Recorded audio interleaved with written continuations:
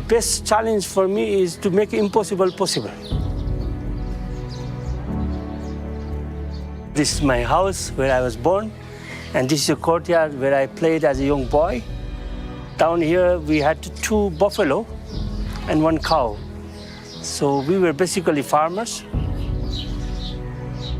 When I was 10 years old, my mother was sick in this first floor. And she was treated by the shamanin, that's witch doctors. They used to pray, they used to make fire, they used to sacrifice some goats and chickens, but finally we lost her.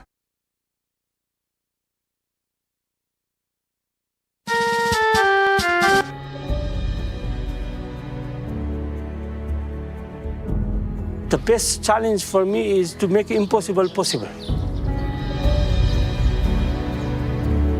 This is my house where I was born. The best challenge for me is to make impossible possible. Down here we had two buffalo and one cow. This is my house where I was born. We were basically and this is a courtyard where I played as a young boy. Down here we had two buffalo. My mother was sick in this first floor. And she was treated by the shamanin, that's witch doctors. They used to pray, they used to make fire, they used to sacrifice some goats and chickens, but finally we lost her. And this was not something I could understand till today.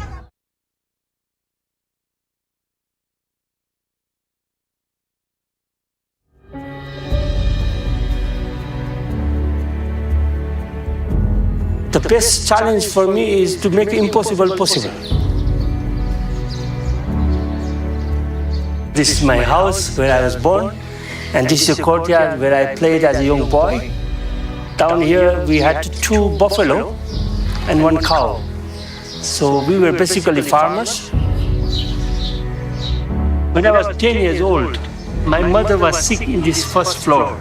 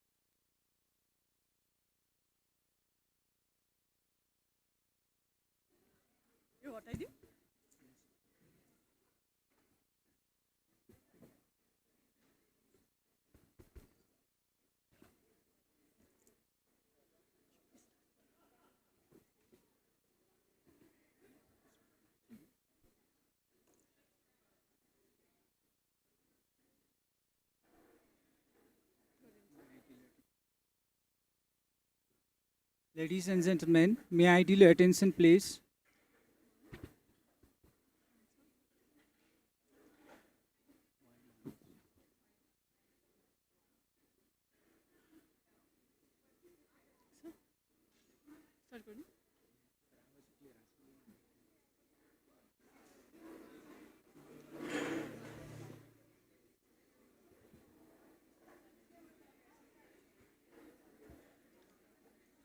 Check. Innovation, hello. Attention, please.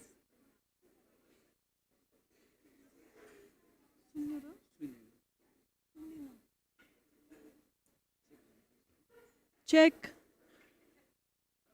Check. Check. Check.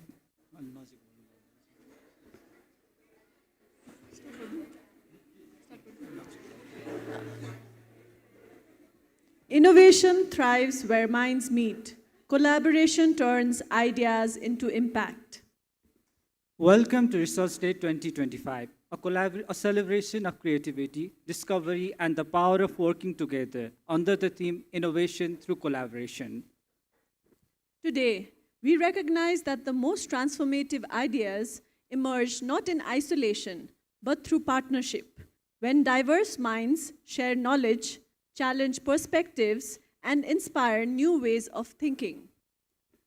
Each presentation and discussion here reflects the spirit of teamwork and dedication, a reminder that innovation is not just about what we create, but how we create it together. As we begin this day of learning and exchange, let us continue to collaborate, connect, and shape a future defined by shared progress and meaningful impact. Namaste and good morning, honorable dignitaries, esteemed faculties, international delegates, colleagues, and all the participants. On the behalf of Dhulikhel Hospital, Kathmandu University School of Medical Sciences, Mount Sinai Arnold Institute of Global Health, and Empath Nepal, it is our distinct honor and immense pleasure to welcome you all in this Research Day 2025. A warm welcome to each and everyone present here. I am Prapti Giri, Project Coordinator here at Empath Nepal. And I am Sagar Adhikari, Lecturer of Oral Medicine and Radiology, and we are delighted to host you for the opening ceremony of this day. It's wonderful to witness such an inspiring gathering today, a community united by our shared passion of advancing public health in Nepal and beyond. The enthusiasm and energy here truly reflects our collective commitment to making a lasting impact. Before we embark on this enlightening journey, I would like to acknowledge the presence of our keynote speakers, Dr. Tim Mercer and Namita Ghimire. Thank you so much for being here. Thank you. I would like to request our participants, Krishna and Archana, to honor our dignitaries with Khada.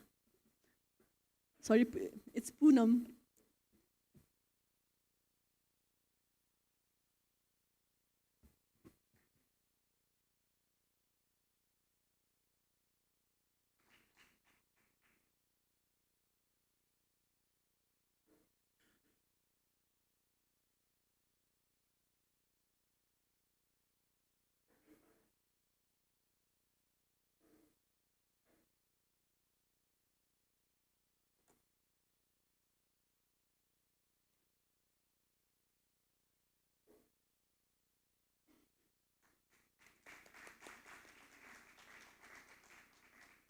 Thank you. Now, I would like to acknowledge the gracious presence of Professor Dr. Ramkantha Makaju, Executive Director of Dhulikhel Hospital.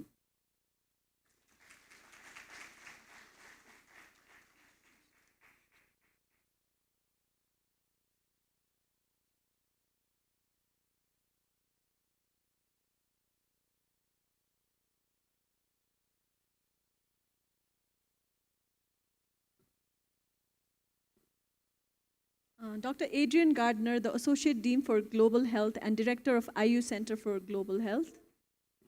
Thank you.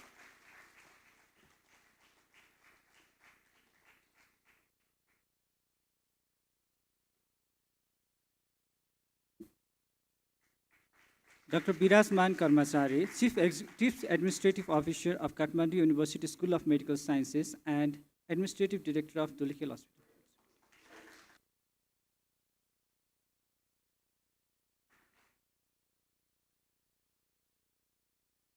Dr. Archana Shrestha, Professor and Director of Public Health, Kathmandu University School of Medical Sciences.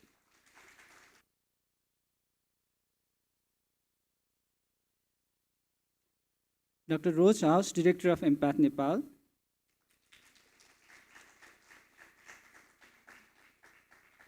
Accordingly, all our delegates from Dhulikhel Hospital, Kathmandu University School of Medical Sciences, Mount Sinai Arnold Institute for Global Health, and Empath Nepal. Thank you all for being here. I also would like to thank esteemed faculties, international delegates, colleagues, and all the participants for your graceful presence. Thank you for helping with the felicitation, Krishna and Poonam. To symbolize the light of knowledge, unity, and shared purpose, we now proceed with the lamp lighting ceremony. May this flame inspire us to ignite innovation through collaboration in all that we do.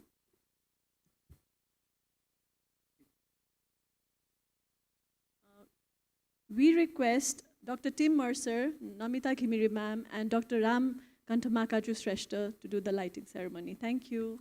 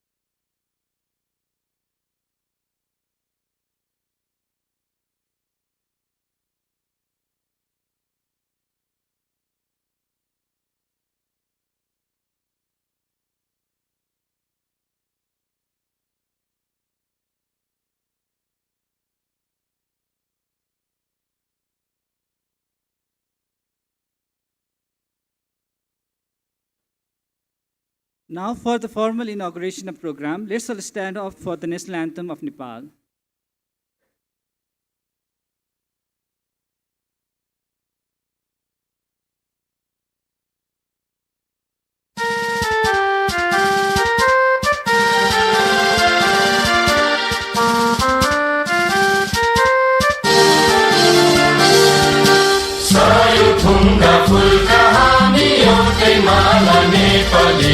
सार्वभौम फैलिएका मेची महाकाली सायो थुङ्गा फुलका हामी एउटै माला नेपाली सार्वभौम फैलिएका मेची महाकाली प्रकृतिका कोटि कोटि सम्पदाको आचल वीरहरूका राजधानी स्वतन्त्र अचल ज्ञान भूमि शान्ति भूमि तराई पहाड हिमाल अखण्ड यो प्यारो हाम्रो मातृभूमि नेपाल बहु जाति भाषा धर्म संस्कृति छन् विशाल अग्रगामी राष्ट्र हाम्रो जय जय Nepal.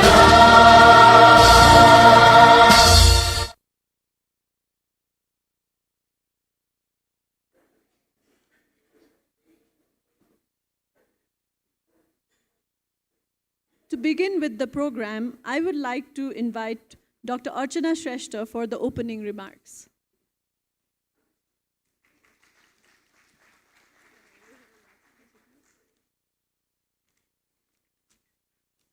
So good morning, everyone. Dr. Ram, namaste, and respected guests from, now I'm confused, who shall I identify as a guest? Because you guys are all family.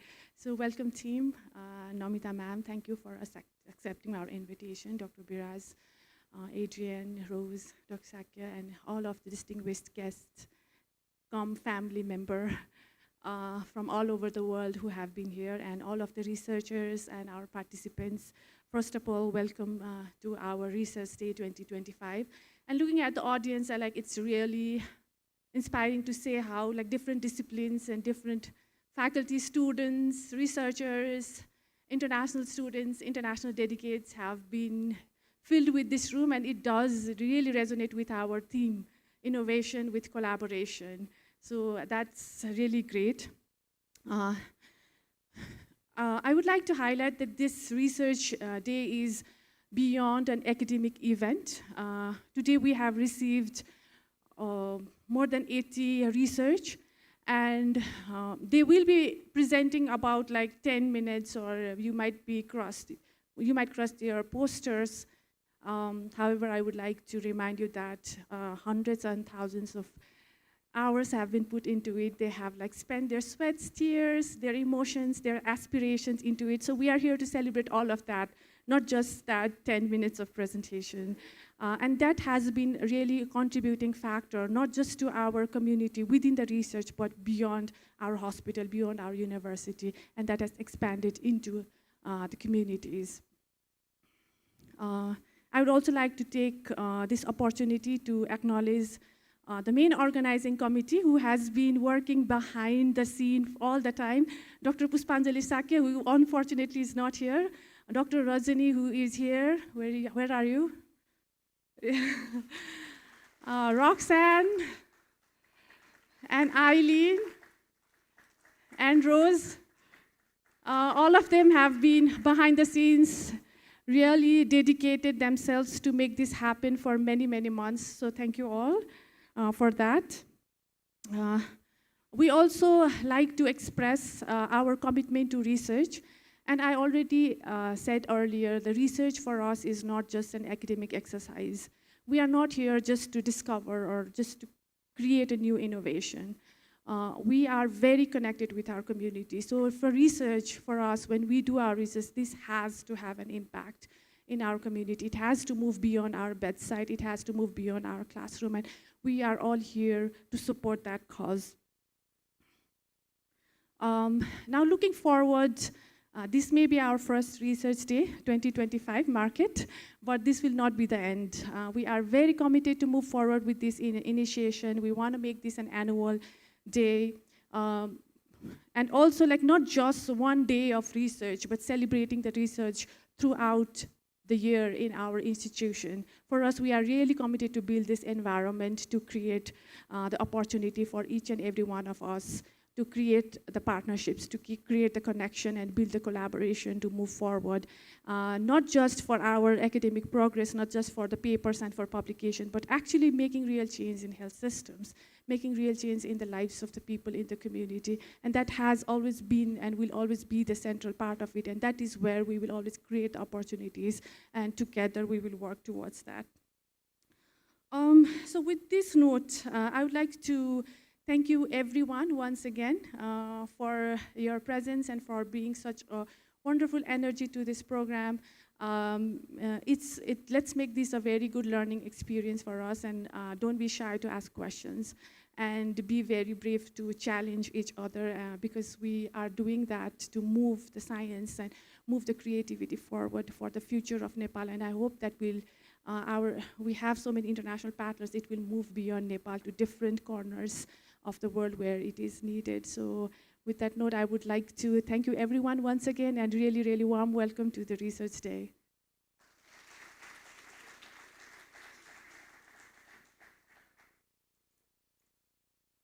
Thank you, Dr. Archana. Thank you, Dr. Archana, for that heartfelt welcome. Your words beautifully reflect the essence of innovation through collaboration, reminding us that meaningful progress happens when we unite our ideas efforts and aspirations towards a shared vision. Thank you very much. Dr. Archana is a professor in the Department of Public Health at Kathmandu University School of Medical Sciences in Dhulikhel and the Director of Public Health. Her expertise lies in implementation science, non-communicable diseases, community health, and translating research into practice in low-income settings. She has also been involved in capacity building for translational research and has collaborated internationally. She also co-leads for Empath Nepal. Thank you very much. Moving further, I'd like to invite Dr. Birajman Karmachare to say a few words. Dr. Birajman Karmachare serves as Associate Professor of Public Health at Kathmandu University School of Medical Sciences. He is also the Administrative Director of Dhulikhel Hospital, Kathmandu University Hospital, and the Chief Administrative Officer of KUSMS. Let's welcome him with a round of applause. Thank you. Good morning. Namaste, respected Dr. Ram, Namitaji, Adrian, team, Rose, all our distinguished delegates from Empath, from the US and also from Kenya, and also not just my colleagues and students, but we also have in our audience today several international students from different parts of the world. You are actually witnessing a historic event today. This is the first in-house dedicated research day we have organized in this institution in the last 30 years of its existence. And when I actually heard about the numbers that were going to be presented in this day, I actually doubted in the beginning, and I rechecked with my team, are you sure? Like, is it 10 extra or one? Because it was about 100 plus presentations. And I asked, are you sure these are all mostly from here? And they said yes. And so that was a big surprise to me. I always say that my generation is a very lucky generation. We've been able to witness a lot of things, a lot of transitions that is happening. Almost 25 years ago, when I started my career in the field of medical sciences, health sciences, it was still in a stage of infancy. We really witnessed the whole landscape changing of the field of health sciences in Nepal. In the late 1990s, there were actually Nepal used to produce about 40 medical graduates every year. Now we produce more than 3,000 plus medical graduates every year. Almost 30% of them are from other countries. Not just in medical field, but also in public health, nursing, and a lot of health sciences disciplines. In the last 20, 25 years, there has been an exponential rise. So when we were students and when we were working as medical officers, health research was something we barely knew about. It was a very distant thing. And when I decided to choose my career in pursuing Masters of Science, so I did in 2004, I went to do MSc program in tropical medicine in Thailand. And actually, when I recall, there were not even 5 people who said that I was making a good decision. In fact, most of the people suggested to me that it was a wrong decision and I was going to the wrong track, getting distracted from the clinical services. It was a big decision at that time, because nobody thought that research can be a career. There was only one peer-reviewed medical journal in Nepal in 2004 that had barely started, and there was, nobody had heard about grants or other things. But now, fast forward that to 20 years later, and you see now the number of activities that are happening all around the country, the institutions that have come up, not just the universities, but also government commitment to it. Namitaji here, the Nepal Health Research Council, which used to be, we always thought the NHRC, submitting to NHRC was a big challenge to us. We saw it as a hurdle at that time. But now you see NHRC really leading a lot of research efforts in the entire country. And we are collaborating not just in the national level research protocols and policies, but also we are collaborating in conducting several national level studies. And these are all happening in partnership with the government and also, of course, with the international partners. And we have shared it in all our forums that the biggest thing that we want from all our collaborations is to create a model of success. We want to create a model of success in collaboration wherein we can invest in young generation. We can develop new programs that will help produce new generation of researchers, scientists, and practitioners in our own country. That has been our focus. That's why, many times we start programs even when we don't have full setup or full facilities or full infrastructure available. We want to start from whatever we have, and we believe that our partnerships will complement that and help it in the few years to become a successful model. And I think we have been fairly successful in that. There are several new programs that are happening. When we were 20 years back talking about PhD, it was a very rare phenomenon for people to pursue PhD. And most people who pursued PhDs, they were just living abroad. And now we see we are producing our own PhD graduates. We are running our PhD programs. And we are sending dozens and dozens of Nepalese scientists, researchers for pursuing PhDs, postdocs, and other programs abroad. So as an institution, our commitment is to make it as a platform, to provide a perfect platform for people who want to pursue their career in research, not just for the sake of publication or the degrees, but as Dr. Archana mentioned, for real impact. We want to create a platform for people like them. And it is in this partnership, especially with Empath, a partnership that we treasure very much, which has grown tremendously. We always say this is probably the fastest growing partnership we have ever had. So we want to create this institution as a platform where people can come, interact, invest, grow, nurture each other, and help create a model of success that's not just for Nepal, but maybe for many other countries in the world. So that's our goal. So with that, I would like to conclude, and I request all to participate through the entire event today. Give your feedback to our researchers, presenters, and feel free to reach out to our team members. If you have new ideas, if you can come up with new ideas, build your networks, and be proactive in creating your own ecosystem of professional research. It is also very important for us because we value three things. We value three things very much here: research, academics, and services. These three go hand in hand. And when we heard about Empath, how Empath works, this was exactly the Empath model was designed. And that was how our institution was designed as well: research, academics, and services. All of these three components, they all go hand in hand, and they strengthen each other. With that, I'd like to conclude my short message. Have a very good day, and warm welcome to all those who have been here first time. Thank you.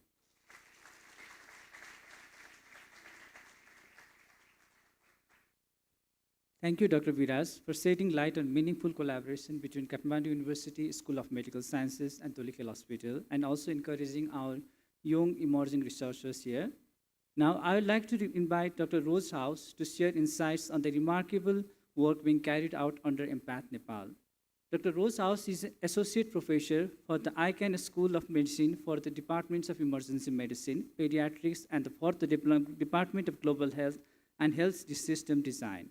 She also serves as the Empath Nepal Partnership Director for the Arnold Institute for Global Health.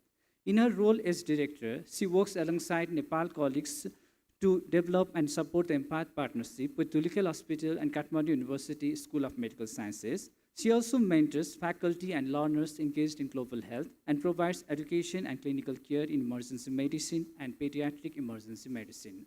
Let's welcome her with a round of applause. Thank you.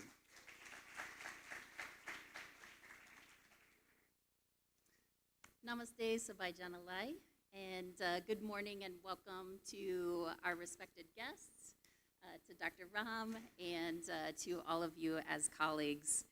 It is truly a pleasure to also welcome you to this Research Day, Innovation Through Collaboration. It is a joint collaborative work that we're doing here between Dhulikhel Hospital, Kathmandu University School of Medical Sciences, and the Empath Consortium led by Mount Sinai. Although it was just 3 years ago that we signed our MOU, we have already accomplished so much together. And I just want to remind us that we are Empath. It is all of us in this room. It's not an organization, but it's a partnership. And it's a partnership that's focused on improving care of patients in our community with the support of education and research. So today we're excited to share the accomplishments that we have done together, as well as highlight work that has already been happening here at Dulikel and KUSMS as our partners. And I hope that, as Archana shared, this will continue in the years to come. And we will have even more of our colleagues, clinicians, students, residents, fellows, researchers participating in this for Research Day. I just want to take a moment to reflect on what we can achieve when we learn together, share openly, and build with purpose. I think as Archana shared, these projects and studies aren't just about data, it's not just about publications, but it is a reflection of our shared commitment to improve the health and to strengthen the systems here in Nepal and beyond. So through our partnership of AMPATH, we are nurturing a culture of curiosity, creativity, and collaboration, where students, clinicians, and researchers can explore meaningful questions and transfer that into ways that we can improve the care for our communities. And that's where research has its most impact.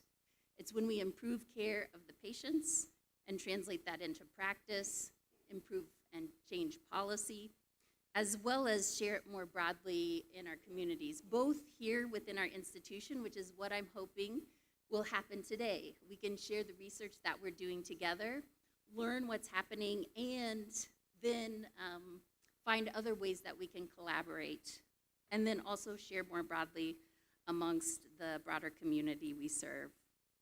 I'm especially excited about the growing connections among our team that we've had within Dulikel Hospital, KUSMS, Mount Sinai, and the AMPATH Consortium. We have many projects, I think over 20, 25 projects that are currently happening, and many of them will be highlighted today in some of the different sessions, but then also in the AMPATH session later this afternoon. These connections remind us that research is not a solitary pursuit, but it is a collaborative endeavor, and this is strengthened by trust, mentorship, and a shared vision for equitable, accessible, and high-quality healthcare for all. As we listen, learn, and discuss today, let's celebrate the spirit of collaboration that defines AMPATH. And together we are building something that will outlast any single project. It is a partnership that's grounded in mutual respect, shared learning, and a commitment to improving lives. So I want to thank you all for just your commitment, your dedication, and your partnership. And I wish you all a great day full of learning, inspiration, and continued connection. Thank you.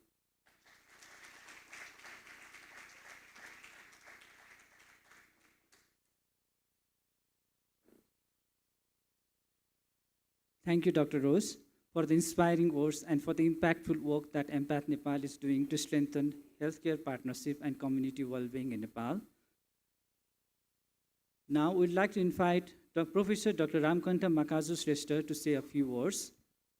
Dr. Ramkantha Makazu Shrestha is the founder of Dulikel Hospital. During his career, he has also served as Vice Chancellor of Kathmandu University, making a significant contribution in the field of education and healthcare in Nepal. He has been awarded the Nepal's highest civilian honor and the honorary doctorate from the King of Thailand. He continued to serve as Executive Director of the Dulikel Hospital, providing his visionary leadership to the institution. Welcome, sir.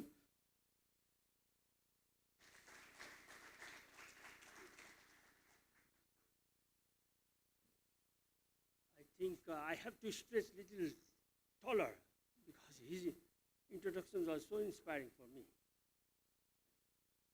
Thank you.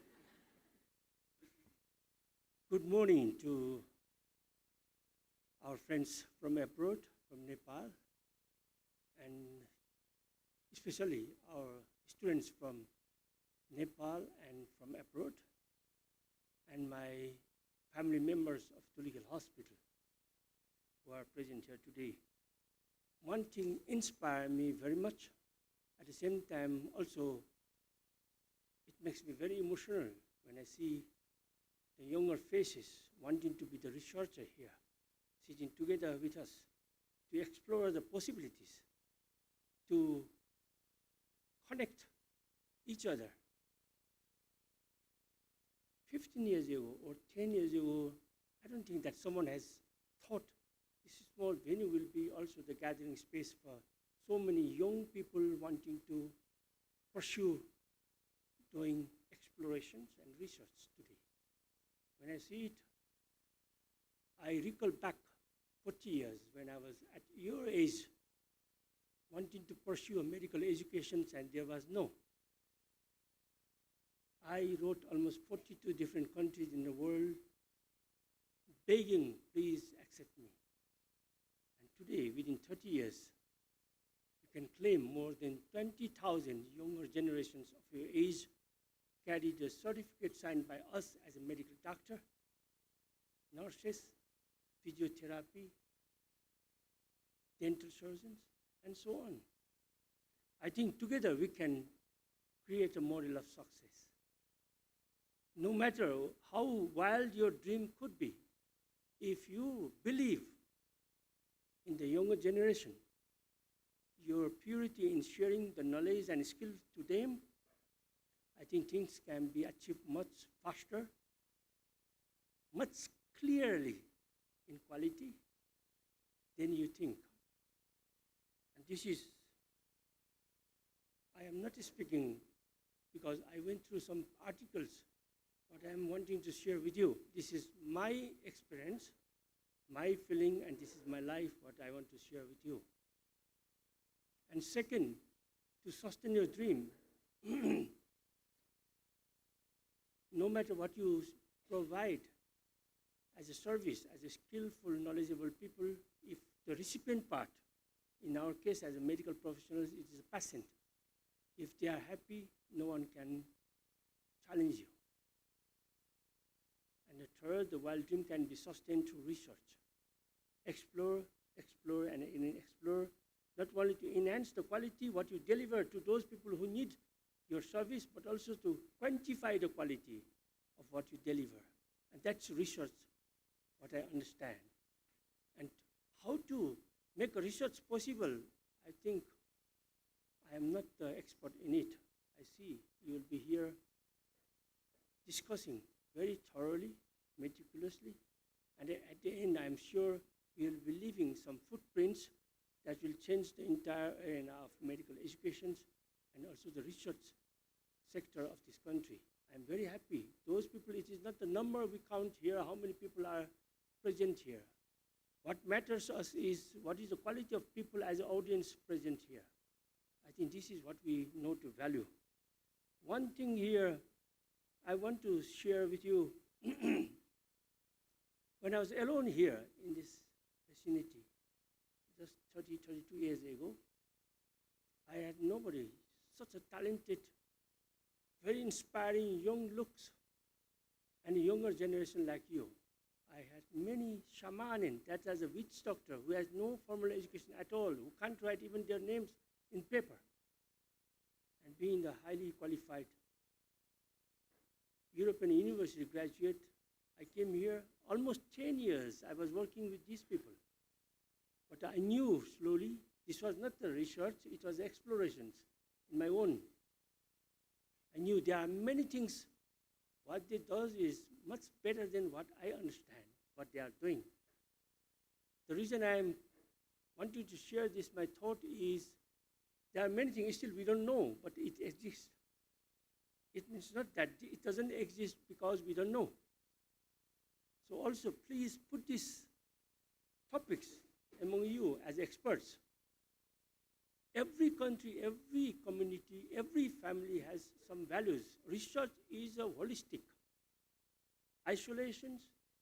Research in isolations can't happen and can't be successful.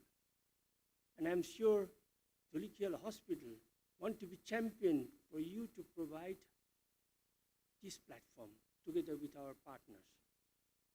I'm very, very happy, Adrian, when I saw our dear Joe, the founder of AMPATH, in one place I found I am very blessed than he, because he got some successor after 40 years. He is 84. I have many more successors, 20 years younger than me. And so often people ask me, how you sustain such institutions where quality healthcare service to all, which is impossible. But if you have a good team, including the research team, I think any wild dream you dream, there will be people who will carry. I'm very happy knowing AMPAT and associated institutions and individuals who are going to empower AMPAT, to empower Nepal through Dhulikhel Hospital. I would like to share, please tell our contacts and friends and family members, it was good to be partner with Nepal, and it is good to be in Dhulikhel. Till last week, we never witnessed that there will be so much rain in October or November. And there is one reason why the rain is very important for us. Any occasion becomes auspicious when rain comes. So I think this is the first time that my team, in the leadership of Archana and many more here, has declared today, 2025, first time I am hearing Research Day 2025. No matter how humble your beginning is, I know, let's see, and in this 2030, what will be the size and shape of our Research Day. Please enjoy being with us. You are not tourists here with us, inclusive our students. You are among us. You are with us. Feel comfortable, and no matter how long you will be here, spend the quality time with us and convey those people who supported you to come to us. Also, thank you so much, and congratulations to you all. Thank you.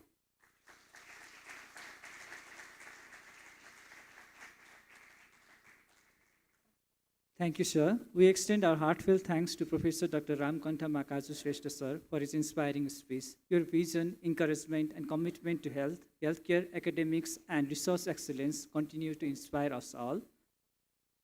And now, to celebrate the spirit of collaboration through art and culture, we have a special welcome dance by the team from Department of Community Programs, Shriya, Sisam, Kemlin, Rusi, Trishna, Veena, Prapti, Diksha, and Poonam. Let's enjoy the beautiful performance that reminds us how creativity, like innovation, flourishes when we come together. Let's welcome them with a big round of applause.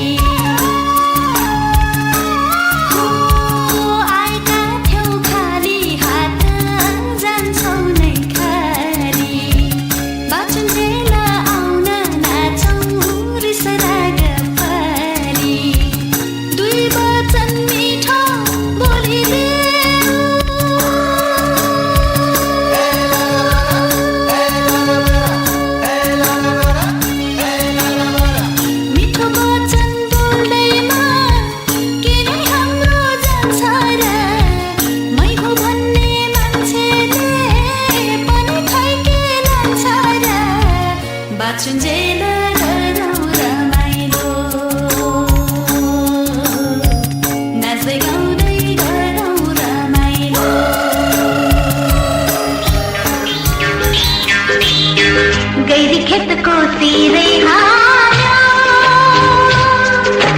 बरसाया को घरों मेरे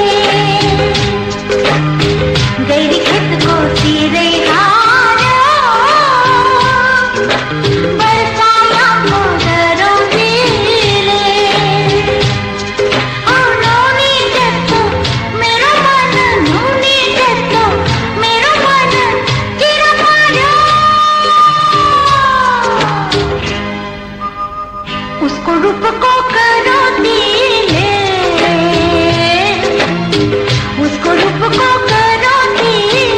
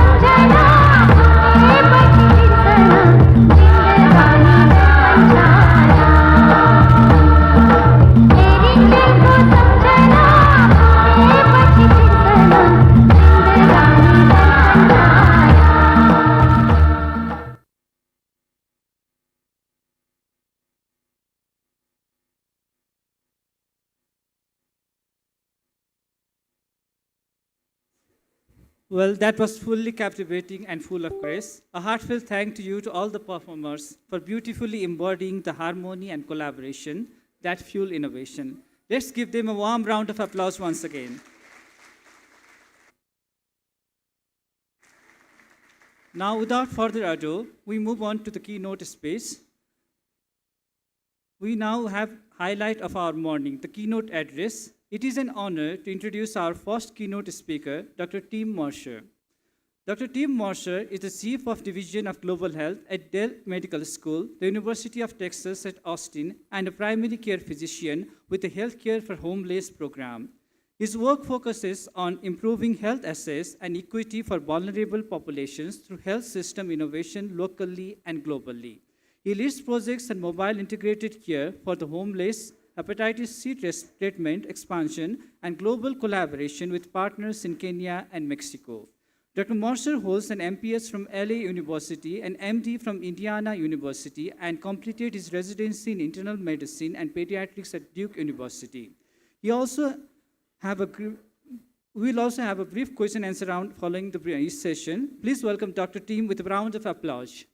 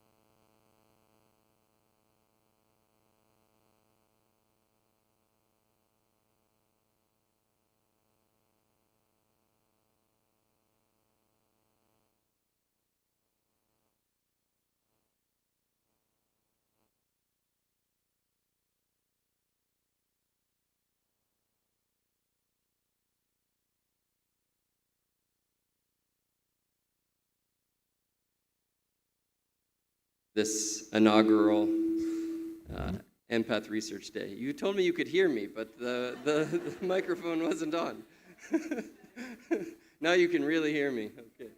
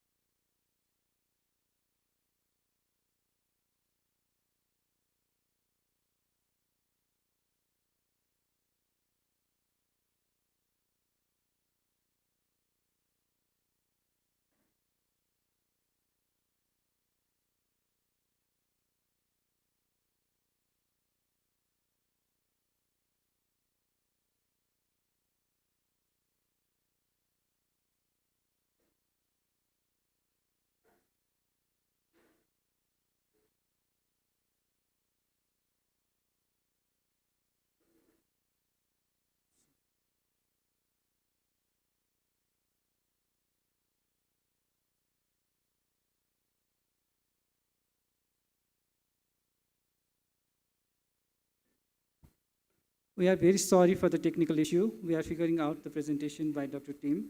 For the time being, I'd like to welcome our second keynote speaker for the presentation.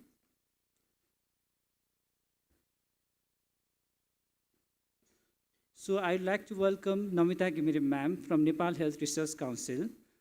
Namita Ghimire serves as the lead of Ethical Review Monitoring and Evaluation section at the Nepal Health Research Council, overseeing the ethical integrity of health research conducted in Nepal. Our responsibilities include the ethical review of research proposals to ensure full compliance with national standards, as well as post-approval monitoring of research projects to maintain ethical conduct. Additionally, she manages the ethical compliance of over 65 ethics committees nationwide.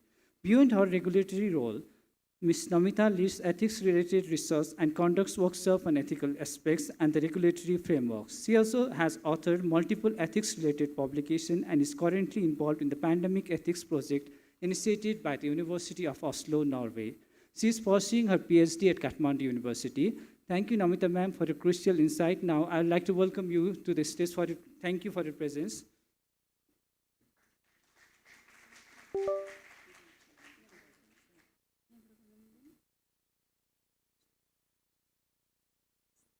Thank you. Thank you for a nice introduction. It's my great pleasure and honor to be here.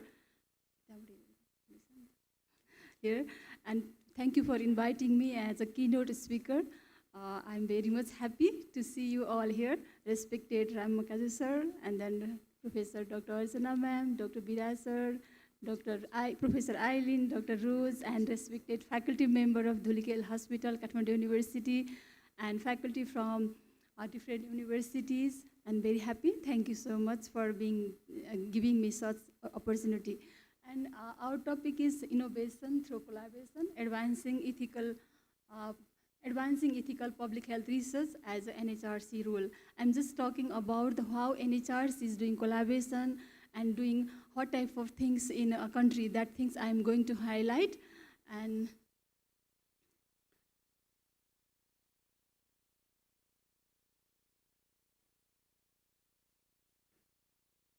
if you see this slide, it means collaboration means different things. New knowledge, generating new knowledge, working together, learning by doing, and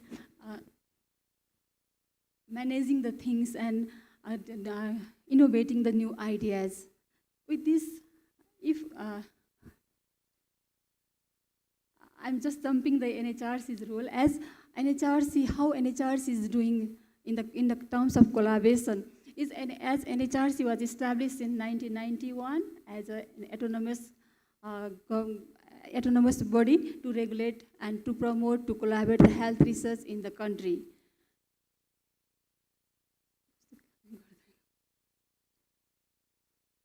And if we talk about the NHRC's role is to regulate health research, to develop the capacity of the researcher, ethics committee members, and then evidence generating and promoting use of those evidence into policy and practice.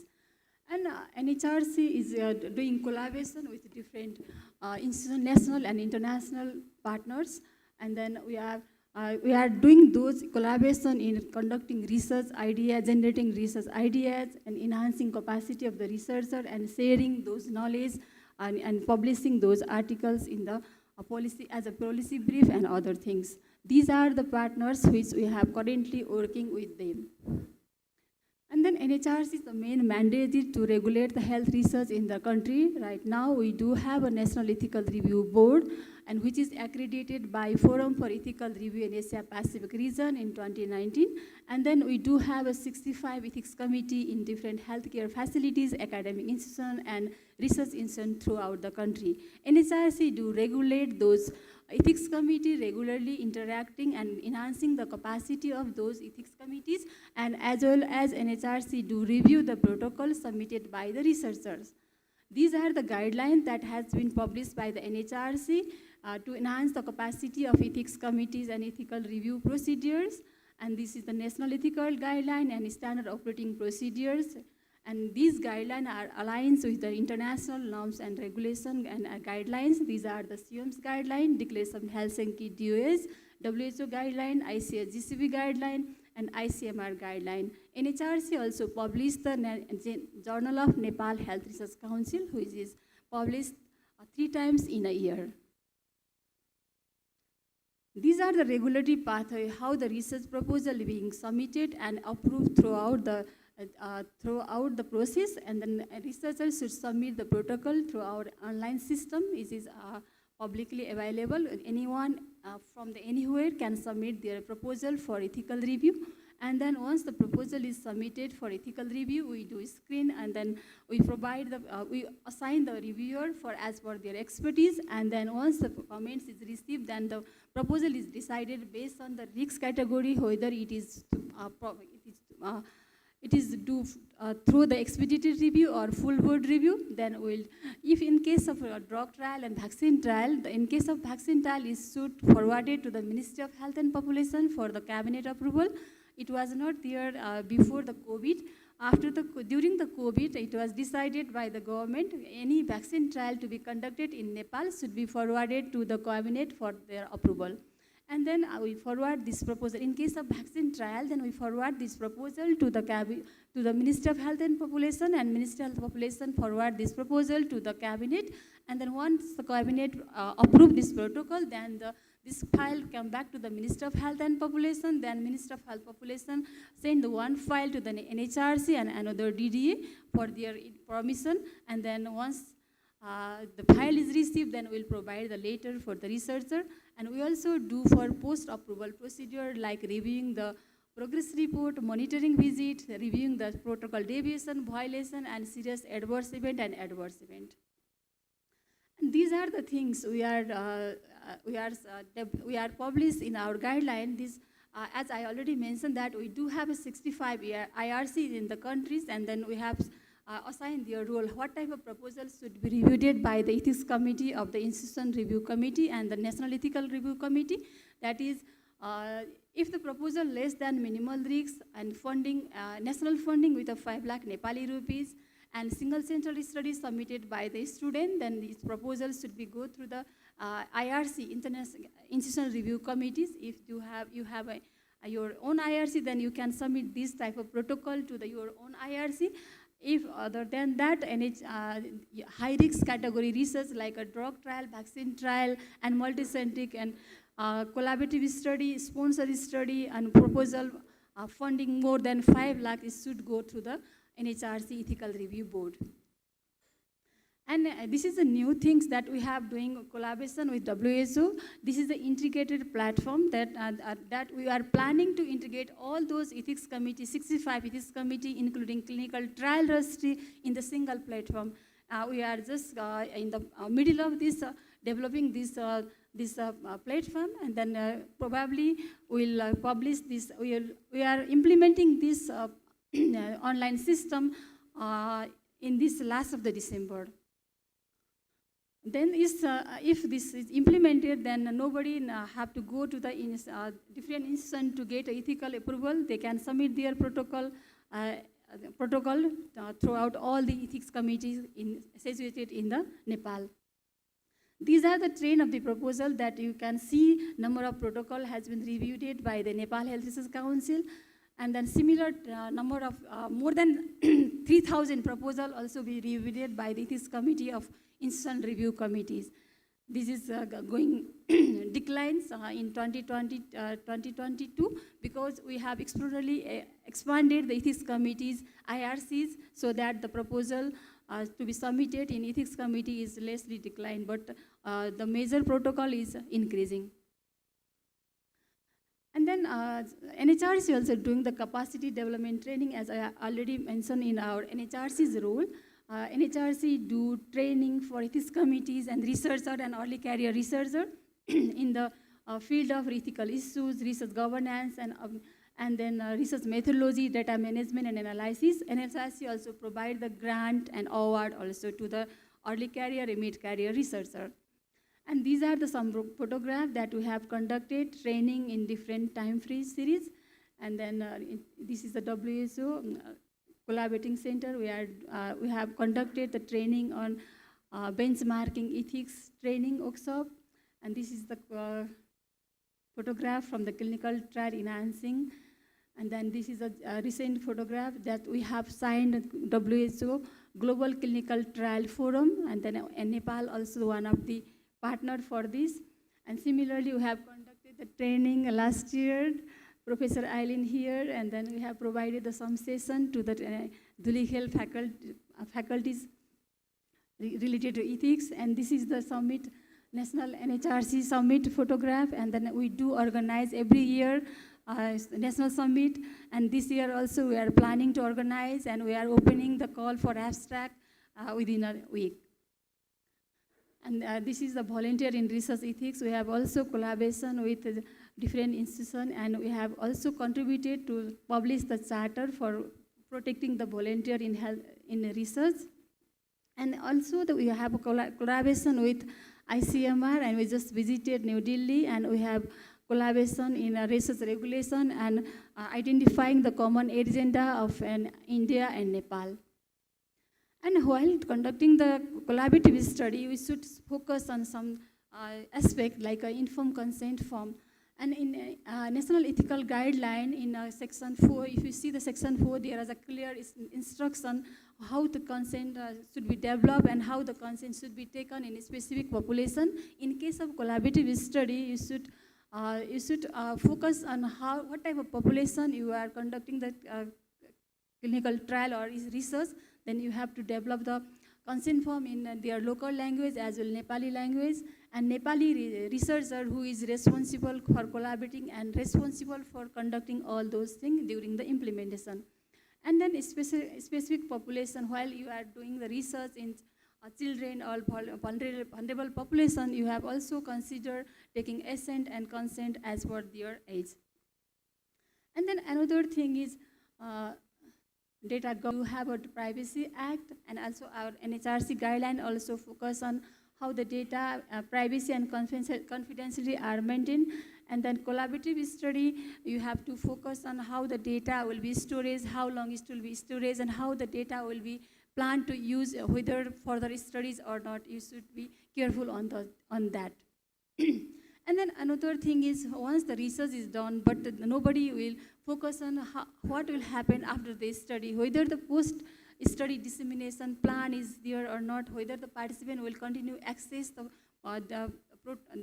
product or not, or how the participant will be benefited, or how the collaboration for publication will be done. That needs to be identified beforehand, so that the issues will, ethical issues after conducting the research will be addressed. Similarly, the collaborative area, we can do collaboration with Mahbub Nyai, Dhuli Health Hospital, and other impact. Then we can do further capacity building training workshop, organizing capacity building training workshop on collaborative. We can do collaborative research, and then we can also do the promoting those evidence in the policy and practice. And there are some challenges.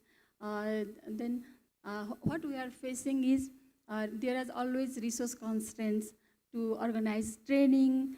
And then another thing is nowadays many researchers have taken the ethical approval, but they are not able to implement those research because of the funding, because some of the donor has withdrawn from providing the funding, so then there is very difficulty. And then in that context, then how can we sustain or continue those this protocol to the implementation phase?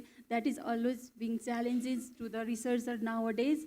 And another thing is harmonizing the research ethical review practice is also challenging. But once our new system is implemented, that things will be handled. And then another challenges we're facing nowadays is involving AI and new technologies in research. That is the ethical. Then we are not able to correctly identify what type of ethical issues arise in that type of protocol is nowadays is going to be a challenge.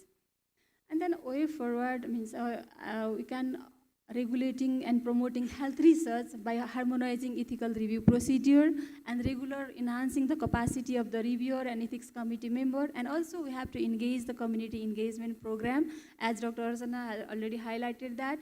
The main outcome to be impactful to the community people, so that the collaboration will be very impactful, otherwise not.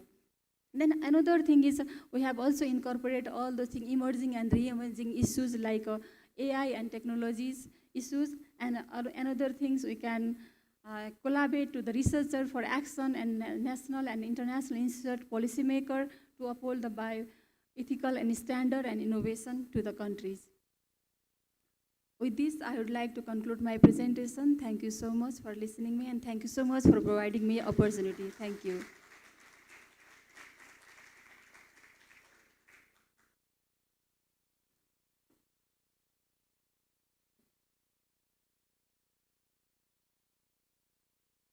Thank you, Namita ma'am, for the wonderful insights on ethical regulation of Nepal Health Research Council. Now the floor is open for discussion. Okay. Ma'am, there is a question.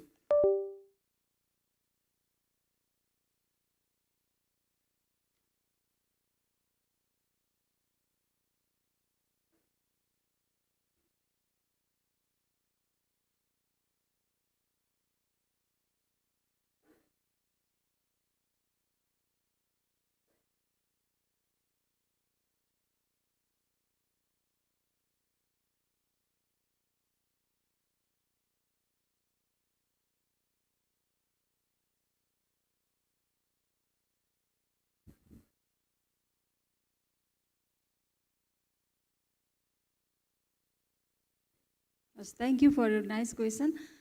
As I already mentioned that in collaborative study, Nepali PIs should be responsible. If you see the data from the 2017, there was only the provision for Nepali researcher to be the co-PI only, not the PI. After 2017, then we decided to be the Nepali PI should be the PI of that study, whatever, in case of collaborative study. And then we have a provision for two PI, one international and national PI. And then it has promoted to be a Nepali researcher as a main principal author also. You can see database, then you can find Nepali research is also publishing and being promoted as a first author, second author in the published article. That is the thing we have doing.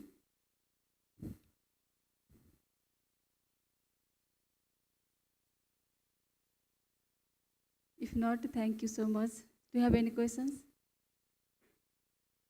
Thank you. Thank you so much, ma'am.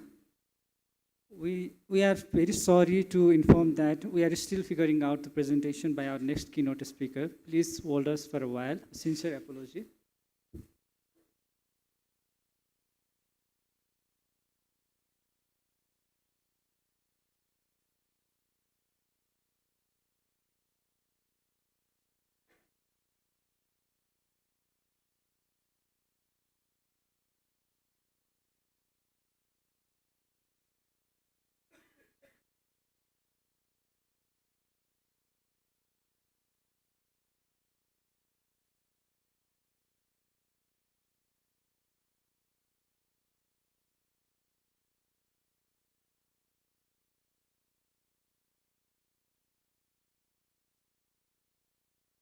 Let's welcome once again Dr. Tim Mercer for the keynote presentation. A sincere apology, sir, for the inconvenience created.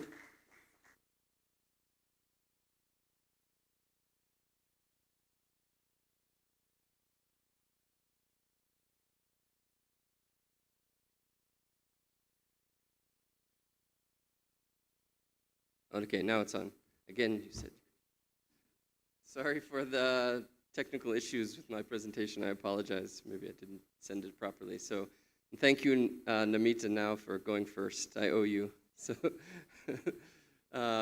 like I said, thank you. I'm so honored to be here. It's a real pleasure.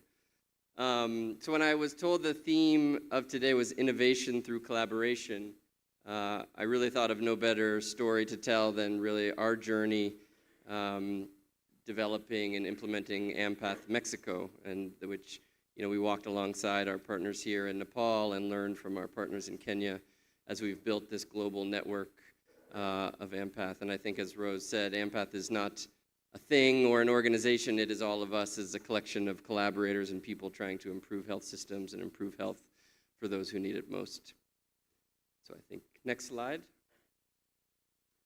So just as a reminder, AMPATH is a global health partnership to ensure health for all. And we work across care, research, and education, improving access to high-quality care, reducing disparities, strengthening public sector health systems, strengthening and developing human capacity through training and education, and advancing research to improve the health of populations. And for Mexico, AMPATH is a collaboration of partners, BUAP, which is our academic partner, Benemérita Universidad Autónoma de Puebla, FCP, or Fundación Comunitaria de Puebla, which is our local community partner, Mexico's National Institute of Public Health, or INSP, the Ministry of Health, or Secretaría de Salud, and then the University of Texas at Austin Dell Medical School.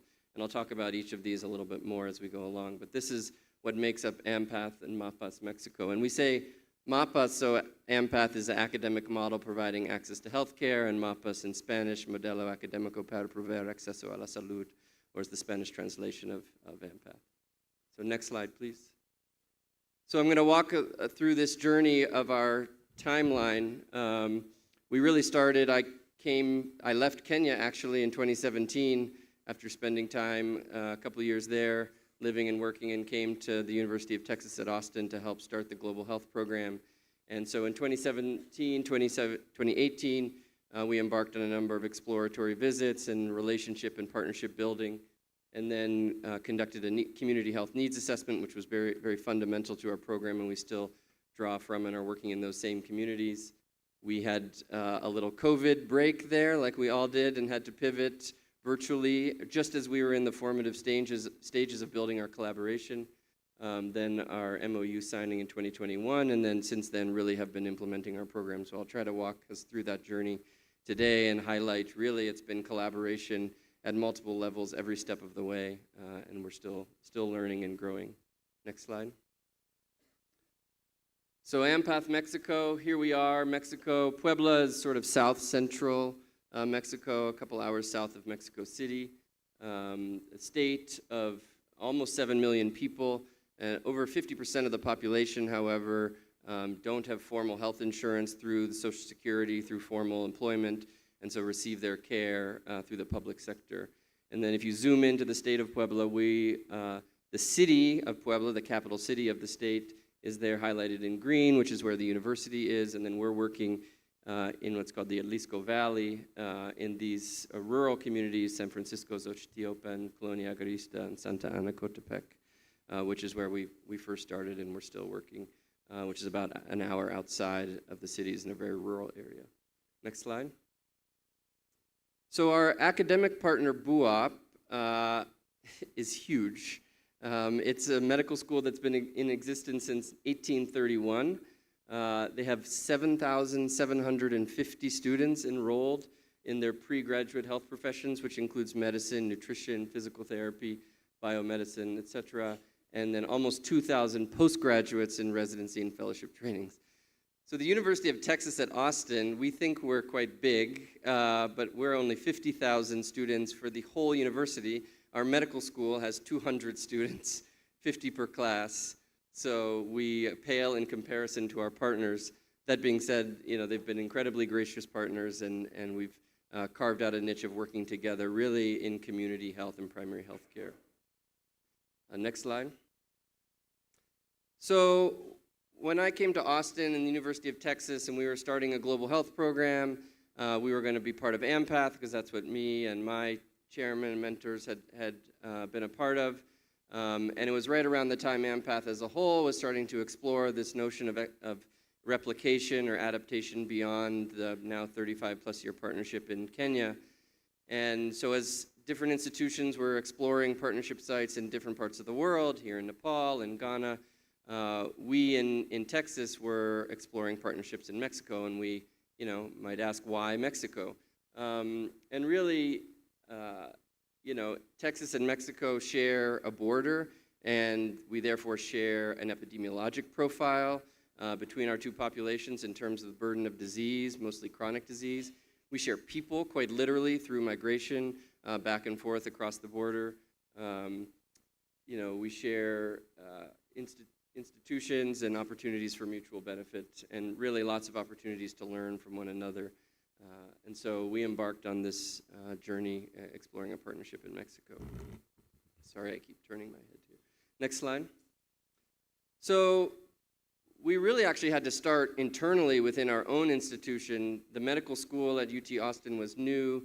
The university had been in existence for quite some time, and there was lots of collaboration going on already with Mexico, and we needed to sort of build the collaboration internally with other stakeholders, with university leadership, with other partners as we embarked on this journey. So next slide. So this was in 2018. We hosted a research conference that we termed Puentes. Puentes in Spanish means bridges, so forming bridges. And this was a very unique, I'd never been to a conference like this, and really my former chairman, Bill Tierney, who had a long history with AMPATH Kenya, really helped conceptualize this idea. And Puentes was a very active type of research conference. The idea was we would bring collaborators and teams together and actively work together for a couple of days, forming working groups, developing project ideas, starting to flesh out the ideas of a grant proposal per se or a pilot project, and really bring people together to actively collaborate and work. And the notion is that collaboration doesn't just happen by sitting in a room. Collaboration takes action and intentionality. And so we brought together multiple other stakeholders across the University of Texas, which was important, to bring that interdisciplinary perspective, and multiple partners from Mexico, including BUAP and the National Institute of Public Health. Next slide. And so here's some pictures. We're literally working in rooms, putting sticky notes and ideas, starting to conceptualize project ideas, and a tremendous amount of relationship building came into that. We were able to bring in Dr. Estable from the National Institute of Minority Health. Tonatio Barrientos is there in the bottom. He's now the head of the Population Health Research Center for Mexico's National Institute of Public Health. So really bringing these formative relationships early on. Next slide.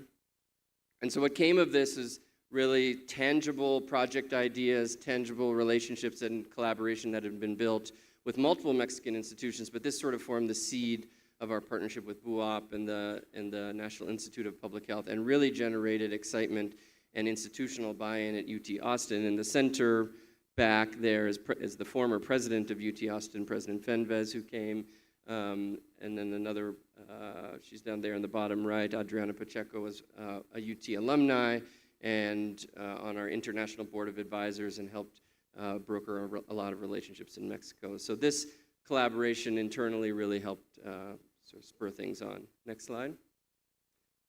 Around the same time, we were embarking on these formative visits with our partners in Mexico, going down to BUAP, hosting them here in Austin to really start to build that relationship, that collaboration, understanding what AMPATH is, what could we work on together. So here's a couple pictures of visits with the medical school on the top. In their main conference room in the dean's office, they have this amazing mural that shows sort of the history of medicine from indigenous cultures to modern day in Mexico. And then in the bottom left is with some hospital partners. And we brought Bob Einters, who's one of the founders of AMPATH at IU and AMPATH Kenya, and he came down to Mexico to, I guess, make the final sale pitch to really institutionalize the partnership. So this formative relationship building, again, collaboration through building these relationships. Next slide. And then early on, we knew that it wasn't enough just to have the institutional relationships with the academic partners or with the Ministry of Health. We really needed to go down to the ground at the community level, and we were starting to get a sense that our partnership would focus sort of on that level in primary health care. And so very early on, we got connected with FCP, Fundación Comunitaria de Puebla, which is a really grassroots organization in Puebla that's been working in these rural communities for 2 decades, led by Patti Luna there in the bottom left holding the paper, and her husband Alejandro. And they have just been pillars in these communities and have really brokered our entrance into these communities and taught us a lot about meaningful community engagement. And so really this is how we were able to enter into these rural communities and start to build trust, and they're still one of our closest collaborators to this day. So the communities, or las comunidades as we say, this is really where our work of our partnership takes place, in the Atlisco Valley at the base of El Popo, which is the volcano in Puebla, which is an active volcano. And so it's about an hour outside of Puebla, beautiful area. Next slide. So I'll tell you a little bit about where we're working. So again, the state of Puebla is about 7 million people, but we're working in very, very small, very rural communities. San Francisco has just under 1,000 people.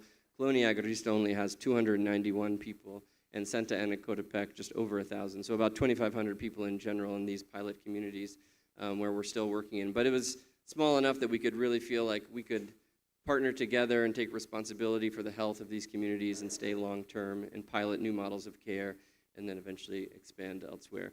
Very poor communities, rural, agrarian, high rates of illiteracy, low education levels, but these are rural farmers really disconnected from the formal economy and care system in Mexico. Next slide.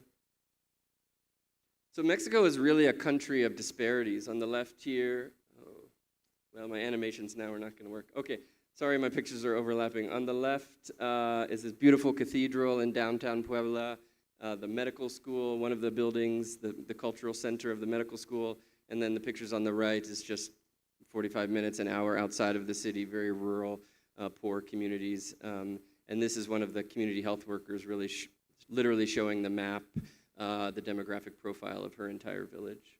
Next slide. And then these are some pictures of the public health system, the regional hospital on the left, the primary care clinic in the middle, and the Casa de Salud is the sort of lowest level of care, staffed by a single sort of community health volunteer in the rural villages on the right. Next slide.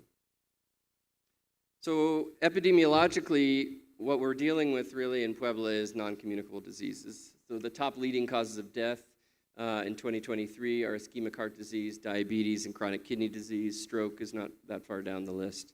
This is epidemic proportions of NCDs.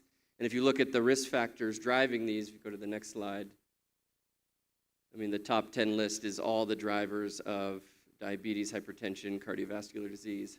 And this is Puebla-specific data, so high glucose, high BMI, dietary risk, kidney dysfunction, tobacco, high cholesterol, air pollution. Next slide. But we needed to really go deeper than this, and so in 2019, we were awarded a grant internally from our university called the President's Award for Global Learning to put an interdisciplinary collaborative team together to conduct a community health needs assessment that would really sort of form the seed of our partnership. And so we had a multidisciplinary team of faculty and students, next slide, who went down to these rural villages, working with our partners, FCP, to enter into these communities, partnering with medical students and faculty at BUAP to conduct a community health needs assessment. We visited 242 households, conducting surveys. Next slide. Asking questions around access to health care, challenges they have, barriers to care, where they get their care, what their needs are. We also did, next slide, air and water quality testing, looking at the built environment. Next slide. And then in-depth focus groups and key informant interviews to really unpack the survey results and understand what it was we were learning. And so what we learned is that there's tremendously high burdens of chronic disease in these communities. About half the families reported a family member with a chronic illness. Diabetes, hypertension were the top of the list. and really problems with access to care. Next slide. And when we asked more specifically about that, over half said they had difficulty accessing care. 3/4 were paying out-of-pocket costs for their care. A quarter saying they had little or no confidence in their provider, and over half saying they were not satisfied with the quality of health care in their community. This was peculiar because there's literally a clinic in the center of the village that provides free care through the government for the population. So the fact that 75% were paying out-of-pocket costs, and we have other data to say the average amount of time it took them to get to the clinic, and they were reporting 45 minutes to an hour. There was nowhere in that village that was more than a 10-minute walk to that clinic. So there was something going on, and what we learned is a lot of it had to do with health workforce and medicine supply chain, and that the primary healthcare workforce in rural Mexico is essentially constituted by a rotating cast of newly graduated medical students doing their social service year for the government in these rural clinics with very little mentorship and oversight. And then patients in the communities would get to the clinic, and more often than not, they would be out of stock of basic diagnostics or medicines. And we're bypassing the public sector, which was enshrined in Mexico's constitution, as a right to provide health care, but they were bypassing that to seek care in the private sector, which was unregulated and of variable quality. Next slide. I'm not going to talk about a lot of this, but I just wanted to sort of pay respect to this findings. We conducted this needs assessment 2 years after a major earthquake in Puebla, which was devastating to these rural communities, destroyed every town and village in Mexico has a cathedral, typically at the center, and it damaged and nearly destroyed this cathedral, which was really the heart of the village. And next slide, and we asked about the trauma and the mental health, and we're totally shocked by what we found, that 2 years after the earthquake, 80 to 90% of the population we surveyed were still experiencing traumatic symptoms of anxiety, depression, et cetera, after the earthquake. And we conducted focus groups and interviews, and many of those resulted in very traumatic conversations, tears, and so this was a major issue in the community, and that we're still addressing to this day in terms of some of our mental health programs. Next slide. We also, as I mentioned, did some air and water quality testing, and so this is El Popo when she decided to wake up a few years ago, and this happens not infrequently in Puebla, and will spew ceniza, as they call it, the ash, kind of all over the village. And there's other problems with air pollution and water quality due to local cooking practices using biomass fuel and poor ventilation. And I don't have time to get into that today, but we have another project looking at eco-stoves and addressing this, and happy to talk with any of you about it after. But just wanted to show that briefly. Next slide. So this was all going well. We were doing our visits, forming our collaborations, conducting our needs assessment. The AMPATH Mexico partnership was really taking shape. We were about to sign our MOU, and then COVID hit. So we had to pivot, like we all did all over the world. Next slide. And so we really had to lean into how could we maintain this relationship. We were really just starting to gain traction in forming our collaboration and relationship, and we couldn't afford to kind of let that just falter. And like all partnerships, we're better together. And now we were all facing this challenge of COVID, and so how could we kind of lean into one another? And so we pivoted, as many did, and did some online symposia. We put together this big half-day symposia with the National Institute, BUAP, colleagues from UT, to talk about COVID on both sides of the border. This really formed the seed of what is now an ongoing monthly virtual seminar where we have faculty from BUAP and faculty from UT every month co-presenting on a topic that we usually get about 100 people to attend, mostly students from Mexico. And that really grew out of this. We were able to leverage some other relationships within the AMPATH network to get PPE, masks, and things donated to our partners. And so we had to pivot, but eventually the dust settled. Next slide, and we were able to sign our MOU with BUAP, masks on and everything down in 2021. And so really now we were moving into implementation phase, and AMPATH Mapas Mexico partners, anchored by UT Austin and working under the leadership of BUAP, will work through the Mexican Ministry of Health, Secretariat of Salud, to improve population health and transform primary health care delivery for low-income communities. Next slide. And so when we thought about the model, this is a little bit busy, but we have our academic partners, UT and BUAP, working through the public sector system.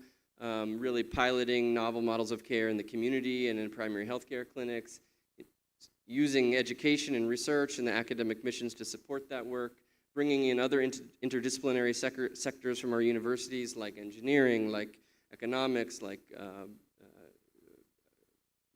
pharmacy, et cetera, engaging with the community to really move the needle on NCDs and primary healthcare transformation. Next slide. And so when we think about what are our main priorities, number one is really about health workforce development for primary healthcare. And so that's what I'll talk about next. Number two is addressing NCDs, diabetes, hypertension, cardiovascular disease, cancer, and mental health. Number three is fostering collaborative research to really improve care, research in the service of improving care delivery and population health outcomes. And then number four, which I won't really have time to get into today, but the learning exchange, creating opportunities for BUAP and UT students to learn together. Next slide. So right now we have two main projects that really are achieving those first two goals around health workforce development and addressing NCDs. The first is a cancer prevention and early detection program, implementing a community-based cancer prevention and early detection model in rural low-income communities in Puebla. And so the main goal is to train community health promoters or promotoras de salud, community health workers, on cancer prevention and NCDs, conduct home visits to improve health literacy around cancer prevention, provide health promotion and education, refer for screening and care, and then expand access through multidisciplinary health outreaches or jornadas, which I'll talk about in a minute. And then the second main project, which uses a very similar model, next slide, is focused on NCDs specifically, building community capacity and strengthening health systems for non-communicable diseases in Puebla, Mexico. Four main aims. Number one, health workforce training. So really, and the main components of the health workforce is the promotoras or community health workers, and the pasantes are these new medical students essentially in their last year of medical school doing their social service year and who make up the primary healthcare workforce for Puebla. Number two, providing community-based health promotion and screening for NCDs. Number three, implementing a group-based care model, really from what we've learned of our partners in Kenya. And then number four, developing a robust monitoring and evaluation framework. And our theory of change is if you do this, you increase skilled workers, you increase community and patient engagement, trust, early detection, access to care, peer and social support and retention and care, and you can then improve health outcomes for NCDs in these rural communities and serve as sort of a pilot for community health and primary health care transformation in the region. Next slide. And so the first component of our workforce development is training promotoras. And so to date, we have 26 community volunteers of Promotoras de Salud that we've trained in two communities, San Francisco Xochitiopan and Colonia Agarista. These are essentially all women who live and farm in these communities, are known by their neighbors, who have now been trained to address NCDs, cancer, and health. We've completed 12 training workshops, and the roles of the promotoras are to attend the training workshops, conduct home visits to build trust, to share knowledge, health promotion and education, and refer community members for NCDs, cancer prevention, and other primary health care services, and then to support the primary health care clinics and the multidisciplinary health outreaches. And excitingly, a few of these with increased training and support from the pasantes and medical school faculty, some of the promotoras are starting to take on a task-shifting role for NCD screening and detection themselves, so learning themselves how to take blood pressures, check sugar, and things like that, to screen themselves for NCDs in these communities. So far in the first year of this project, we've gone to 320 households. Promotoras have interacted with 866 individuals and made 193 referrals. Next slide. And so here's a quote from one of our promotoras around cancer screening. She said, "I just got my own pap smear, so I'm more aware of the prevention of certain diseases. There were things I didn't know in depth or what they were all about. Now that I know them, I can communicate them to neighbors and relatives." And I think this speaks to just the incredible amount of trust and ability to engage she will now have with her community. So much more powerful than anything a doctor in a clinic in a white coat can say, "You should get your cervical cancer screening." Who are we to say that? And now, a member of the community herself can empower her neighbors, her sisters, her mothers and aunts to do so. Next slide. And so far, we've been able to really move the needle on cancer prevention. They were very low rates. at baseline, and so about double cervical cancer screening, really scale up breast cancer screening and then prostate cancer screening in men. Still relatively low numbers, but remember these are very, very small villages, and we'll be expanding this to other communities in the coming years. Next slide. The next major component of our health workforce development program is around training the pasantes. So again, these are in their final year of medical school. They're assigned by the government to do a year of social service. They live and work at these rural health clinics for a year, and they are the doctor in these rural villages. Previously, they got very little mentoring, oversight.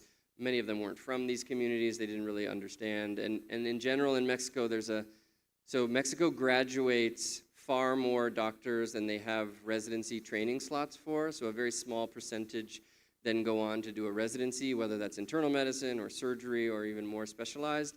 And being a médico general or a general medical doctor, there's not a really great career path seen in that. And so there's not a lot of aspiration to go into community health or primary health care. And I think we're fundamentally trying to reframe that narrative and change that you can have a very meaningful career and as a general medical doctor in primary health care. And so our pasante training program and curriculum really focuses on training the pasantes in community engagement, primary health care, social determinants of health, NCDs, health system navigation. They're involved in some of our research projects, motivational interviewing and health behavior change.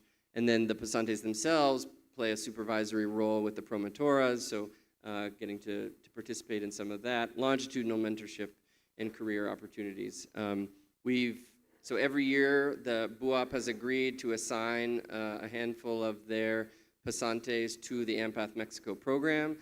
So we currently have 4. They stay with us for a year. We've graduated 13 so far.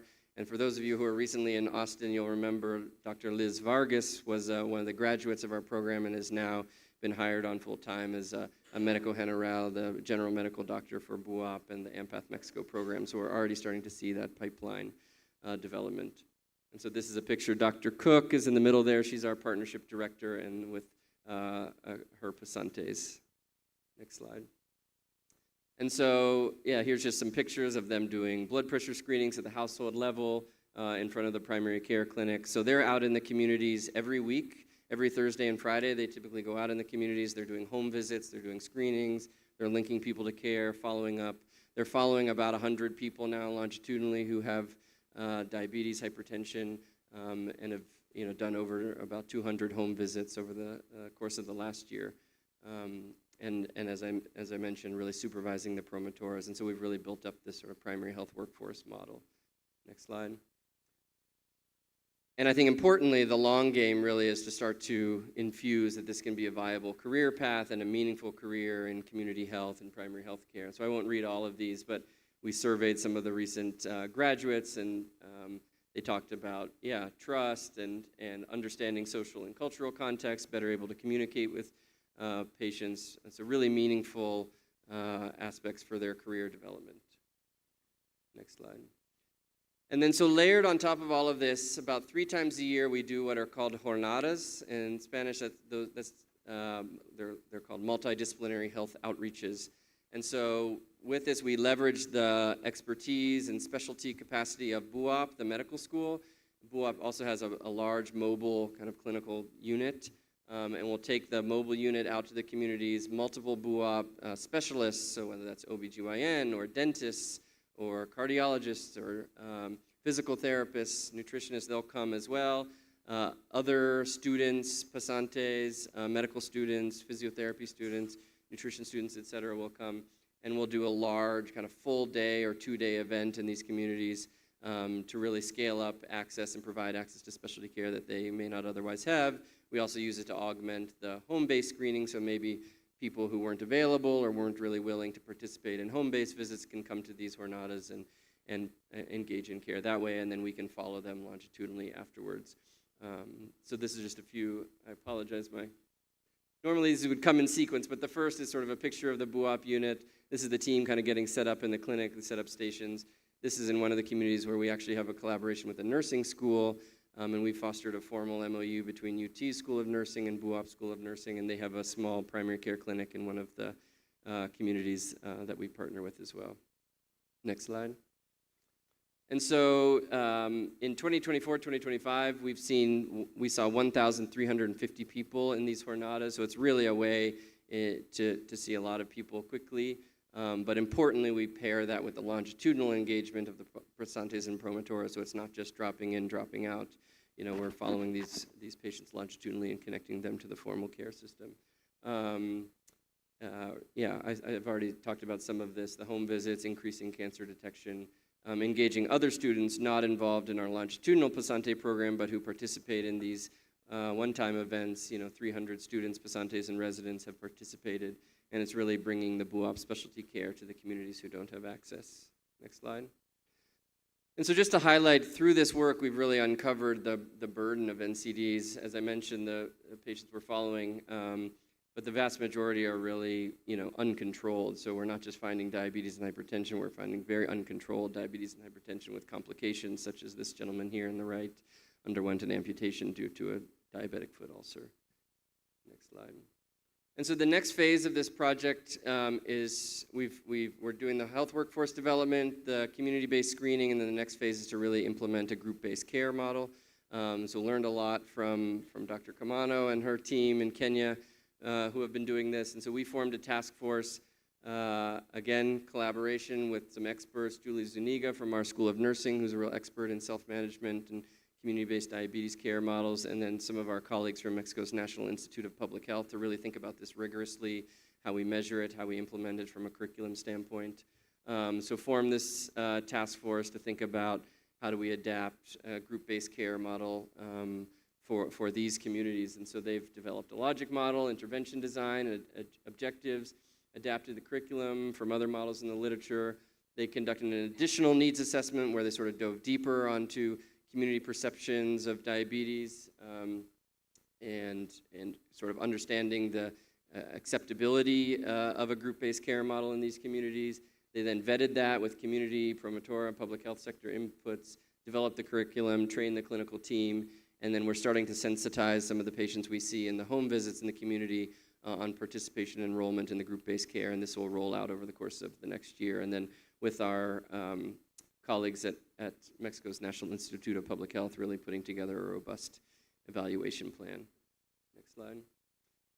And so in parallel with all of this, we were also engaging other multidisciplinary researchers and collaborators to think about, as we're implementing this care model, what other questions can we ask and how can we kind of leverage the expertise of BUAP and UT and the Empath Network.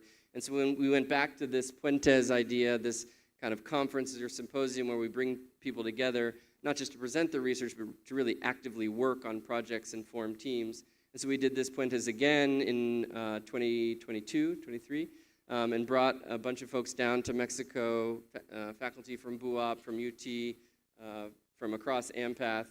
Next slide. Again, form people into teams, thematic groups. There was a diabetes group, a nutrition group, a health evaluation group, a workforce development group. You know, they were working together, developing project ideas, collaborating, so really collaboration and action, and then would present out on the second day. Next slide. And then we were able, oh, sorry, go back one. Sorry. And then we were able to leverage a grant we had to pair with this, an internal pilot seed grant program that we called the Empath Mexico Bilateral Innovation Awards. And so out of this conference awarded multiple teams with seed grants to actually implement their projects and start to collaborate together and layer on to our community-based care model that we've been developing. Next slide. And so one of those is this school garden project. Jamie Davis down there in the middle is a multi-NIH funded researcher at UT Austin around community and school-based garden programs. And so she and her team partnered with colleagues at BUAP, with FCP, our community partners, developed these school garden programs in Puebla. They've rolled this out at a couple schools there. They provide the gardening, the nutrition education, and then the second phase of their project will start to be measuring health outcomes, and we'll also be bringing our promotoras and our screening program to the schools, and we'll be implementing school-based screening for both the students and parents as we go along. So that's been a really nice collaboration, addressing kind of these NCDs further upstream and bringing researchers and implementers together. Next slide. Similarly, we funded another team, a mental health team, about integrating sort of mental health into our NCD care program. So Claire Sellinger and from UT Austin is a psychiatrist, and Dr. Manu is like the only psychiatrist at BUAP. And they've formed a wonderful collaboration and have a couple projects going where they use Project Echo, the telementoring platform, to teach and train pasantes and primary health care providers down in Mexico on common mental health conditions so they can start to weave in mental health care into primary care. And then are also doing a project to integrate mental health screening into diabetes care programs, and so bringing together mental health and NCD care. So another example of ability to foster collaboration to further drive care and research. And then lastly, I can't come to a research day without getting a little technical and talking about data and things. And so the fourth aim of our project, as you recall, was really a data platform and monitoring and evaluation plan. Again, learning from our colleagues over the years in Kenya of how foundational and fundamental this is to all care programs and research moving forward. And so have this sort of health informatics data task force, which includes experts from the National Institute of Public Health, from BUAP's DC TIC, their Department of Computing and Information and Communication Technologies, and then UT Austin's supercomputer, the Texas Advanced Computing Center, and they've formed a working group to really start to think about the data infrastructure and data needs. And so they have developing the tools and the requisite agreements needed to host the data locally in Mexico. They're exploring the adaptation of a Spanish version of OpenMRS. We've learned from our colleagues in Peru who have implemented this, and OpenMRS was the platform originally that spurred the AMPATH medical record system in Kenya 20 years ago, thinking about using REDCap for research, and then developing a variety of sort of M&E and tracking mechanisms for both the care program and the research. So again, multidisciplinary collaboration here really to advance this. So I think I'm coming to an end. Wanted to kind of take you through the story of AMPATH Mexico. Hopefully it demonstrated that it in and of itself is a story of innovation through collaboration, and really that's what it's all about. Collaboration doesn't just happen, it takes action and intentionality. Events like this, we learned that through our, the Puentes Symposium that we put on, the intentional relationship building and bringing teams together to solve specific problems and tap into specific expertise. And I think that the AMPATH model has demonstrated for 35 years the value and the beauty of that, of bringing the rich sort of intellectual and human capital of academic environments to bear on communities and public sector health systems. Oh, sorry, go back.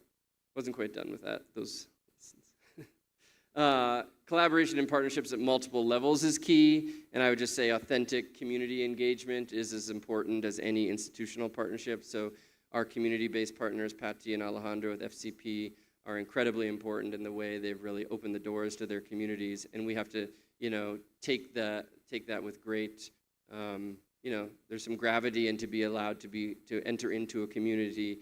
And when we first did our community health needs assessment, we really committed that we would not just go in and take their data, ask them a bunch of questions, and leave. So we went back and presented the data, and we haven't left, and we've been working in those communities, and hopefully through that we've earned the trust of the community members that we can keep coming back, and that's a real privilege, and I think we should all remember that. This work is deeply relational and human. Yes, AMPATH, and this work is built on institutional partnerships between BUAP and UT, between Mount Sinai and Dulikel, but it's also, between individuals, Rose and Dr. Ram and others, and the individual counterpart relationships make up the fabric, stitch together the fabric of these broader institutional partnerships. And really the AMPATH way, we are better together, working in long-term partnership built on mutual trust, benefit, and respect. So with that, I've had the incredible privilege for being part, as Archana said, of the AMPATH family for 20 years now. This was just last month in Austin when we hosted the global gathering. There's some faces in the audience here, and so now I'm just so honored to have been invited here today and to get to participate in this work. So thank you once again. I really appreciate it.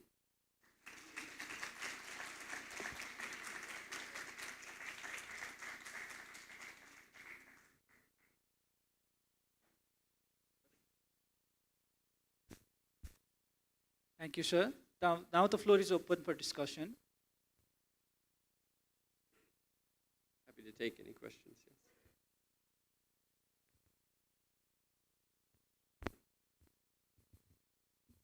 Hi, thank you for the wonderful talk. My question comes out of my bias towards surgical specialty. I agree that the burden of non-communicable diseases in Nepal is really, really high, but global surgery is now recognized as a part of global health and also is covered in the universal health coverage. The Lancet Commission on Global Surgery stated that surgery is an indispensable and indivisible part of healthcare and set for its 2030 targets. But it seems like it's not achievable right now to the situation of surgical gap and the unmet needs for essential surgical care in Nepal. And if you see, Nepal has the highest burden of gap in this surgical care from amongst the Southeast Asian country. There have been a lot of efforts like the collaboration between COSEXA, College of Surgeons of East Central and Southern Africa, and Oxford, does AMPATH. Nepal has priorities set for advancing global surgery and addressing this gap through work streams development in the future. Thank you. Well, I better not answer on behalf of my AMPATH Nepal colleagues, but I'm quite sure under Dr. Ram's leadership you'll prioritize surgery. If I can just say broadly, I mean, you're absolutely right. The global burden of unmet surgical need is vast. And speaking from our program in Mexico, mainly focused on Closing of the opening session, as a gesture of our deep appreciation for their invaluable contribution in this conference and to the field of public health, we would like to present a token of love to our esteemed speakers. May I kindly request Professor Dr. Ramkanta Makazu Shrestha sir to do us the honor.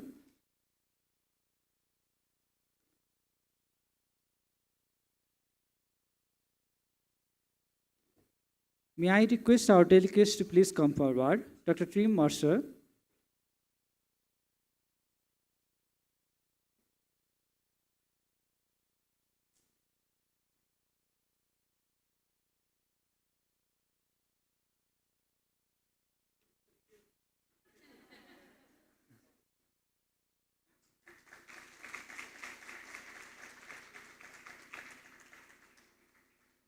Thank you so much, sir. Now, Namita Ghimire, ma'am.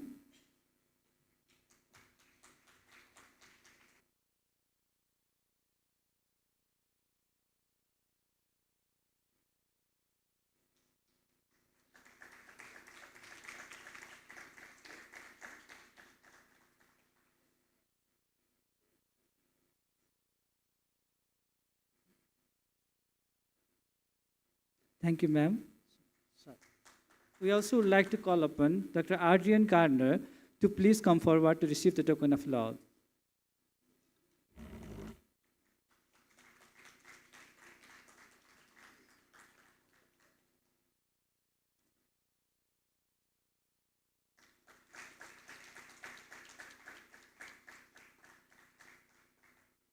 Thank you so much. Thank you, sir. We now have concluded the first segment of Research Day 2025. What a powerful start of the day, from the inspired words of our opening ceremony dignitaries to the thought-provoking keynote addresses, the diverse perspectives shared by our guest speakers, and the insightful update of AMPATH Nepal. We have already covered a significant ground in advancing public health research in Nepal. We now have a 10-minute break, which we will be taking a group picture outside. Then we request all to gather together here for the opening of the scientific session. Thank you.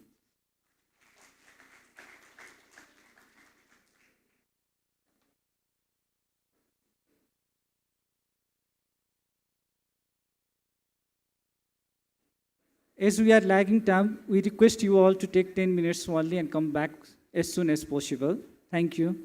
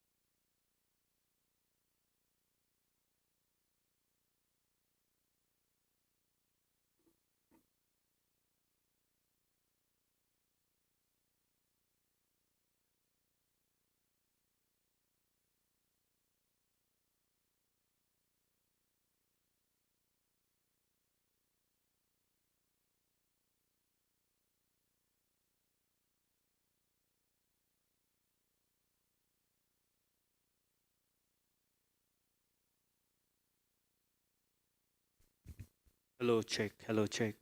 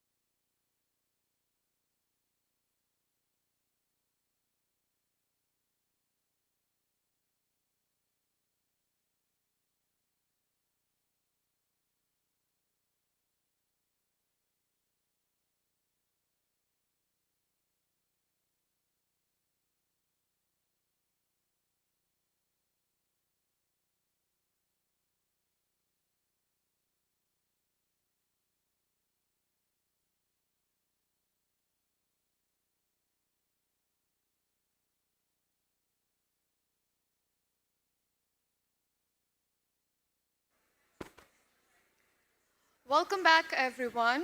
Hope you all are having a wonderful time today.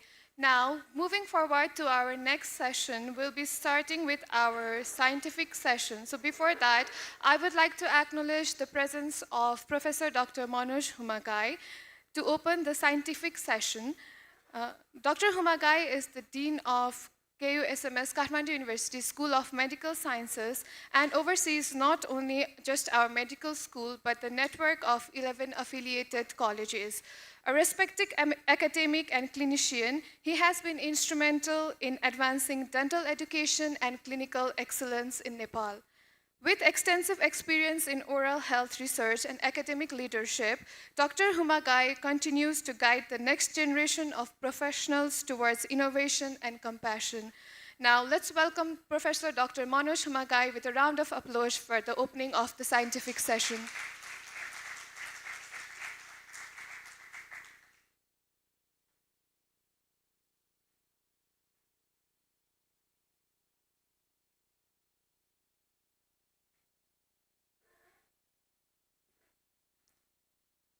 All the dignitaries, respected guests, my dear faculty colleagues and students, good afternoon to you all on the behalf of Kathmandu University School of Medical Science.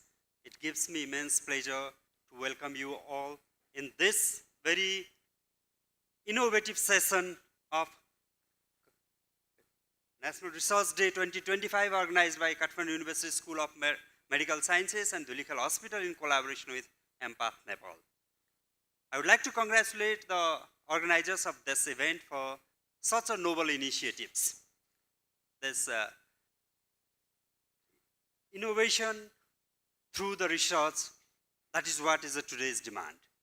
Whatever we generate through the research, whatever evidence generation is done through the research, that has to be translated as a scientific evidence, and that could be applicable for the patient care and ultimately for the benefit of the community. That is what should be the main motto and goal of any research initiatives, and Empath Nepal is actually doing the same. It is collecting the data from the community, it is generating some evidence, and it is later catering through that evidence to the services. That is the main motive, and that is the main objective of any research. It should be, and I would like to congratulate Team Empath Nepal for this initiatives. It's very, very commendable job done by our team, and it makes our institute as a proud institute that we are contributing something to our community, we are contributing something to our nation, and as a mankind as a whole in this global scenario. And Empath Nepal, not only working in context of Nepal, it has many sister organizations, connecting organizations. Right now, Dr. Biraj was introducing me that it is covering the Mexico, it is covering the Kenya, and many other renowned global institutes of the world. Yes, together to the partnerships, we can move many steps ahead, and that is being evidenced through the activities of Empath Nepal. And I am proud in the matter that our institute is associated with great initiatives, and I would like to congratulate my team members to move ahead. Whatever support you need from School of Medical Science on the behalf of Kathmandu University School of Medical Science, let's work together, let's embrace the challenge, let's move ahead and do something for our society, our nation, and to the globe as a whole. With this, I would like to formally inaugurate the scientific session of this Research Day 2025. I believe there will be many presentations which will transfer the knowledge, which will cater the updated knowledge in this field to our youngsters, and that will be beneficial to all. I wish the great success of this scientific session and the Research Day as a whole. Thank you very much.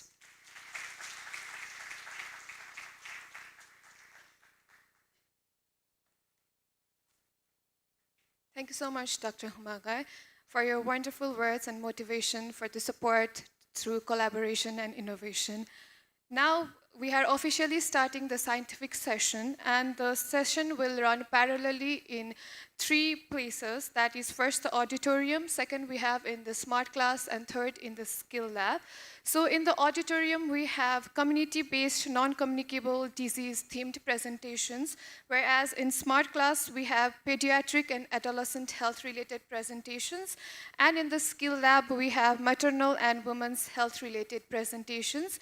Now, the audience are, if you're interested in any of the themes, then you are allowed to disperse to the particular rooms.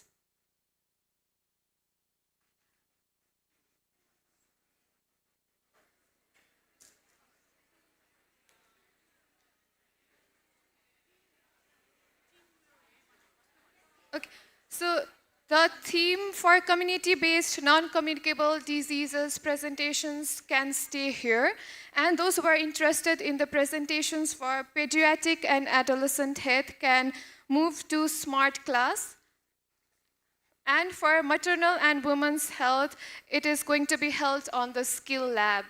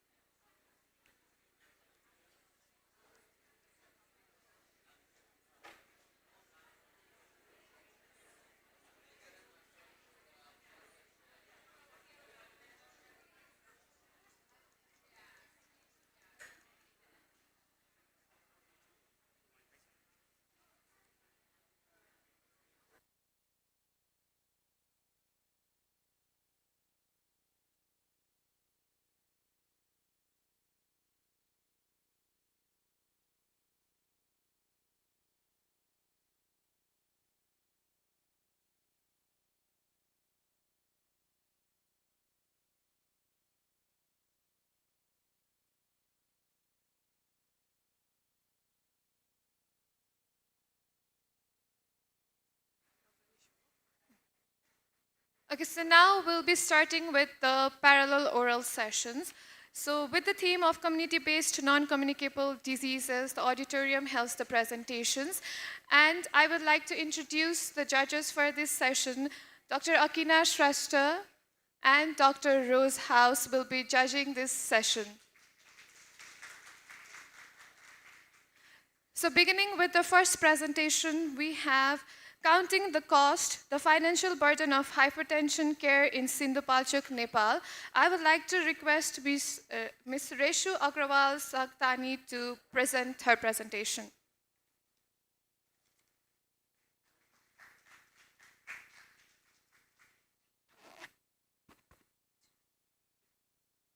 Before that, I would like to announce the instructions for the oral presentations. The presenter will be given 7 minutes of total for the presentation, and in the 6 minutes, there will be a warning sign, and 7 minutes, there will be a final buzzer. So the presenters, please keep in mind the timing and continue the presentation. Thank you.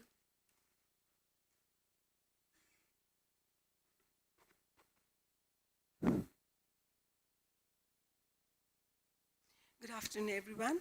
I'm here to present our study, Counting the Cost, the Financial Burden of Hypertension Care in Sindhupalchok, Nepal.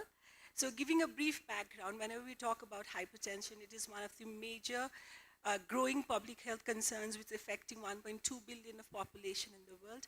As we talk about cardiovascular mortality and incidence of coronary artery diseases or complications, we cannot neglect the cost which is attached to hypertension care, which is estimated to be around 2% of GDP in LMICs.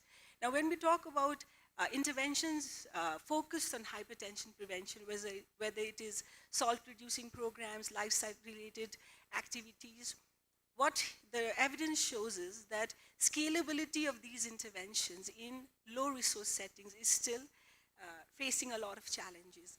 When we come to our context, we have PEN protocols, we have our national multi-sectoral action plans. In spite of that, NCD remains to be #1 killer in the country, and it is one of the major causes of causing out-of-pocket expenditure of Nepalese households. though there is high burden, though there is large amount of out-of-pocket expenditure attached to it, but whenever we try to find data as to how much is the household cost for hypertension care in our country, we don't find a lot of credible data. With this background, we started this study with the objectives of describing the socioeconomic characteristics, to estimate the household expenditure and out-of-pocket expenditure for hypertension care, to assess health-related quality of life with the help of a utility score, and also to identify what are the various financial coping mechanisms Nepalese households adopt in order to take care of their healthcare expenditure. Talking about the methodology, it is a part of a CHPC trial which is being led by Dulikhel Hospital and Yale School of Public Health. It is a non-blinded two-arm cluster randomized trial. Whatever I present today is part of our baseline data collection. As it says in the title, the study site is the Sindhupalchok district. All the 12 municipalities have been randomized to initiate this trial. However, I'm presenting you the data of the baseline from 8 municipalities with a sample size of 2,484 individuals.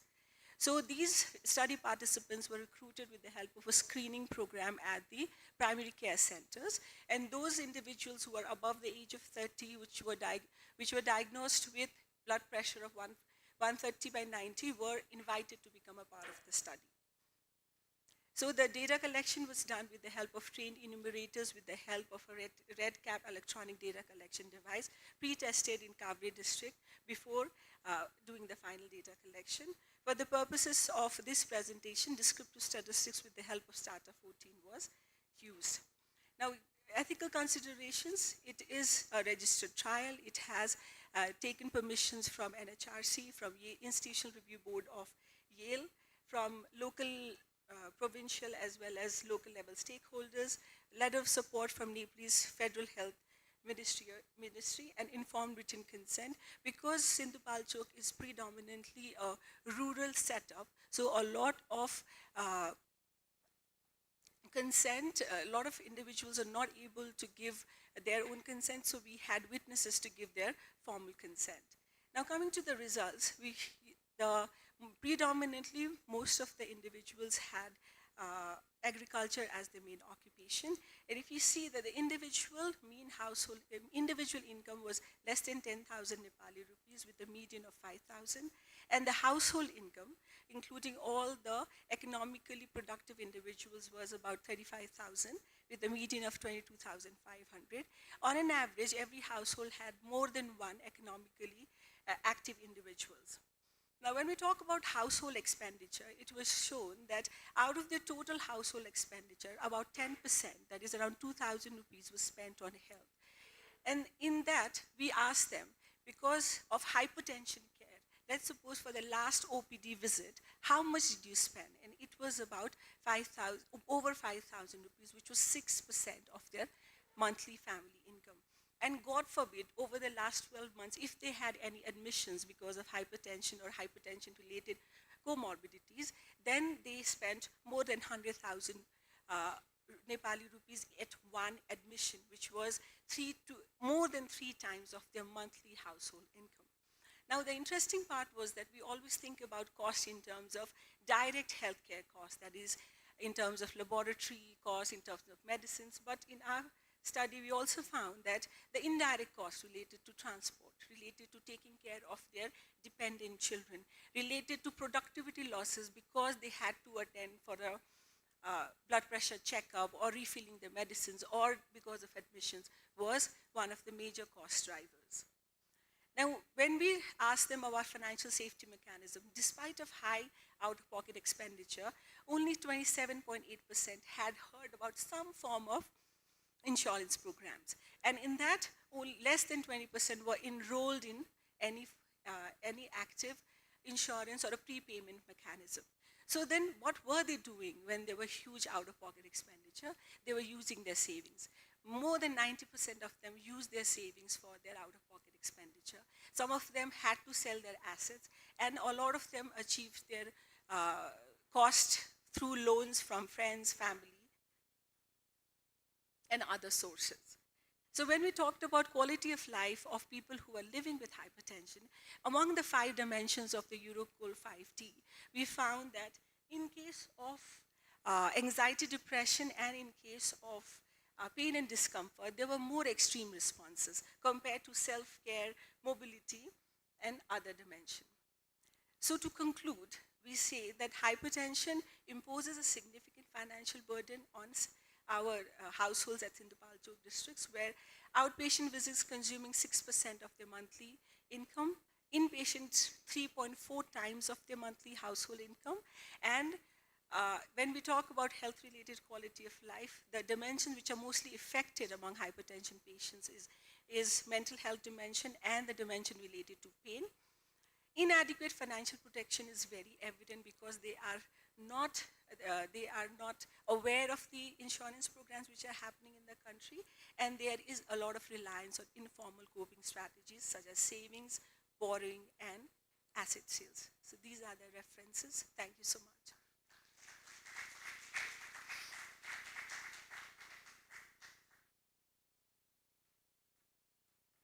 Thank you so much. So, any questions? We have 2 minutes for question and answer.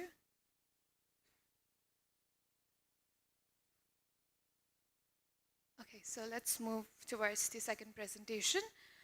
Now we have the second presentation titled as FCHB-led Hypertension Prevention and Control in Nepal, an Implementation Study. I would like to request Mr. Bihangam Bista to come forward for the presentation.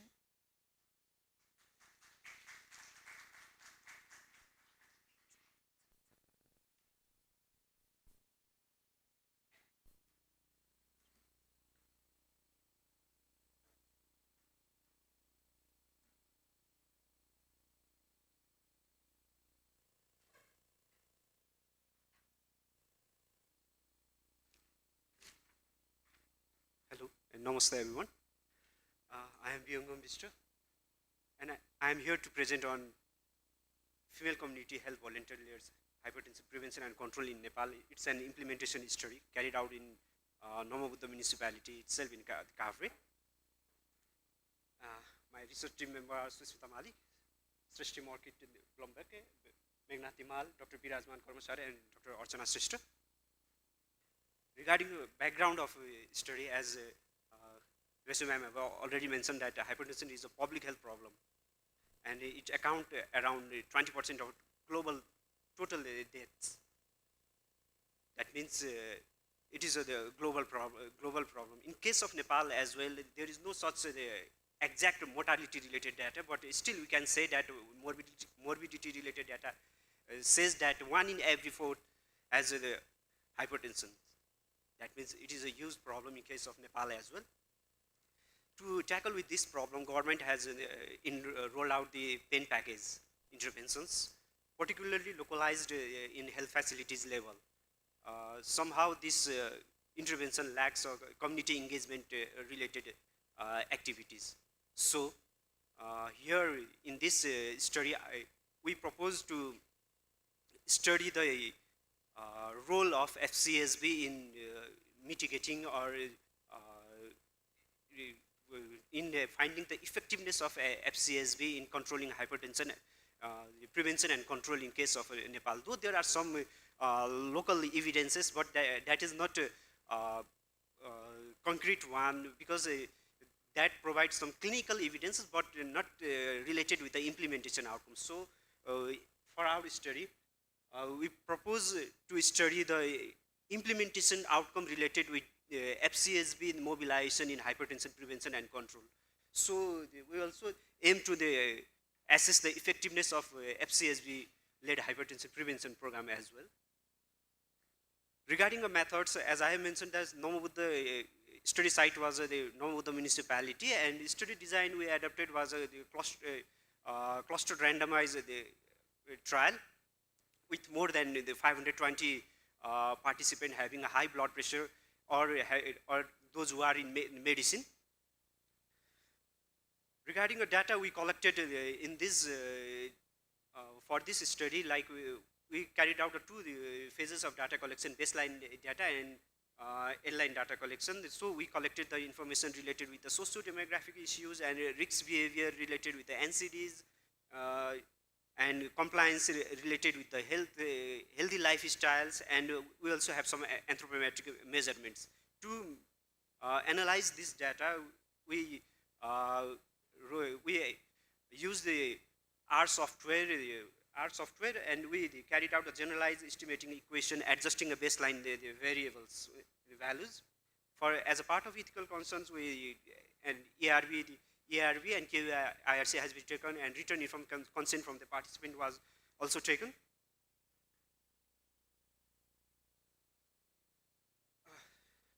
Regarding the intervention, I would like to mention in brief, we trained the FCSB, 34 FCSB of Namodha municipality about the hypertension and hypertension knowledge and measurement skills, and we also distributed a digital blood pressure to them, and they conducted bi-monthly hypertension health promotion and education sessions in their community, in their group.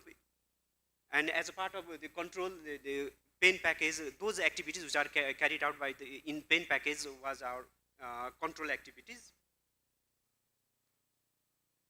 Regarding the results, you can see from this figure, we can say that it is well balanced in the intervention arm and in the control arm. Majority were from the age of, mean age was about 60, and majority were female, and from the background of ethnicity, Janjati and religion were, they follow Hindu religion, and most of them were illiterate one. As I have mentioned, that we have assessed the implementation outcomes of FCSB-led program. Though we do have some qualitative information for this presentation, we have presented only the quantitative part. We can say that through this intervention, FCSB has reached to the 56%, that is around 57% of the hypertensive patients. That is, they have covered the, that means they have, at least they have covered one session to the 56% of the participants. Regarding the adoption and implementation or fidelity, regarding the adaptation, 100% of health facilities were actively participated in this intervention, and regarding the implementation and fidelity related with the education dose, then we can say that 44% of individuals received more than 3 sessions over the 3 months. And implementation, other information regarding the fidelity is 73% of group meetings had more than 70% of participants. That's highlight a strong engagement, community engagement with the FCSB.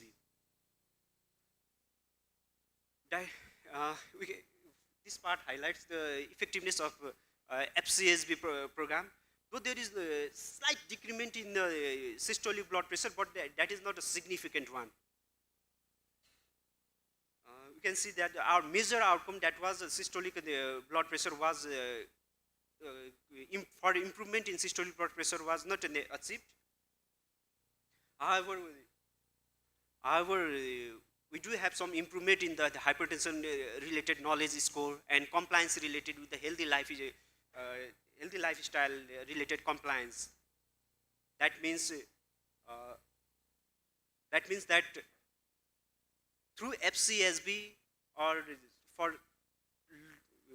short duration of intervention can also make some kind of changes in hypertension knowledge and healthy lifestyle related compliance. Though for achieving the major clinical outcomes, so we may have to run an extra dose of the FCSB related activities in for longer period of time. So we can say overall, we can say FCSB program can be effective in improving the health education and promoting the healthy lifestyle in the community. Thank you.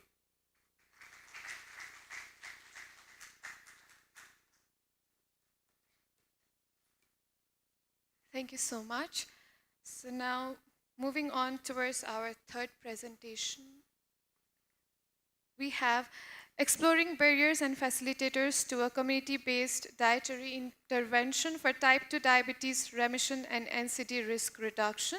I would like to request Ms. Sangeeta Lakha to come forward for the presentation.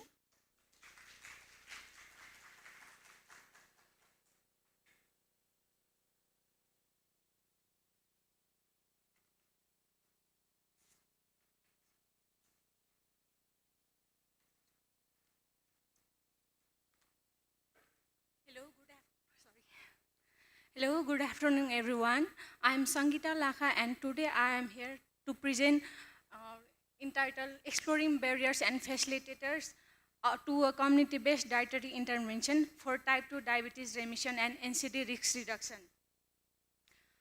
This study was carried out in Tulikhel Municipality, Nepal, and focuses on how communities can play a stronger role in promoting healthy diets and preventing life-related risk diseases.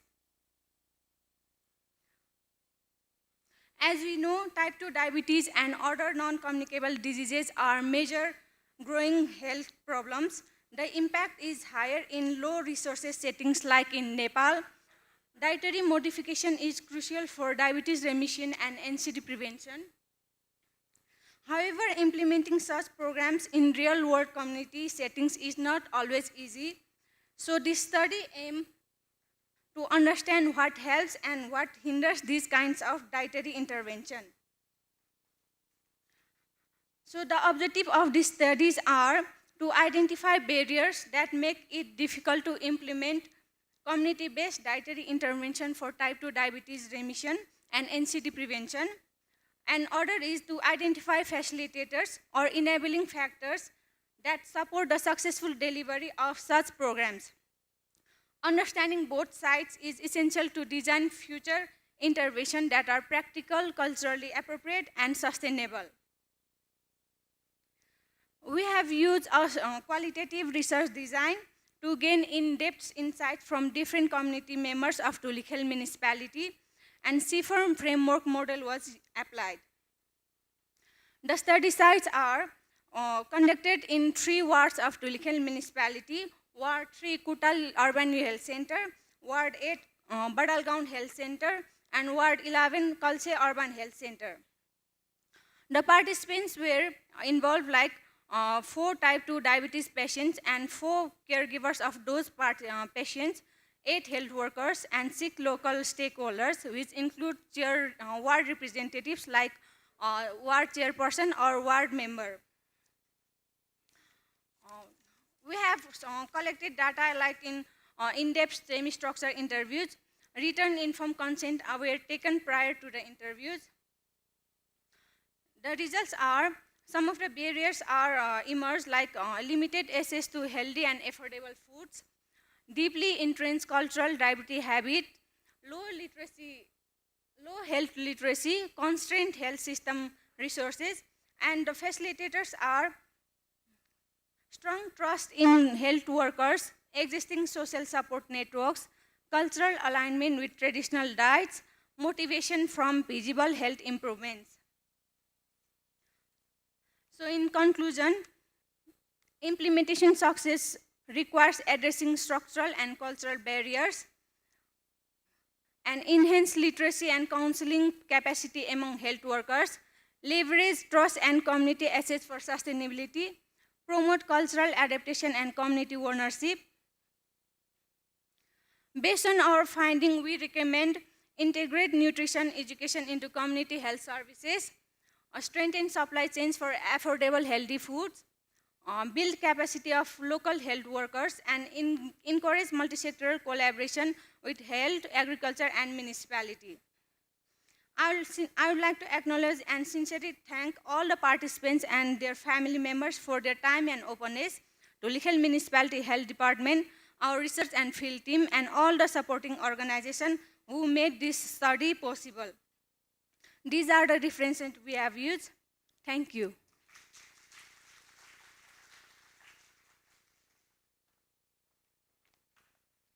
Thank you so much. Moving on, now we have the presentation for Healthy Food Procurement and Service Policy in Public Facilities, qualitative insights from public facility representatives, policymakers, nutrition scientists, food producers, and consumers in Nepal. Now I would like to request Ms. Namuna Shrestha to come forward for the presentation.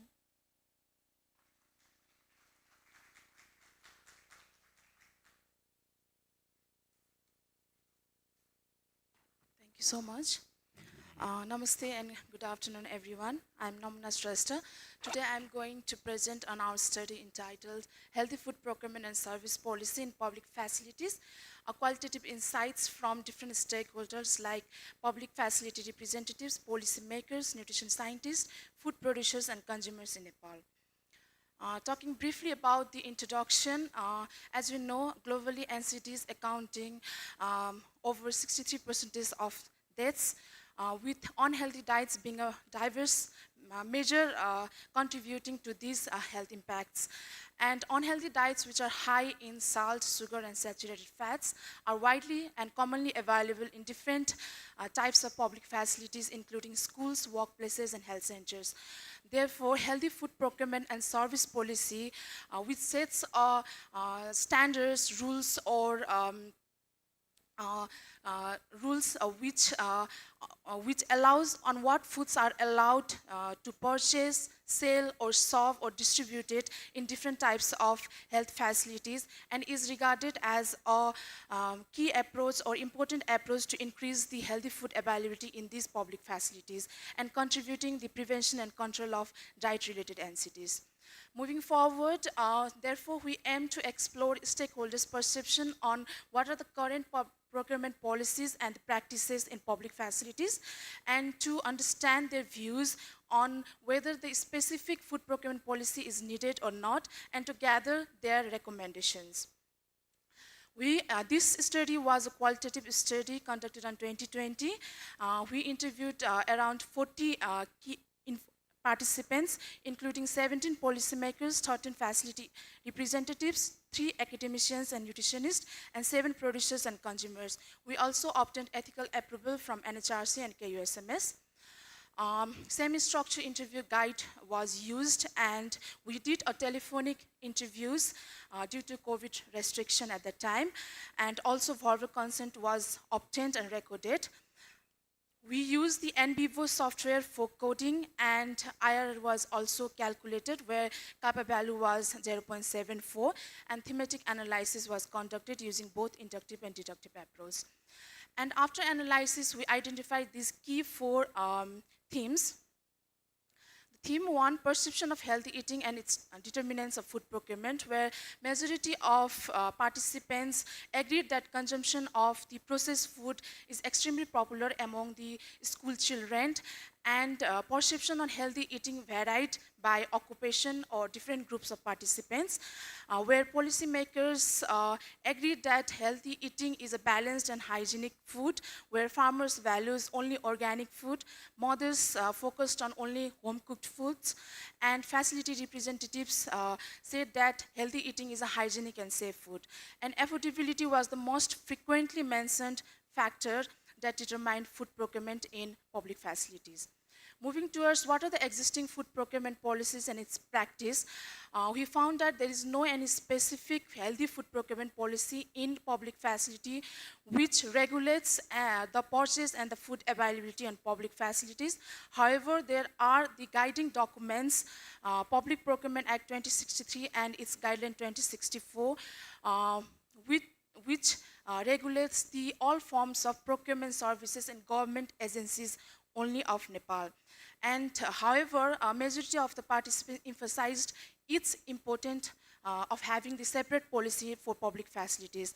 However, there were some implementation barriers also mentioned by the participants regarding the increased cost of the healthy food availability, also limited food quality testing, and also healthy food sourcing, and lack of means of verification for measuring the effectiveness of the policy. Schools was the majority of the participants mentioned schools are the priority settings for this healthy food procurement policy. However, there were few participants who said that we could revise the existing policy rather than having the separate one. Regarding the involvement of the farmers, there were limited involvement of the farmers in procurement for the public facilities. This was the rare practice. However, majority of the participants regarded this as the necessity for involvement of farmers in the food procurement for public facilities. They also had some recommendation for involving the farmers. like promoting the direct contract between the farmer and facility, and taking the local government as an initiative, to involve the farmers, like food procurement mechanism, management, seed production, and also provide training to the farmers. And some of the key suggested policy recommendations from the participants were like defining what are the healthy foods criteria for the public facilities, also like training the canteen operators and having the monitoring mechanisms should be there, and also ensuring the transparency in resource use.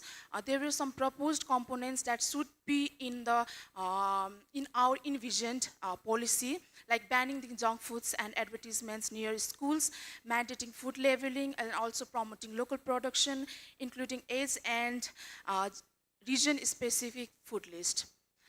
Most importantly, the participants mentioned that local governments was the best positioned organization or the institution to design and implement policies, and also like they should have the multiple sector consultation with different related stakeholders.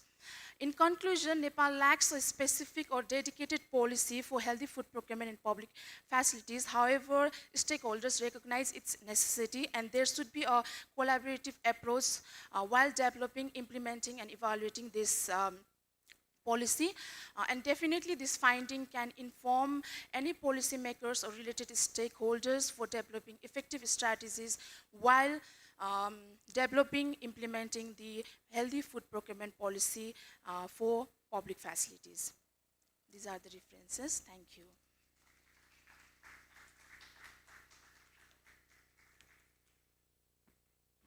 Thank you so much. Now, moving towards our next presentation, we have Health-Seeking Challenges Among Hypertensive Older Adults in Nepal, a qualitative exploration. For this, I would like to request Ms. Yunika Acharya to come forward for the presentation.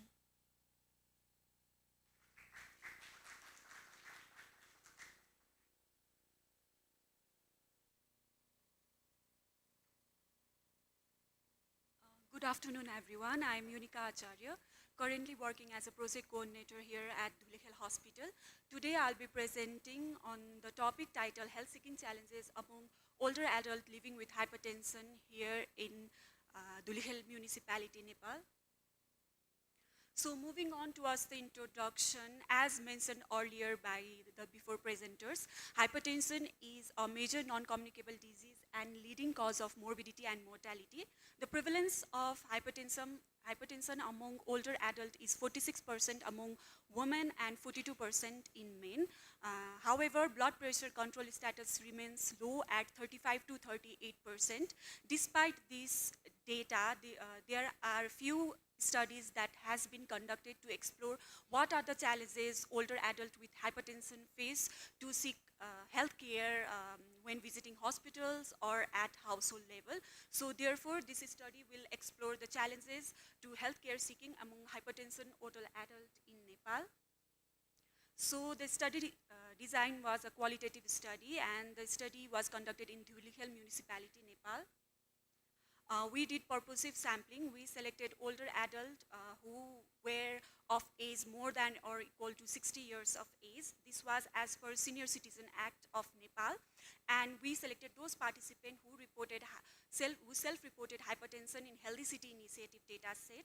So Healthy City Initiative is a health census of Dhulikhel Municipality, which was done in collaboration between Dhulikhel Hospital and Dhulikhel Municipality. And we also, since this study was a part of a broader study, we measured their blood pressure, and those participants were selected whose blood pressure was more than or equal to 140 by 90 mmHg.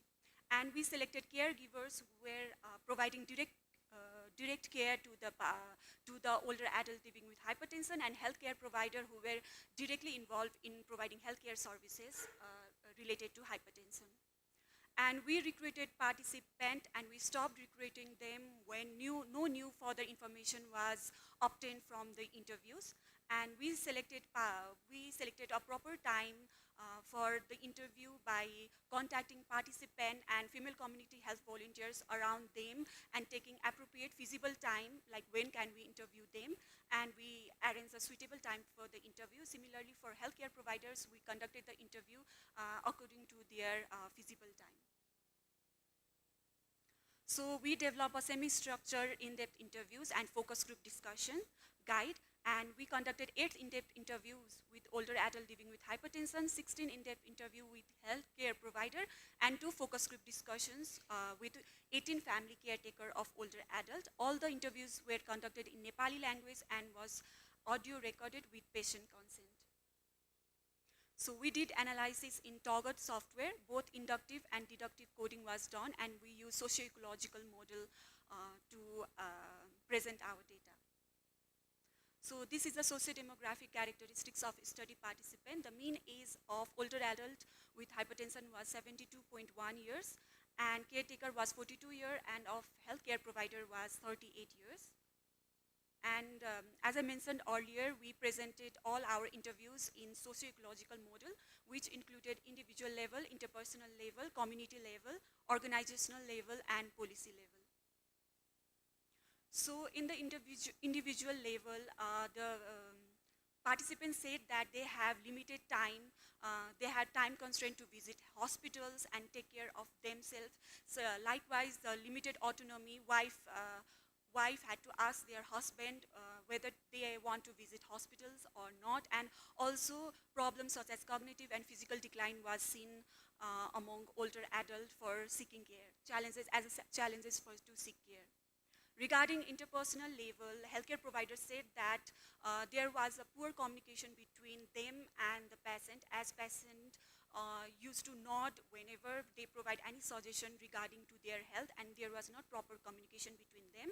Another was from older adult that they lack, since many of the people are migrating to broader countries, their family member are migrating, they do not have their family member at home, and they do not have someone they could seek guidance to whether when to visit hospitals and so on. Regarding community level, participants said that there were lack of community awareness program from local health facilities like health post. If it could have been done from health post, then it would have been better. Likewise, they were facing challenges related to transportation to seek care.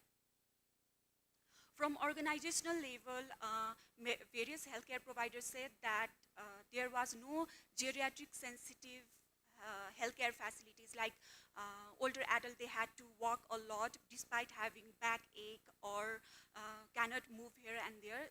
They had to navigate health facilities a lot, and they also have to wait in long queue to take just antihypertensive medications.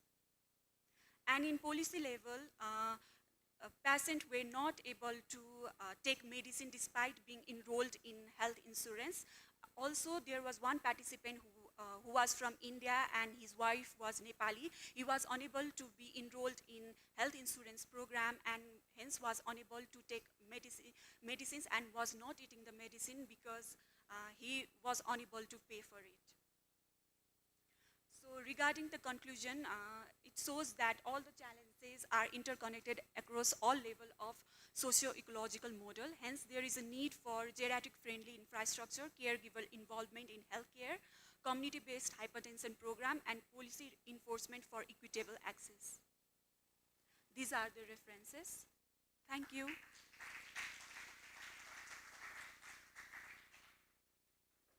Thank you so much. Now moving towards the next presentation, it is regarding the perceived effectiveness of a novel community-based care program for type 2 diabetes mellitus in Dhulikhel municipality. I would like to request Ms. Janisa Shrestha to come forward for the presentation.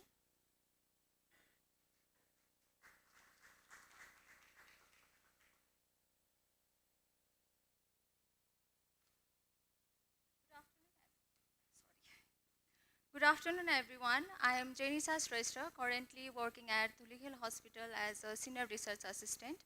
Today, I am honored to present our study entitled Perceived Effectiveness of a Novel Community-Based Care Program for Type 2 Diabetes Mellitus in Dhulikhel Municipality. Regarding the background, type 2 diabetes mellitus is a leading non-communicable disease globally and comprising 8.5% of adult population in Nepal, posing increasing challenges for health systems, especially in low and middle income countries. Despite rising epidemiological burden, diabetes management in Nepal faces several systemic challenges. This includes limited access to health services in rural and semi-urban areas, insufficient awareness among patients, low utilization of self-care behavior like diet, exercise, glucose monitoring, etc., and inconsistent follow-up. Regarding the objective, Dhulikhel Hospital under the Center for Community and Population Health is delivering community-based program for diabetic patients in its catchment areas. After the COVID-19, since the many patients are unable to come to the hospital for the regular follow-ups, CCPH program has been established since then, and it has been providing community-based care program, likewise home-based care, and especially for diabetes patients, it has been providing blood collections, regular follow-ups, and HbA1c test monthly, 3 monthly, and likewise delivering the screening and counseling programs for the diabetic patients as well. And so we aim to evaluate the effectiveness of novel community-based care program for diabetes mellitus in Dhulikhel municipality. And regarding that, we mainly sought for the perception of the stakeholders that are involved in this program. So talking about the methodology, we adopted explorative qualitative method, and the study sites are 12 wards within the Dhulikhel municipalities. We enrolled the patients that are enrolled in Center for Community and Population Health program, and the data were collected through semi-structured interviews and key informant interviews and focus group discussions. Likewise, ethical consideration were adopted from Institutional Review Board from Kathmandu University and Medical College of Wisconsin. Likewise, data analysis was inductive thematic analysis. We adopted various kinds of themes that I will be mentioning later. Regarding the participants and data collection, we conducted key informant interviews and focus group discussion. For key informant interviews, we collected data from 3 healthcare providers and 5 relevant stakeholders and program implementers. Likewise, we collected group sessions from 4 groups comprising 44 diabetic individuals from one focus group discussion with 17 healthcare providers. Similarly, talking about the sample demographics, mostly the participants were of 60 to 69 age groups. Likewise, 11 were of 50 to 59, 40 to 49 age group were 5 participants, and likewise 2 participants were of 30 to 39 age group. Likewise, of the religion, most of the participants were Hindu and only 2 of them were Christian. And talking about the duration of diabetes, most of the participants were diagnosed of more than 10 years, and mainly of the education of people with type 2 diabetes. Most of the participants have not got any formal education, and only 1 of them have a bachelor's degree education.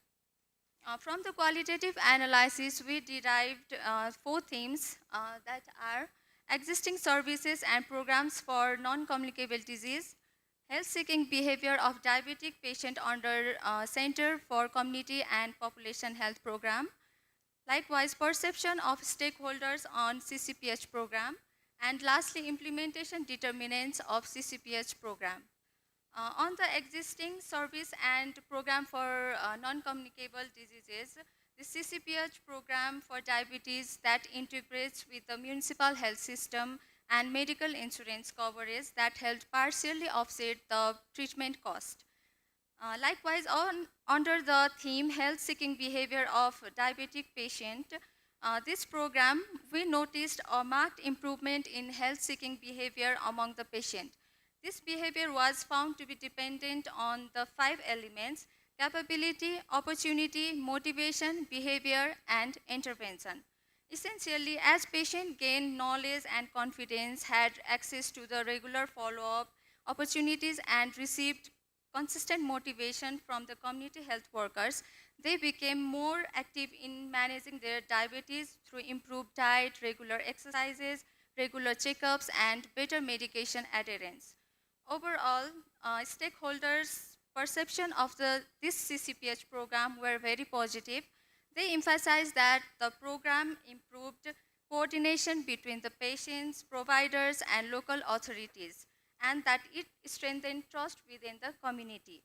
Many also appreciated the intersectoral collaboration that the program promoted, linking hospital, community health centers, and municipal structures. Lastly, under the implementation determinants, when we looked at the factors that influenced program determinants, we found both facilitators and barriers. The main facilitator was stakeholder engagement and intersectoral collaboration. Likewise, the barrier that we got was geographical barrier, financial and seasonal constraint. Likewise, health system change in insurance policy. On conclusion, the finding of our study underscored the perceived value of CCPH program in improving access to diabetes care and fostering collaborative community health efforts. However, persistent challenges, particularly regarding medication availability, transportation logistics, and limited patient confidence in self-management highlight critical areas requiring attention.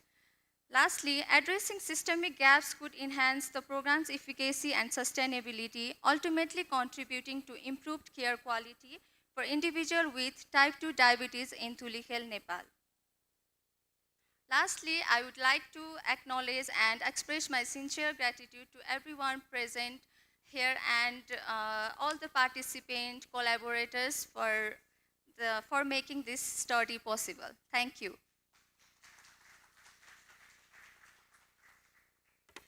Thank you so much. That was with the presentations. Now I would like to request all the participants, the presenters, to come forward, and the floor is open for question and answer.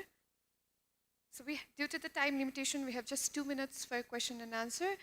If anyone has any questions or any suggestions, queries, then the floor is open.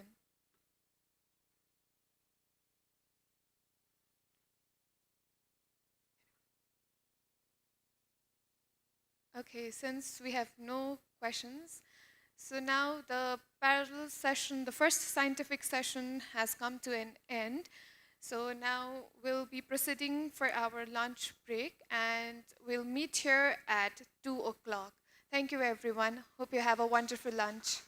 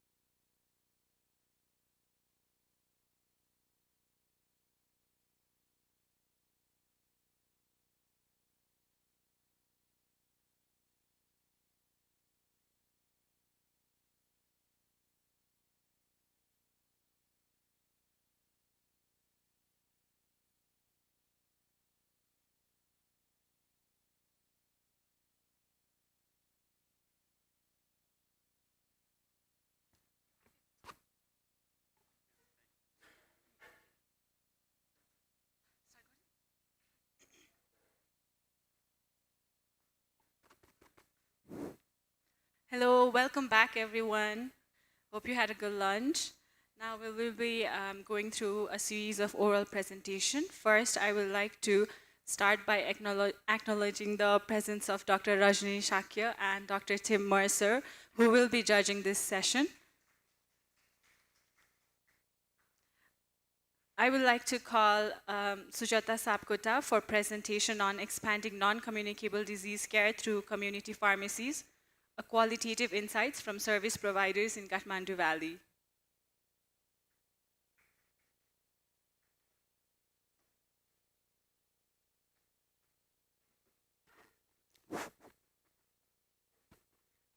Thank you, Diksha. Namaste, everyone. So, my name is Sujata Sapkota, and thank you to Dhulikhel Hospital and Empath for this opportunity to present my work here. What I'm going to present today is a work that we did under NIH Fogarty Launch Fellowship Program. And this includes team from Dhulikhel Hospital and University of Alabama at Birmingham. And I'm going to talk about the qualitative findings from our study that looked at utilizing community pharmacies for NCD care and expanding their services. So to start with a bit of a background, we all know that NCDs are rising globally as well as in our country, LMICs, etc. And there is a need for contextualized, affordable, local interventions that we can use. So community pharmacies that are present at the community level are one of the key sites from which these kind of interventions can be delivered to address NCDs. And internationally, community pharmacies are being used to a smaller or greater extent in management of NCDs. And there are literatures that shows that community pharmacy interventions delivered from community pharmacies are effective. In Nepal, pharmacies remain mostly out of, they operate in silos. They remain out of collaboration chain. However, the potential is huge. If we see the data, there are almost about 30,000 pharmacies that are operating at the community level in the entire country. And most of them are within the Kathmandu Valley. So if we can strengthen these services, there is a huge potential we see in case of NCD management, like with other management. So with this background, the project that we conducted kind of started looking at what are the current services that community pharmacy service providers are providing, what infrastructure they have now to deliver those kind of services. And one of the key aim was to understand what service providers perceive about NCDs in their community, their role in NCD management, and potential if they are asked to expand those services, will they be willing to do it, and what kind of challenges they will face. So my presentation today is just going to be focused on aim 3 that is conducted using qualitative design. The entire thing is a mixed method. We have done surveys as well as observations and qualitative interviews, but what I'm talking is just from the qualitative data. So we conducted in-depth interviews. So our site is Kathmandu, Lalitpur, Bhaktapur, Kathmandu Valley we call it. So the interview participants are the community pharmacy service providers. These were included in our surveys. So so these are the pharmacies that are registered in the Department of Drug Administration list. So we had obtained the list, and then we sampled for survey, and after that, for the interview, we kind of purposively selected from amongst the survey participants based on their location, their education, and their experiences. We conducted audio recorded, transcribed, and then thematical content analysis. 24 pharmacy service providers were interviewed. Ethics from Nepal Health Research Council and KUIRC. Funding, as I mentioned, this is Fogarty International Center, NIH. So talking about the results, our interview participants were mostly male, age 34.5, mean age years. 19 identified themselves as owners. Duration of practice varied from 2 to 36 years. and then most of them, like 50% had pharmacy, diploma in pharmacy education. So this is kind of presentation generated 3 major themes. One is the community behavior and engagement in NCD management, pharmacy practices and potential role in NCD, and then the context of NCD service expansion. Talking about community behavior and engagement in NCD management, so our participants, they perceive at the local level, at their community, NCD cases have been rising. So while they said older adults are still the the people who mostly come for the services, there is an increasing trend in the younger people, even in adolescents, coming for the NCD care services. About the behavior, they stated that there is a negligent attitude towards health and medicines. People don't go for, like, this is not for all, but these are the key findings, so I'm just talking about this one. So there is people that they neglect to go to doctors.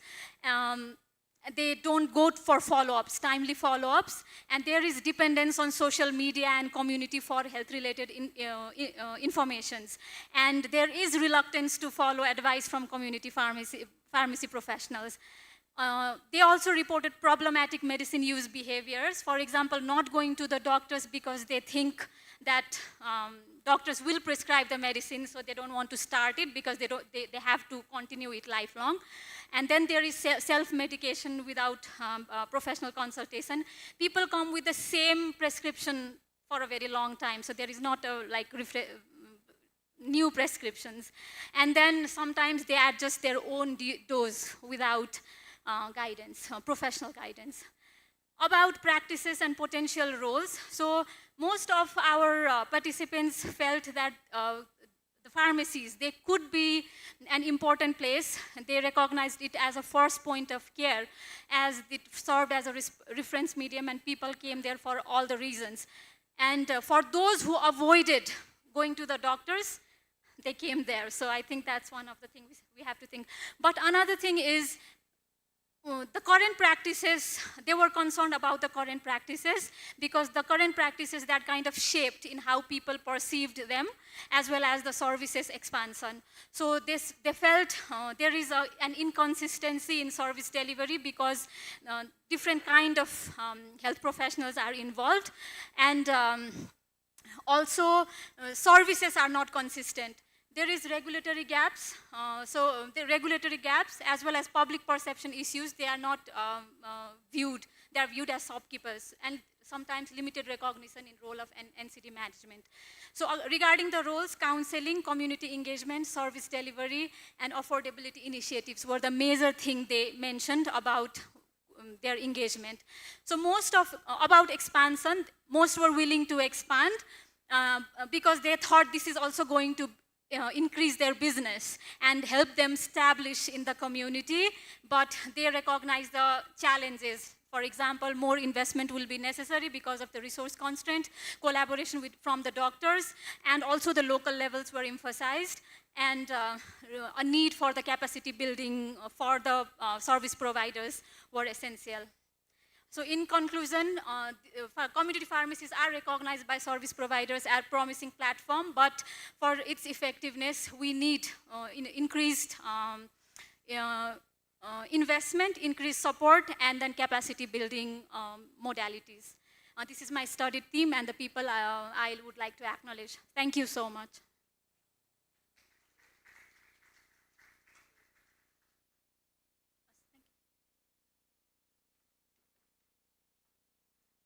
Thank you for such insightful presentation. Now I would like to call Ashish Tamang to present on prevalence and predictors of vitamin B12 deficiency in type 2 diabetes mellitus patients on metformin therapy at a tertiary care hospital in Nepal.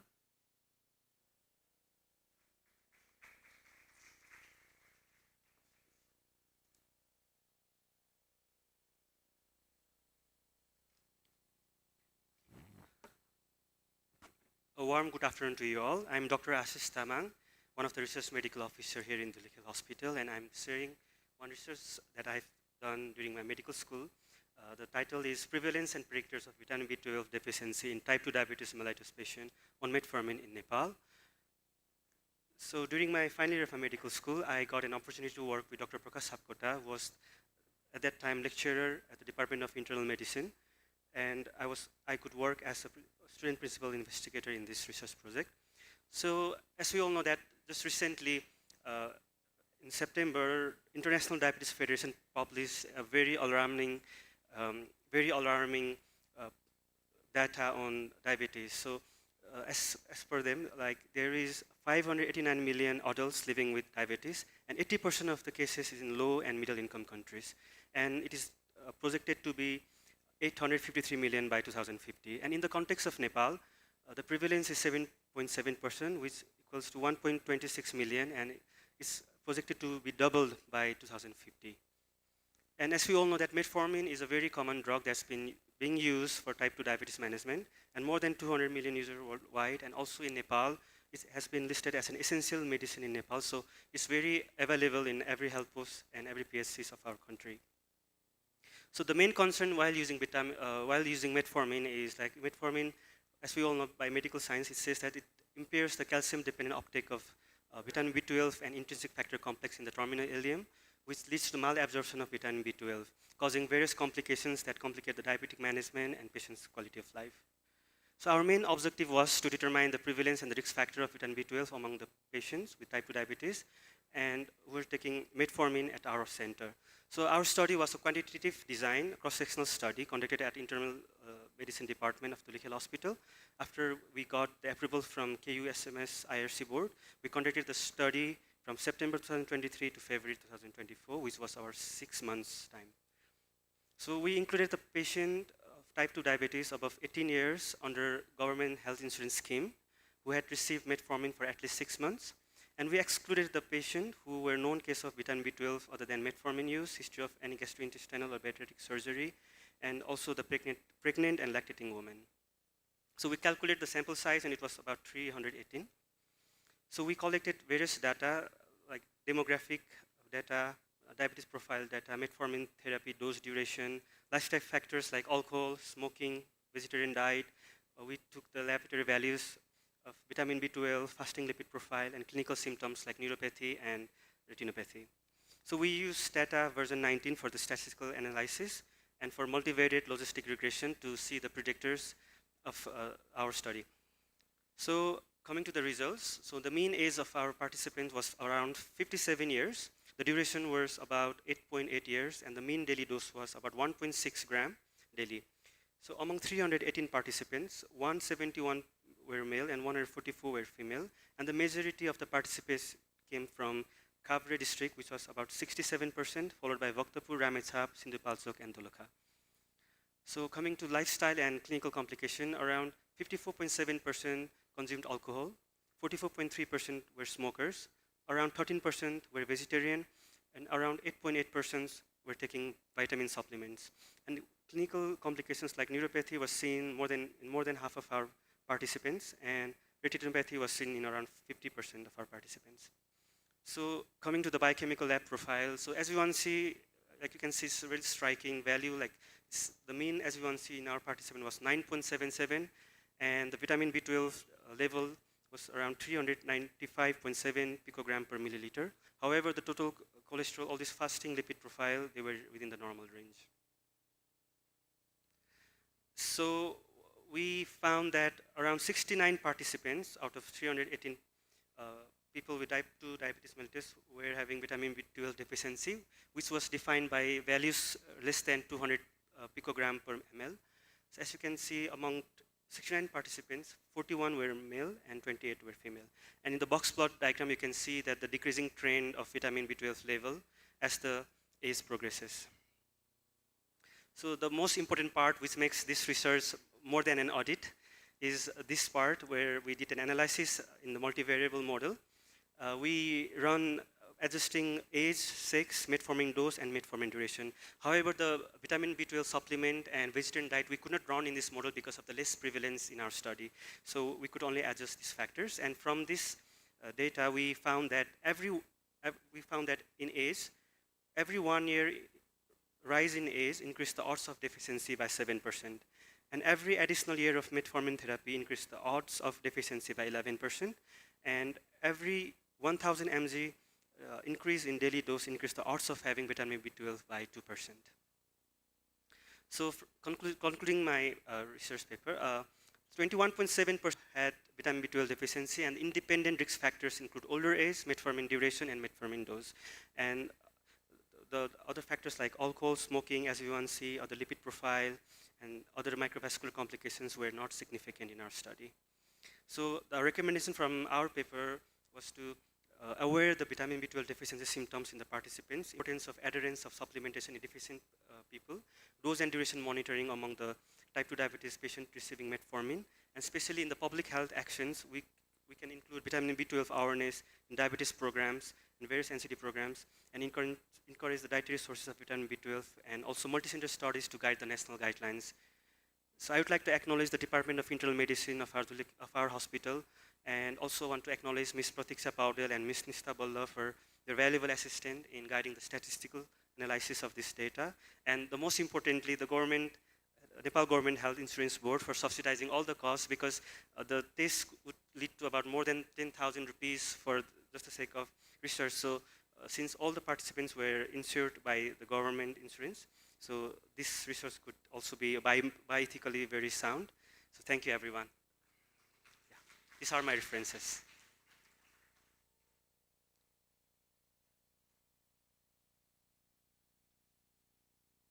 Thank you for such valuable presentation.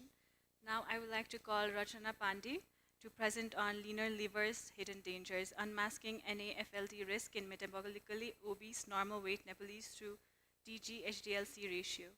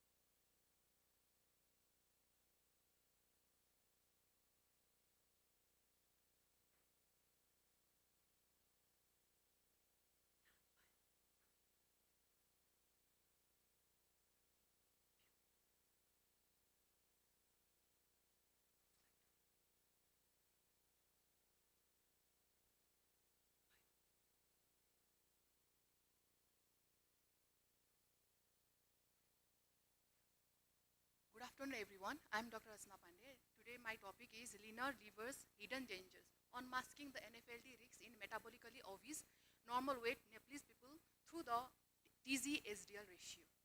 So, non-alcoholic fatty liver disease, commonly known as NAFLD, has become a common chronic liver disease affecting a quarter of the global population. It enhances the risks of chronic kidney disease, type 2 diabetes mellitus, and cardiovascular diseases. So what is the traditional view of NAFLD? We screen the obese. Whenever we see the obese people, we screen the obese, but are we missing the rest? Like obesity and dyslipidemia are well established. They are the major risk factors. And so all the screening efforts are often focused on these groups. So these are the basic groups of the obese.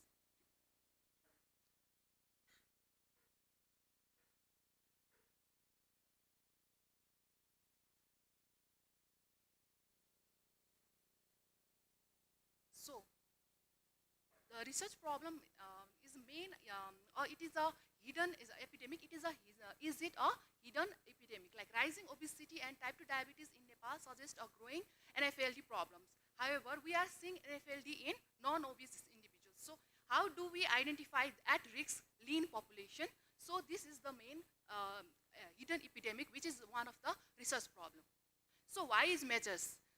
Because NAFLD in non-obese, it is a silent progression. First of all, in the early stage, there is the normal BMI. In that normal BMI, first of all, the insulin resistance starts. And then there is mild liver fat accumulation, but initially there is no symptoms. And within 6 to 2 years, there is disease development in which there is, we diagnose NFLD. By the time we diagnose NFLD, ALT, AST is mildly already elevated, and there is a fatty liver on the ultrasound. And there is a silent progression within 3 to 7 years, the inflammation develops. And the NAS, or also known as NFLD, is detected, and liver stiffness increase, and within a few years, like fibrosis starts. So this is the reason we have to see the one of the questions that we need to address before we already find out the obese person. So our hypothesis is TG-SDL ratio. It is a simple, low-cost biomarker. It is also known as proxy for insulin resistance and metabolic dysfunction. Can this ratio unmask the hidden metabolic risks in normal weight Nepalese individuals? This is one of our hypotheses.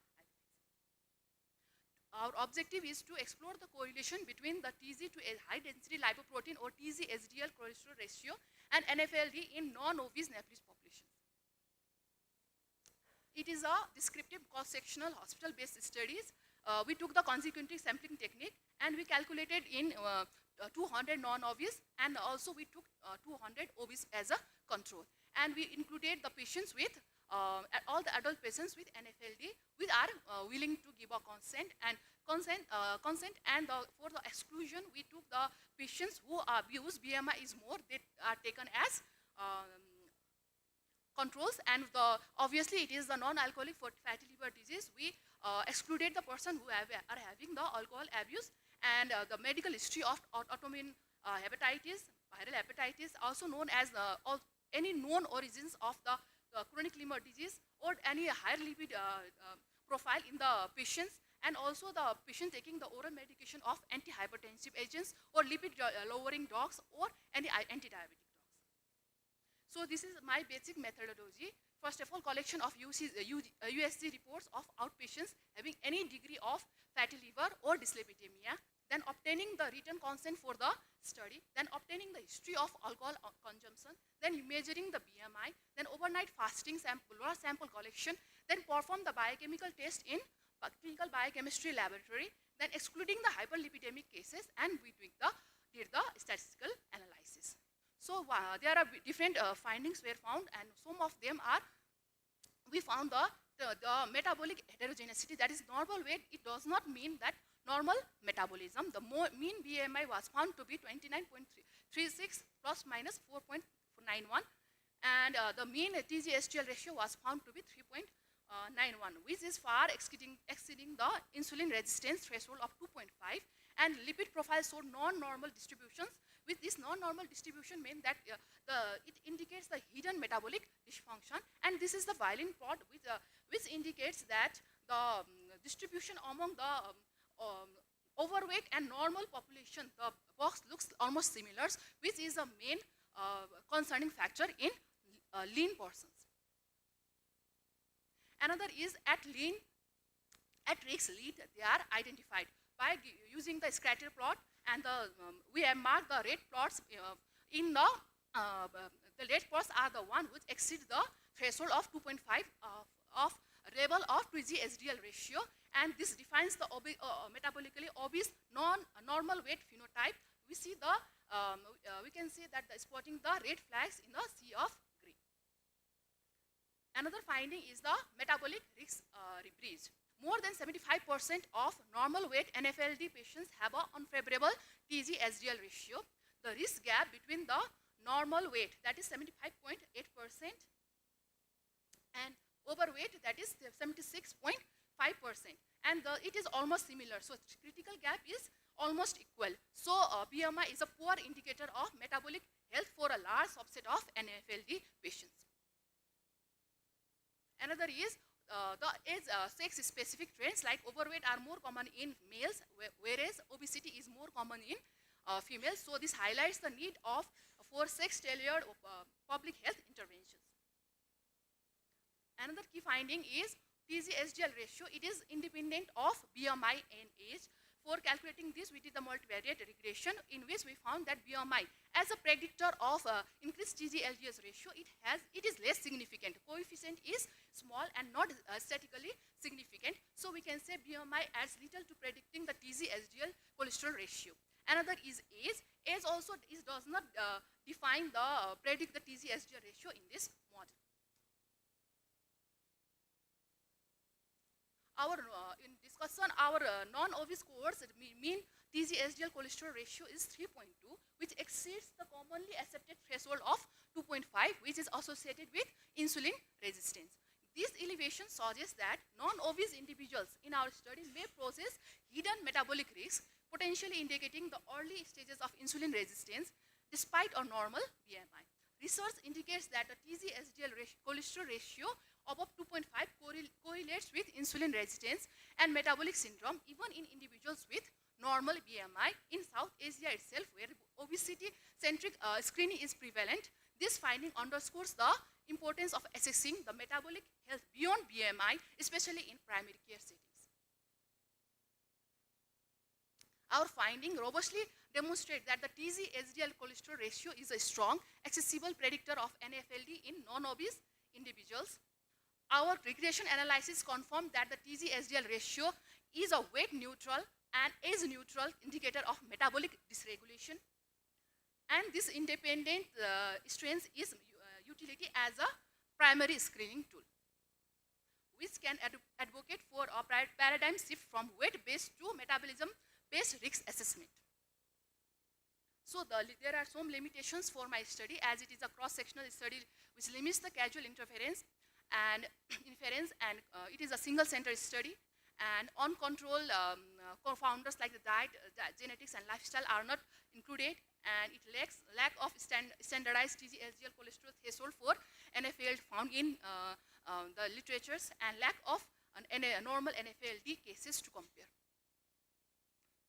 There are some recommendations, like we can conduct longitudinal and multicenter studies, develop population-specific TG cholesterol ratio cutoff values, especially for the Nepalese population or the Asian population, integrate with imaging techniques for improved accuracy, like we can include different stages of NAFLD, or we can take the help of other radiological investigations also. Expand the guidelines to screen the non-obese individuals, because as such there are not such guidelines in Nepal to screen the non-obese, because we usually screen the NAFLD in patients which are obese, where we usually exclude those who are non-obese. So the NAFLD is a hidden, we can say it is an iceberg, where the visible risk is always the obesity, but what is hidden under the iceberg is the lean NAFLD and the insulin resistance. So this is my references. So I want to thank NAST for Young Scientist Grant, gratitude to the KUSMS Biochemistry Department for lab work, appreciation to the Radiology Department for patient coordination, and I heartfeltly thank to all my research participants.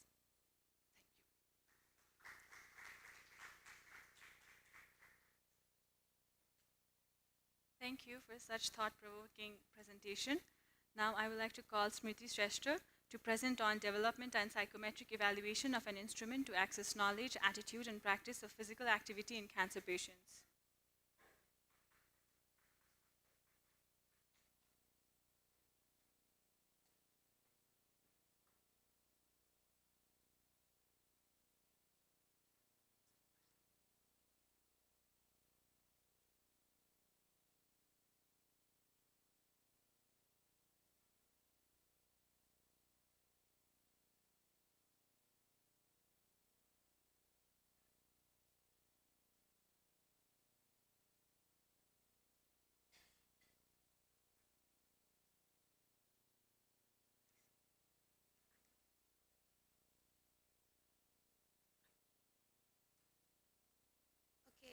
Good afternoon, everyone. My name is Smriti Shrestha, and today I'm here to present my research study titled Development and Psychometric Evaluation of an Instrument to Assess Knowledge, Attitude, and Practice of Physical Activity in Cancer Patients. But before I begin my presentation, I would like to thank KUSMS and Empath Nepal to give me this opportunity to present my research study. Now I shall begin. These are my table of contents. Now let's begin by understanding what cancer is. Cancer refers to a diverse set of diseases where cells grow uncontrollably, invade surrounding tissues, and can spread to other parts of the body, originating from nearly any organ or tissue. Cancer is the second leading cause of death worldwide and continues to become a major contributor to global mortality. As of 2022, cancer plays a substantial factor in deaths worldwide, responsible for roughly 1 in every 6 deaths. According to WHO 2023, globally there were 20 million new cancer cases recorded and 9.7 million cancer deaths, whereas in Nepal, according to Cancer Registry Nepal 2022, 22,008 new cancer cases were recorded and 14,704 deaths were recorded. This increasing number of cancer cases exerts tremendous physical, emotional, and financial strength, not only on individuals, but their family, the society, the environment, as well as the nation as a whole. This causes steady increase in global cancer burden. Now let's understand what physical activity is. Physical activity refers to any bodily movement generated by skeletal muscle contraction that demand energy expenditure, encompassing exercises, occupational tasks, household activities, transportation, and leisure pursuits. So why is physical activity important in cancer? It improves treatment-related complications, physical function and quality of life, and may also lower the risk of reoccurrence and mortality related to cancer. Physical activity also reduces inflammation and insulin associated to some cancer, promote angiogenesis, improving delivery of anti-cancer medications, and strengthen immune cell mobilization. Now that we have established how important physical activity is, why there is a lower physical activity adherence. It is due to limited awareness, lack of support, and also treatment barriers. Now moving on to the need of my study. First, physical activity and cancer. So physical activity is crucial for both prevention and treatment support. There's rising burden. So increased cancer prevalence highlights the need to understand knowledge, attitude, and practice of physical activity because KAP strongly influences the engagement or involvement of physical activity. Awareness gap. There is lack of knowledge calls for education and awareness program. So using KAP, we can identify gaps and then formulate culturally appropriate interventions. And lastly, there is research gap in Nepal. There is no existing data on KAP among cancer patients in Nepal. So, thus, the objective of my study is to develop and psychometrically evaluate a Nepali language questionnaire to assess knowledge, attitude, and practice of physical activity in cancer patients. Now, talking about the methodology, my study was conducted in Bhaktapur Cancer Hospital. It had 3 main steps. First was questionnaire development. Formulation of self-constructed questionnaire to assess knowledge, attitude, and practice of physical activity in cancer patient was done using Cosman guidelines. Then, forward translation was performed. 3 experts independently translated the questionnaire into Nepali. The drafts were then combined and finalized through discussion with all 3 of the authors together. And lastly, psychometric properties were evaluated. First, face and content validity were evaluated by experts. The feedback was incorporated and the revised version was sent for second review. Then the final draft was used to conduct pilot study in 15 cancer patients. First, permission from Bhaktapur Cancer Hospital and Physiotherapy Department was taken. Ethical clearance from KUSMS IRC was taken. Self-developed questionnaire was developed to assess KAP of physical activity. Then, the questionnaire was based on literature review and previous studies and tool based on Cosman guidelines. The questionnaire had 3 different sections. Knowledge, to assess the awareness, such as the definition of physical activity, intensity of physical activity, the importance of physical activity in the management and prevention of cancer. Attitude section has questions related to the perceptions and belief of physical activity in patients, whereas practice involves questions related to the intensity of physical activity, their barriers to participation in physical activity, and the level of physical activity and the intention to maintain or increase the physical activity. Then the 3 experts independently translated the questionnaire. Face and content validity were evaluated by 5 experts. Out of them, 1 of them were an oncologist, 2 of them were chemotherapy specialists, 1 of them was oncology researchers, and 1 was a cardiopulmonary physiotherapist. The feedback was incorporated and the revised version was sent for second review. The final version was used to conduct pilot testing in 15 cancer patients. Now, talking about the result, for validity, content validity was measured by content validity ratio. The content validity ratio value of 0.79 is considered acceptable. In my study, the knowledge-related item had 0.86, attitude 0.95, and practice 1.028, which suggested a strong content validity. Reliability was tested using internal consistency by the formula of Cronbach's alpha. The value for knowledge-related items was 0.85, attitude was 0.88, and practice items was 0.8. As we know, value above 0.7 is considered acceptable, so the study showed high internal consistency as well. Now, moving on to discussion. The Nepali language questionnaire developed in the study showed strong psychometric properties. It is a valid and reliable instrument to assess knowledge, attitude, and practice of physical activity in cancer patients. The instrument effectively captured the patient's understanding of benefit of physical activity, their attitude towards engagement in physical activity, and actual behavior regarding physical activity. These factors are essential for identifying barriers and facilitating interventions as well. A cultural adaptation of assessment tool is critical, and this questionnaire incorporates cultural beliefs, social norms, and healthcare access relevant to Nepali context, making it more appropriate instrument than those developed in Western populations. The availability of a culturally relevant instrument is particularly important because patients' perceptions, attitude, and behavior regarding physical activity may differ substantially due to local and social factors.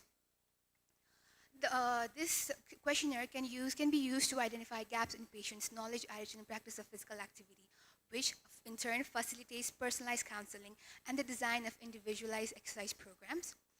It can also help to create culturally relevant and health and rehabilitation strategies by informing health policies and guiding the development of culturally tailored rehabilitation programs. Despite these strengths, the study had some limitations. Pilot study was conducted with a small sample, limiting the generalizability of the findings. And the psychometric evaluations such as construct validity, test reliability, responsiveness should be addressed in the futures. And these are my recommendations for the future study as well. Now lastly, moving on to conclusion, the present study successfully developed and validated a Nepali language questionnaire to assess knowledge, attitude, and practice of physical activity among cancer patients. The tool demonstrated strong validity and reliability, making it suitable for both clinical and research applications. By providing a culturally relevant instrument, this study contributes to improving the assessment of physical activity behavior in cancer care and lays the foundation for designing targeted interventions and informing health policies. With this, I would like to end my presentation. These are my references. And thank you.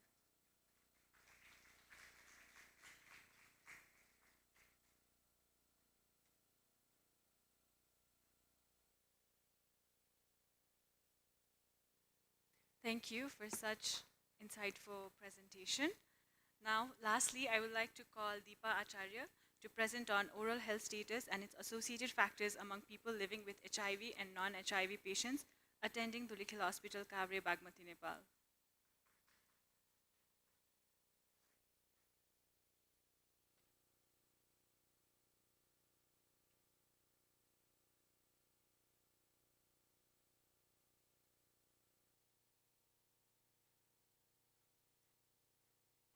Good afternoon and namaste everyone. I'm Dr. Deepa Acharya from currently working as Public Health Officer at Public Health Office, Kavre.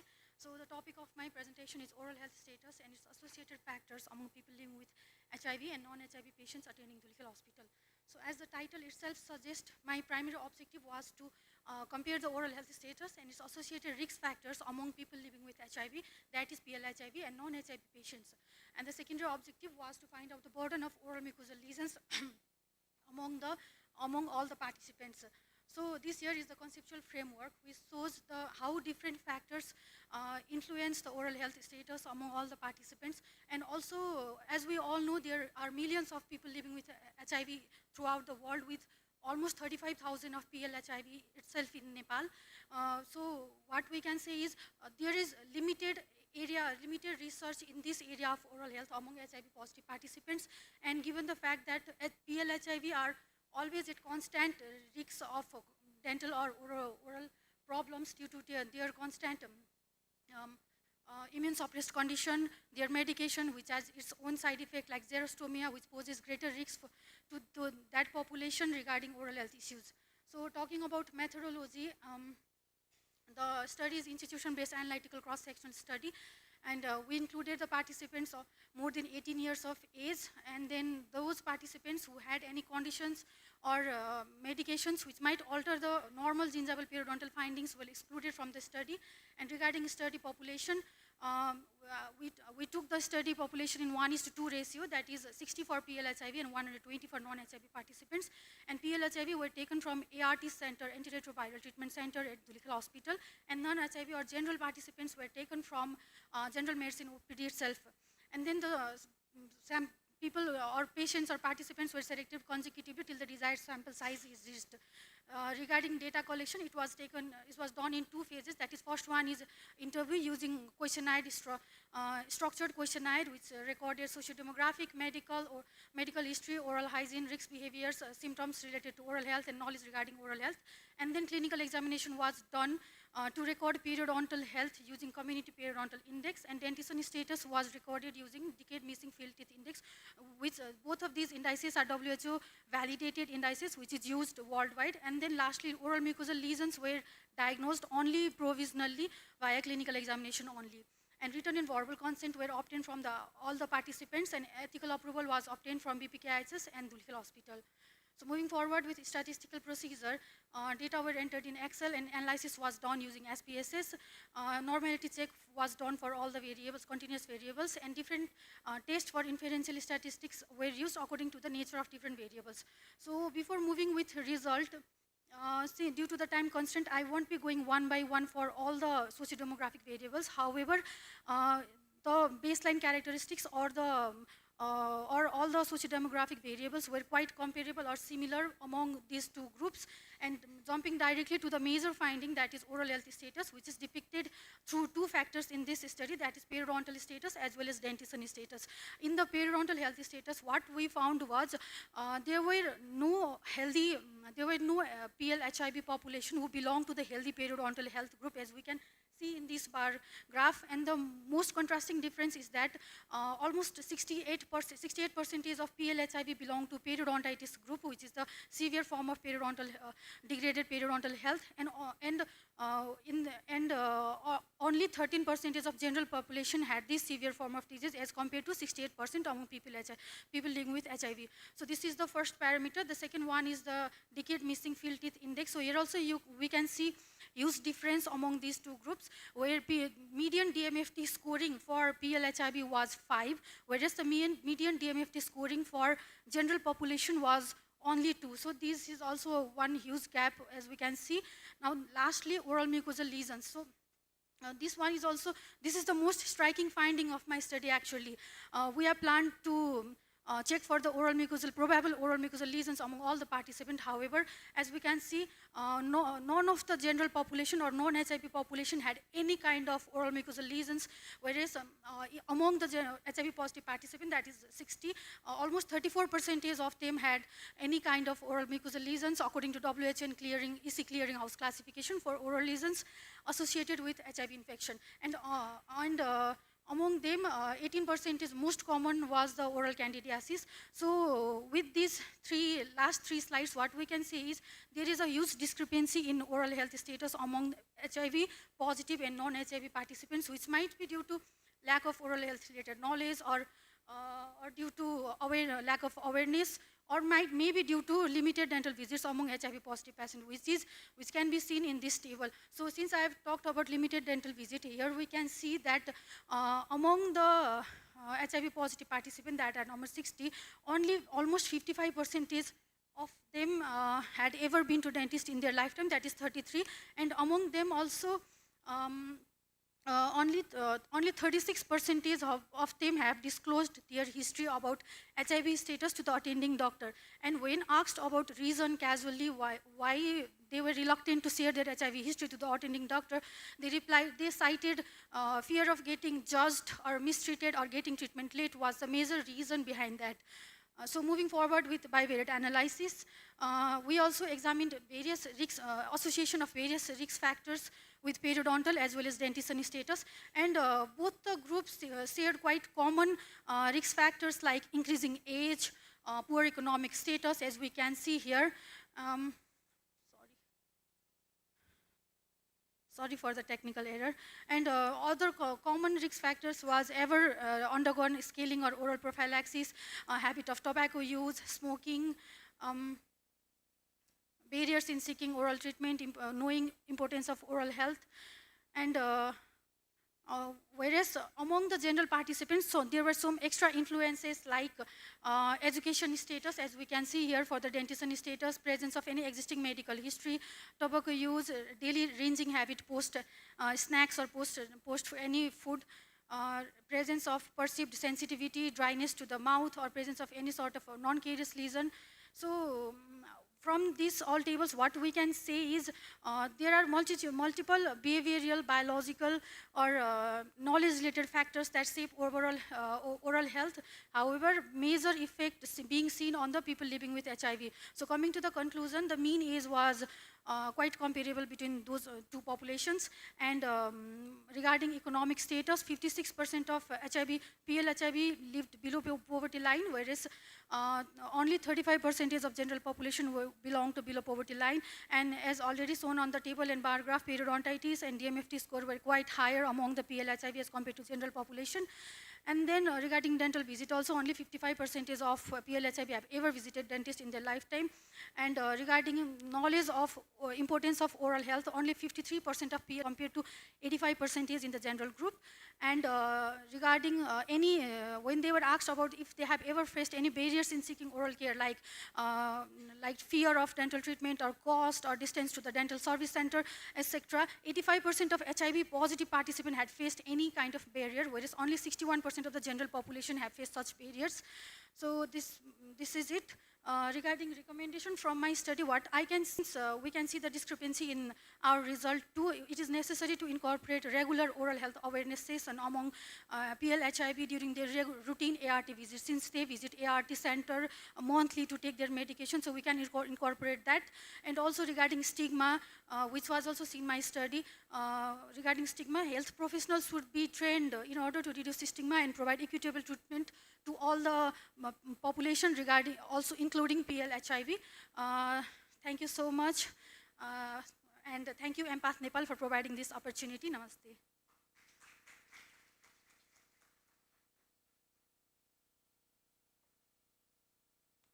Thank you everyone for your wonderful presentations. This concludes our oral presentation. If anyone has any questions, now is the time for any of our presenters.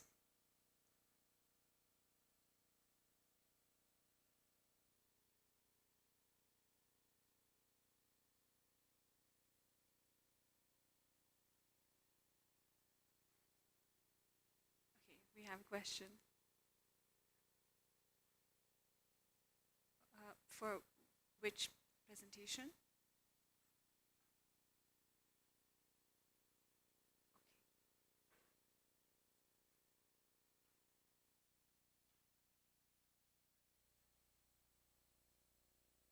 Yes, please.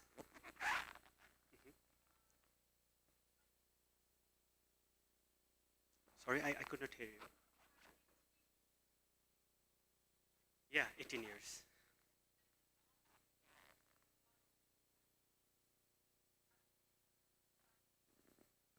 Yes. You mean like those patients who were taking metformin of 18 to 20 years or something? 18 to 30 years. So yes, it is not that common. I can show you one bar diagram.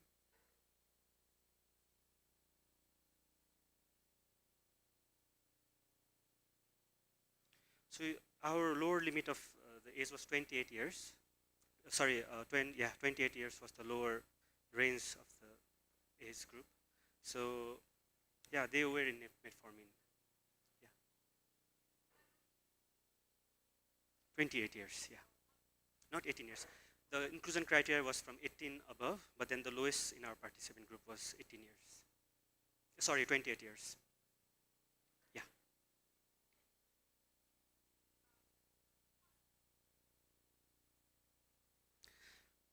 Yeah, that's a very good question, and actually I was expecting that question because the prevalence of the vegetarian diet was 12.9%, and when we try to run this into the bivariable and multivariable model in STATA, the STATA ignored that part because of the less prevalence compared to others, like retinopathy, neuropathy, and other alcohol consumption in smokers, they were very much prevalent, but the Stata could not run that model because of the less prevalence. So we could not see that statistically, we cannot see after adjusting that, we cannot see the predicting p-value for that. So that's the limitation of our study. So for that, we need to increase our sample size, and so that's the part. That's a very nice question. Thank you.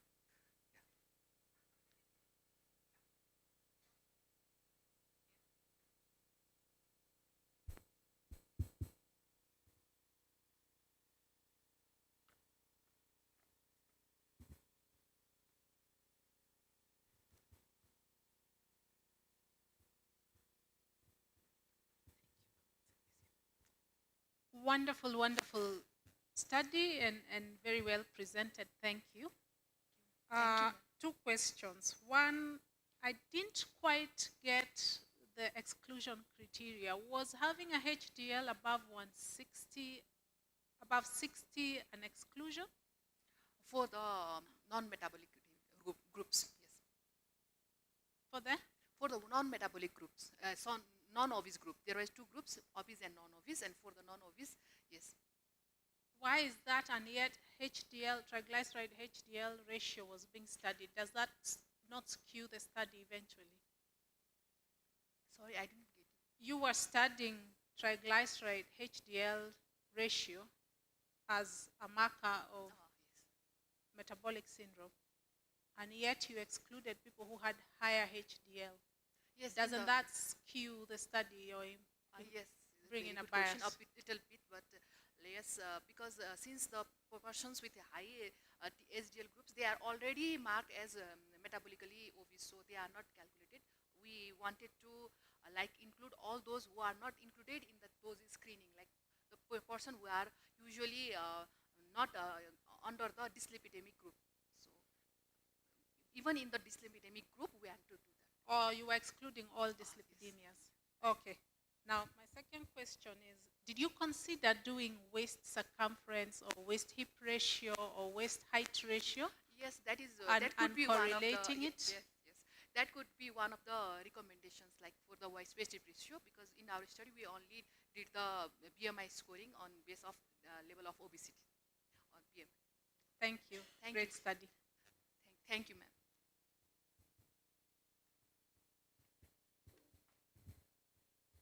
Are there any more questions?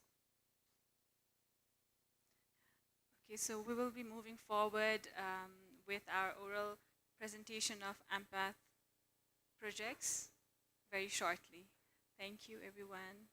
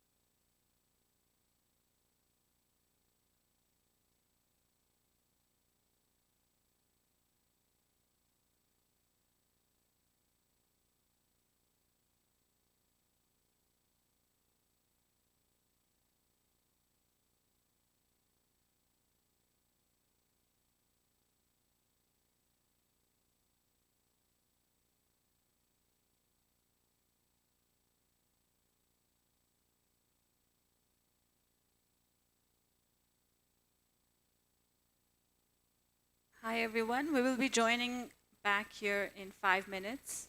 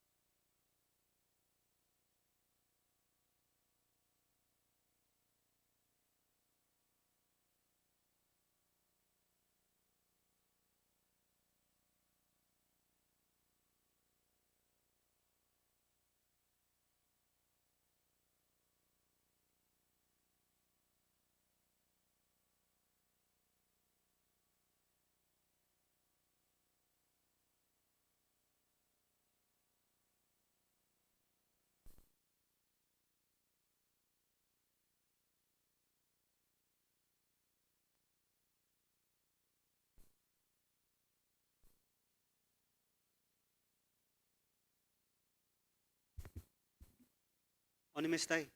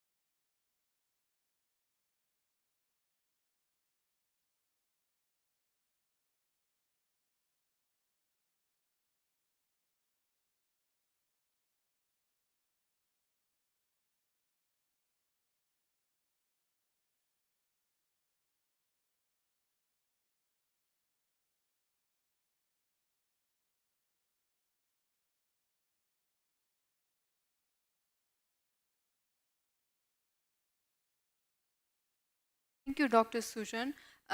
We would have around 2 minutes of our time for question answer. So if anyone have any questions, you can put forward.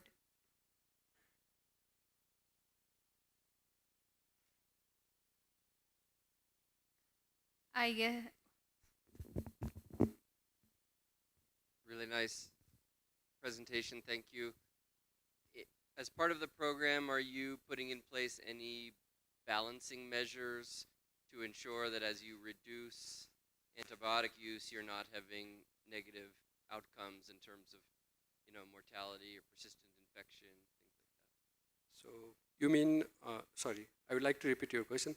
So do you mean that, do we have any baseline data or baseline level of antibiotic use so that we can decide, is it going up or down? Yeah, well, I guess I'm asking, as your goal is to implement an antibiotic stewardship program and control the unnecessary use of antibiotics, are you also measuring that you're not, that you're going too far, right? And you're not treating infections appropriately anymore, or you're having more death from sepsis, for example? Got it. Have you overshot? Got it, yeah. That's a very good question. So the thing is, like, for now, we generally do not go that much far, do not do that much strict, because we do not have in-person infectious disease specialist in our center. So we kind of have a team discussion, and the clinical decision is still on the clinicians. So as you said, like, if we try to restrict so much, that can happen, and most of the time we can go into debate. But still, yeah, we have not seen that kind of things right now. But as per your suggestion, I will take it into my account, and I will try, be more strict and have some reference to with all that. Thank you for the question.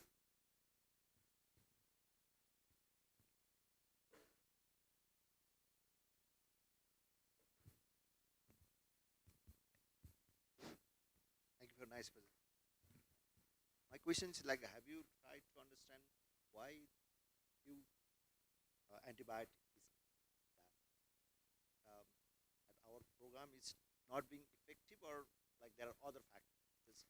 Those use is not only determined by, like, there has fortification. Yes. Those required is have you tried to look into that? Yes, that's a really great point. So the question is, the data shows some kind of increase in some units, but those are the units who have very critical patients, who are very sick patients. So we try to use days of therapy so that it will try to normalize the use of antibiotics. But as you said, like, there will be other factors which we have not taken into account. So that is the limitation of our study. I'm sorry I didn't keep that slide, but yeah, thank you. Thank you for raising that point. Well, one last question for Dr. Sujan. I really appreciate your presentation, and I'm really proud as your medical colleague, as we together graduate together, and really proud of what you're doing in this program. And I just have one question. It kind of may sound funny, but then, have you taken account for the antibiotics that's been used in the meat usually, especially, for example, let's say the boiler chickens that we consume? If you just go just down the road, and there's a chicken farm there just in front of Kashmir University. So I just heard from some of my friends, like, they are giving gentamicin and they're feeding with them. So has EMPATH antimicrobial resistance program also taken some account for the resistance for that also, apart from the hospital? So those community level of factors that really impact in the resistance of what you are doing. Yeah. Thank you, Ashish, for that point. So we have two problems in Nepal. There is One Health approach, but the thing is, like, we get antibiotics from pharmacy easily, no need of prescription. The second thing is haphazard use of antibiotics in animal products. So these two things are, very alarming in our setting. So as Dr. Ashish said, have we done that in community setup? So we try to go to visit for one of the poultry farm, and we have seen very haphazard use of that. We try to counsel them, but they do not know what they are using. So it must go to the policy level making, and they have to limit the supply, or they have to find out other ways. So I think it is a little bit beyond our control for now. Yeah, thank you. I think taking time into consideration, this would be the last question that we can take. Now, moving forward with the next presentation, I would like to call Neha. Her topic for presentation is Group Care for Hypertension and Diabetes Management in Nepal, Engagement and Co-Design of Group Care Model.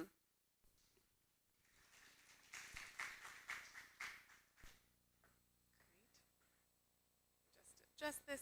Everyone can hear me okay? I have my timer, so I'll be on time. All right, namaste everyone. I'm excited to have the opportunity to talk to you all today about our project with the AMPATH Global NCD Initiative.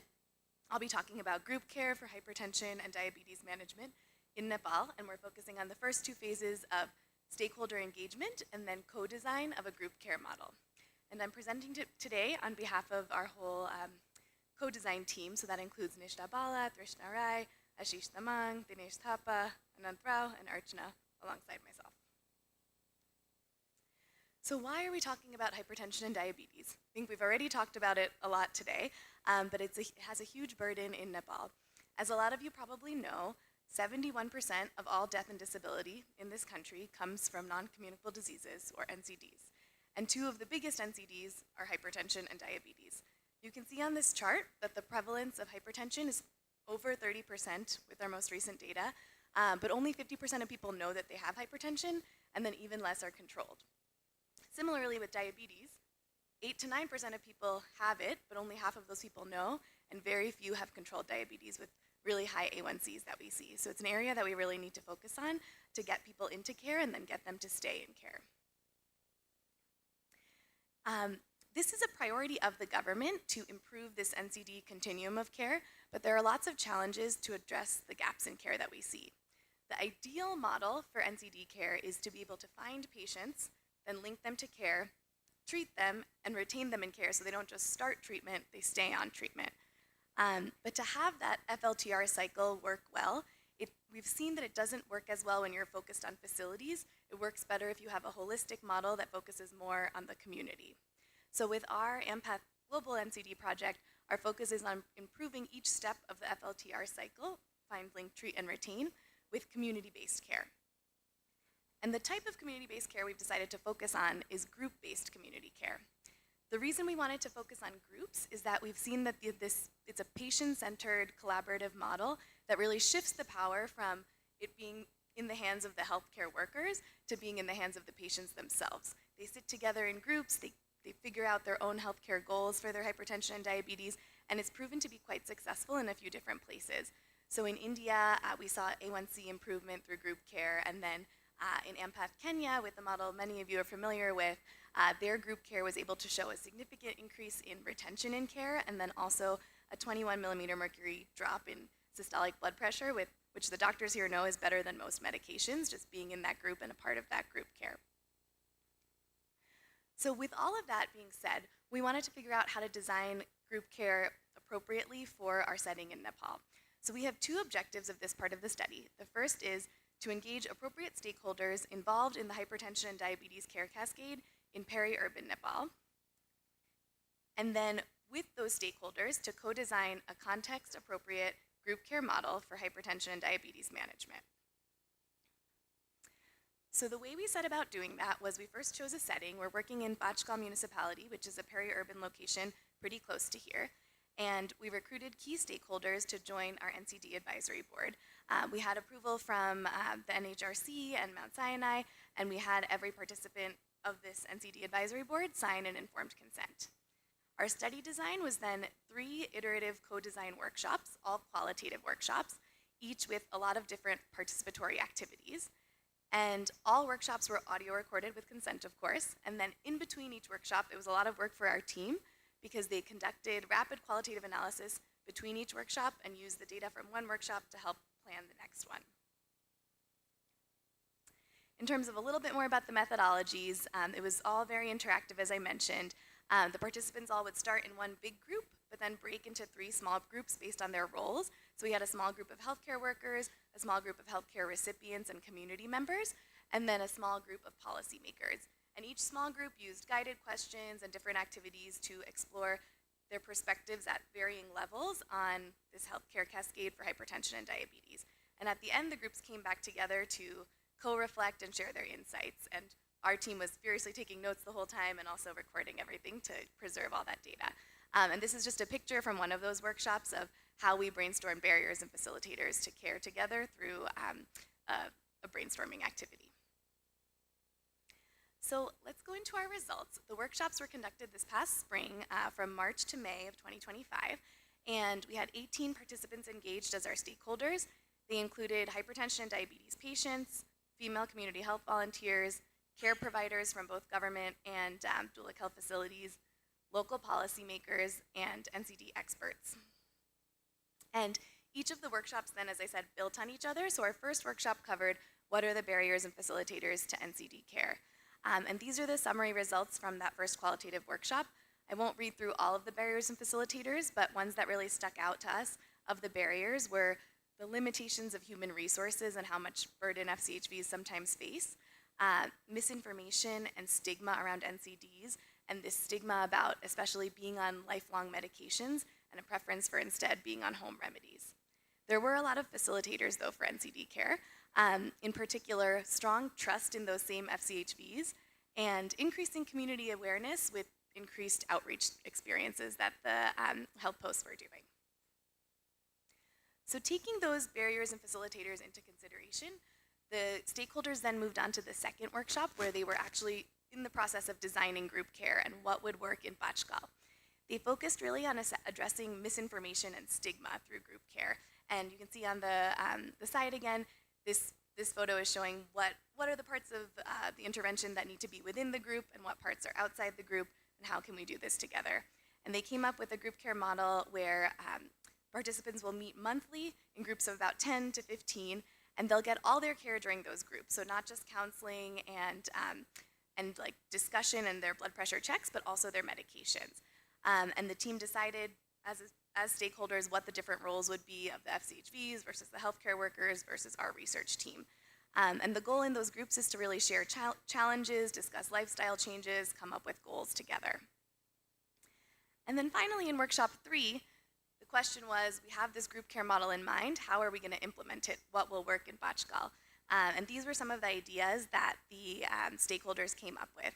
So they wanted, as best we could, to integrate group care into the existing systems, find meeting places that already existed, do it around existing NCD programs, and use a digital tool to track progress. They also wanted us to develop some more audio-visual materials for counseling, which we're working on now. So those are the results of those 3 workshops. And overall, it felt like a big success for us. We felt like co-design workshops were a successful way to really assess local barriers and facilitators to care, and then create a locally tailored group care model. In terms of our next steps, we're completing a similar co-design process in Tamakoshi, a rural setting, and then developing our group care intervention model manuals to be able to test the feasibility in a pilot trial that'll be happening next year. Apologies, I went slightly over time, but thank you.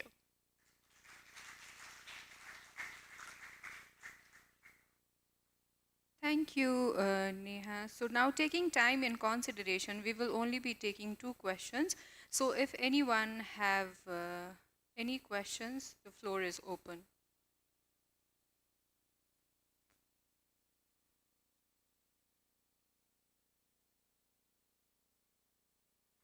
Thank you, Neha, for nice presentations.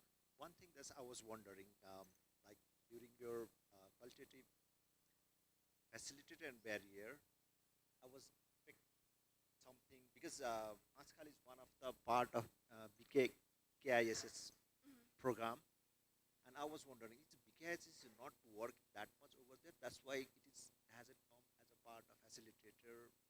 Because that could be the one of the facilitator for whatever you want to do at the community level, but because it's a finding. But I was wondering, like, that Bachkal is not that work that much. That's why they are not finding that contain whatever group they have done? Yeah, no, that's a great question. So just for reference, BKHCCI is a hypertension protocol that's being used in a lot of the Kavre district, and Pachkala is one of the places that they're using it. So I didn't explicitly mention it in the facilitators, but they were saying the dedicated NCD campaigns and the increased community awareness were related to that. So there's already some hypertension work going on that they're doing well, and now we're trying to build on it. So that definitely was part of the facilitators. And like whenever you are designing, like how you are planning to trigger that. It's one of the part of BKH is they are also focusing hypertension and diabetes. They haven't said, but they are working on diabetes. And it also contains the, though it's a facility-based program, but they are supposed to do the community work also. So probably complement whatever they are trying to do and combine effect. No, that's also a great point. They really wanted to integrate things into the existing system, so we're definitely planning to use their protocol for all the care delivery side of things and the medication management, but then if we can move some of that care into the groups, which might be at the health post, but might be somewhere more convenient for patients, that's what we're trying to shift a little bit. No, I'm only allowed one more person. Go ahead.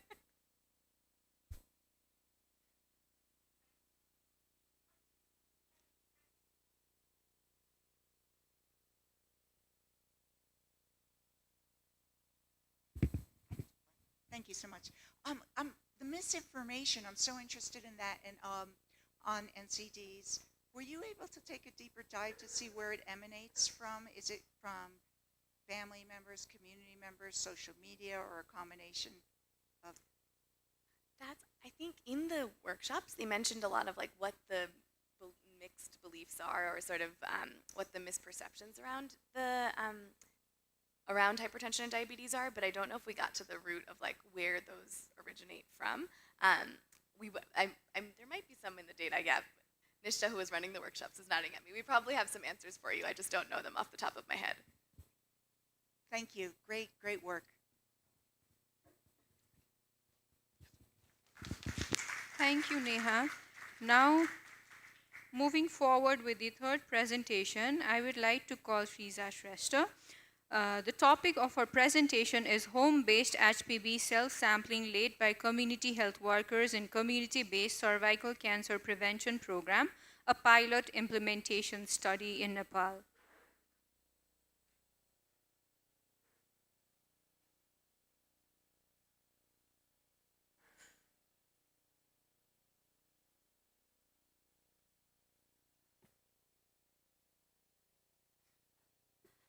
Good afternoon, everyone. I'm Shriza Shrestha, and I previously worked as a project coordinator in the cervical cancer prevention program in rural Nepal. Today I'm going to present the findings of our implementation study on behalf of Dr. Sakya, as today she is busy with the OT schedule. So today I'm here to represent the findings of our implementation study entitled Cervical Cancer Prevention Program in Rural Nepal, expanding reach through community health workers and implementation pilot study.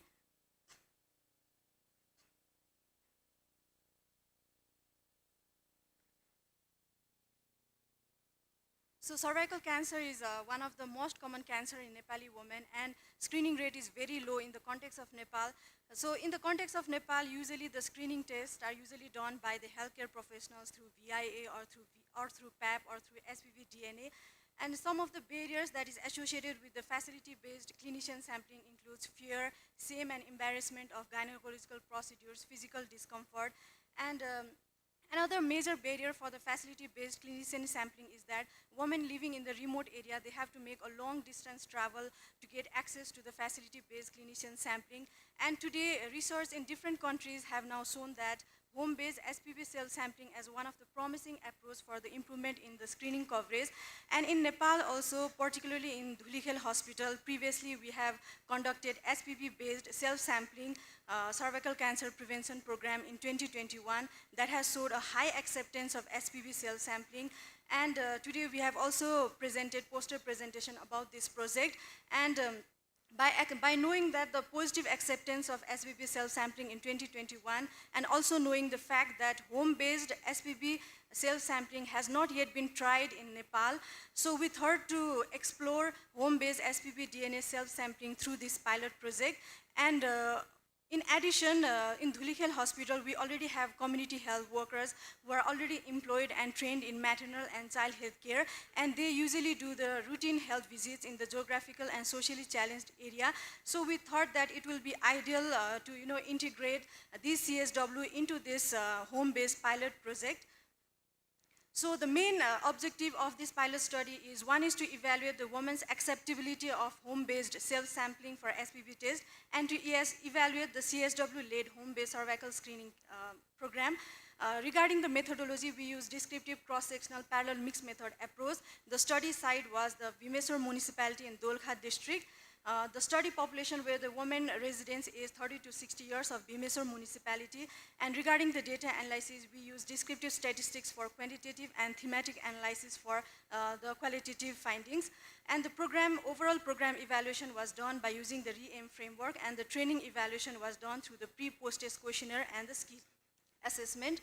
So for this pilot project, initially we provided a one-day orientation and training program to the 13 CSW at Dolkha Hospital.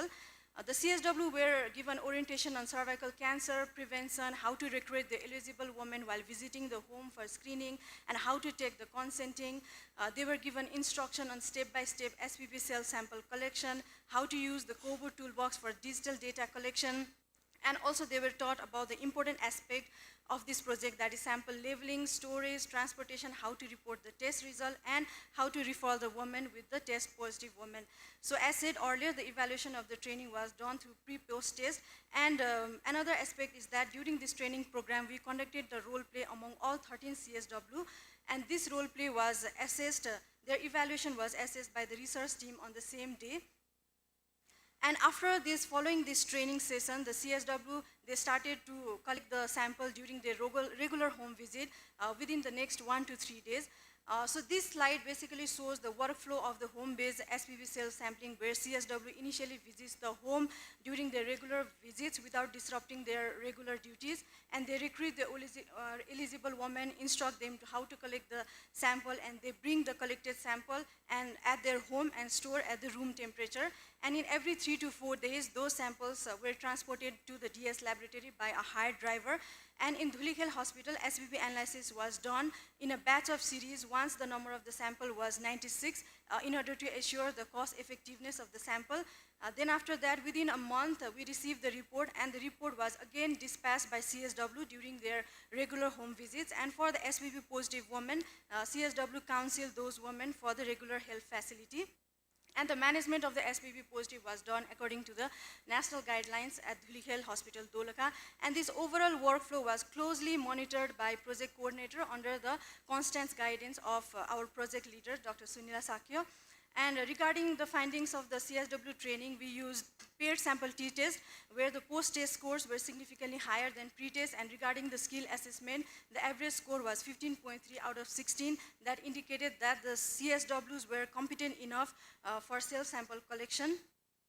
So talking briefly about this flow chart, the total number of the women approached by CSW in the home visit was 426, and out of them, 12 were not eligible for the test, while 26 of the women were eligible, but CSW could not recruit them because 20 were not present at home, 3 had a menstrual period, and 3 preferred clinician sampling. So CSW only recruited and consented 388 women. And one of the important aspects of this study is that all of those women CSW recruited and consented for the screening were 100% successful in providing the self-sample collection. So our screening coverage of this study is 94%. And another important part of this study is that we received 100% valid SBB test result. That means the there was no any samples discarded in the laboratory because of contamination or invalid results.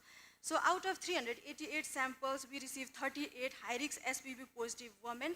And another important findings of this study is that we were able to achieve 100% follow-up and then treatment of all those 38 cases, mostly at the Dolkha Hospital.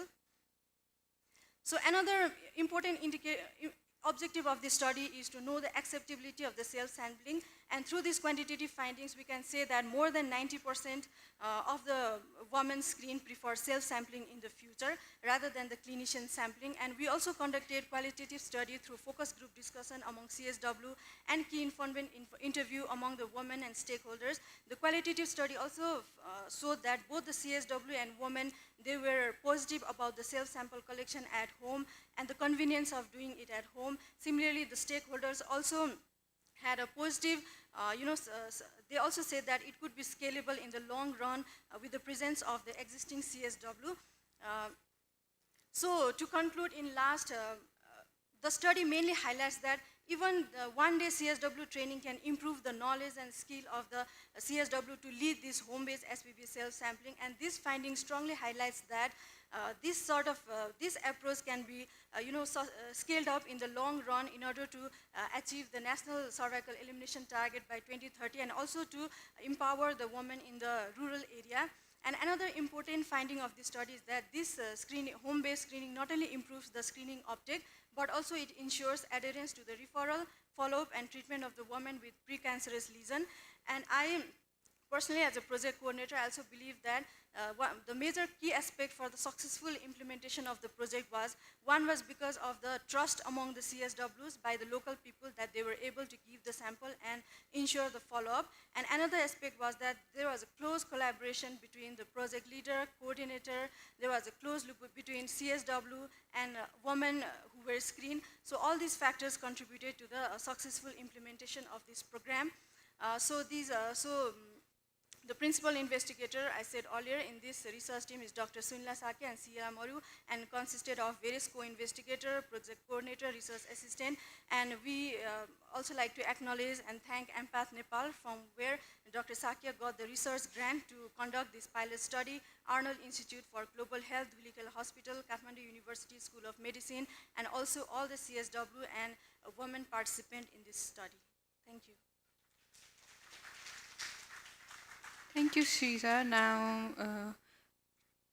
looking at the time, we can only take one question. So, if anyone have any question, we would want you to be very brief and put your question forward. The floor is open now.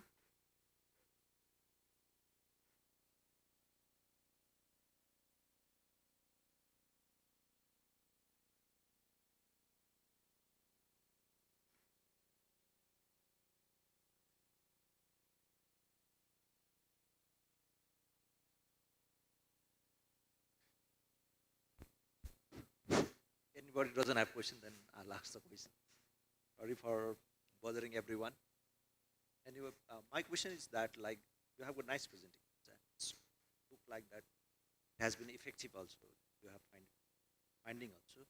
As you mentioned that it's you have done the evaluation of REM also. But I want to mainly focus on maintenance part. That how do you think that it's possible to maintenance or like sustainability of this project will be for Nepal government or uptake by the Nepal government? Thank you for the question, sir.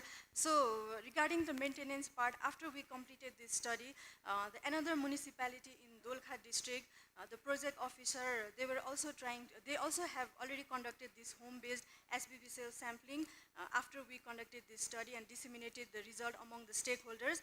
And they have already done, and they are now asking Dhulikhel Hospital for the collaboration to manage, the HPV positive women. So after we have disseminated this result, in another municipality of Dolkha Hospital, they have now tried this SPV self-sampling by the woman herself.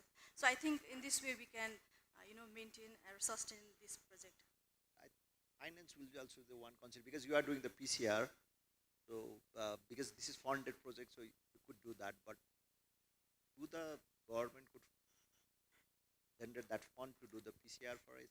Yes, sir. Previously in 2081 also, in Dolkha Hospital, the Family Welfare Division have provided around 4,000 kits, and they have successfully conducted tests among, I guess it's 2,235 tests were already done in Bhimisar municipality, but that was not self-sampling. At that time, it was provider-collected sampling in a camp-based form. And in that project also, for the management of the positive cases, we did the collaboration with the Dhulikhel Hospital. So I think we have that paper poster presentation to today as well.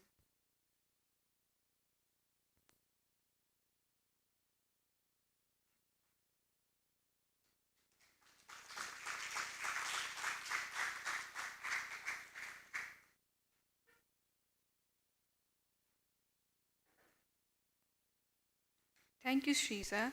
Now moving forward with next presentation, I would like to call Shreya. Her topic of presentation is Developing a Comprehensive Adolescent Health Needs Assessment in Dhulikhel Hospital.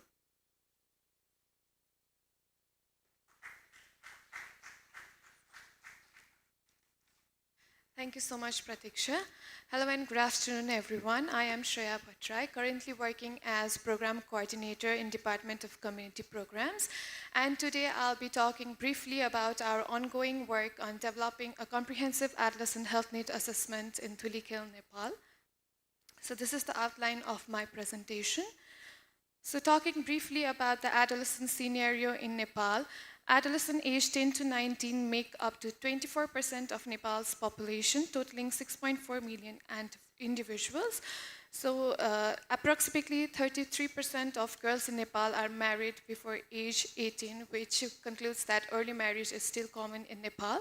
And mental health concerns is also a problem or the challenges in Nepal, as 5.2% of adolescents in Nepal have mental disorders, with 4% reporting suicidal thoughts.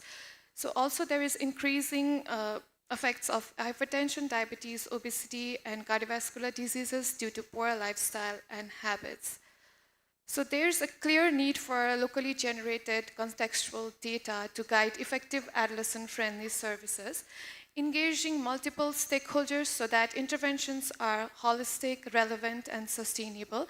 This study also lays the foundation for a long-term adolescent health assessment that can help track changes and inequalities over time. Talking about our overall objective is to co-design and pilot the adolescent health need assessment.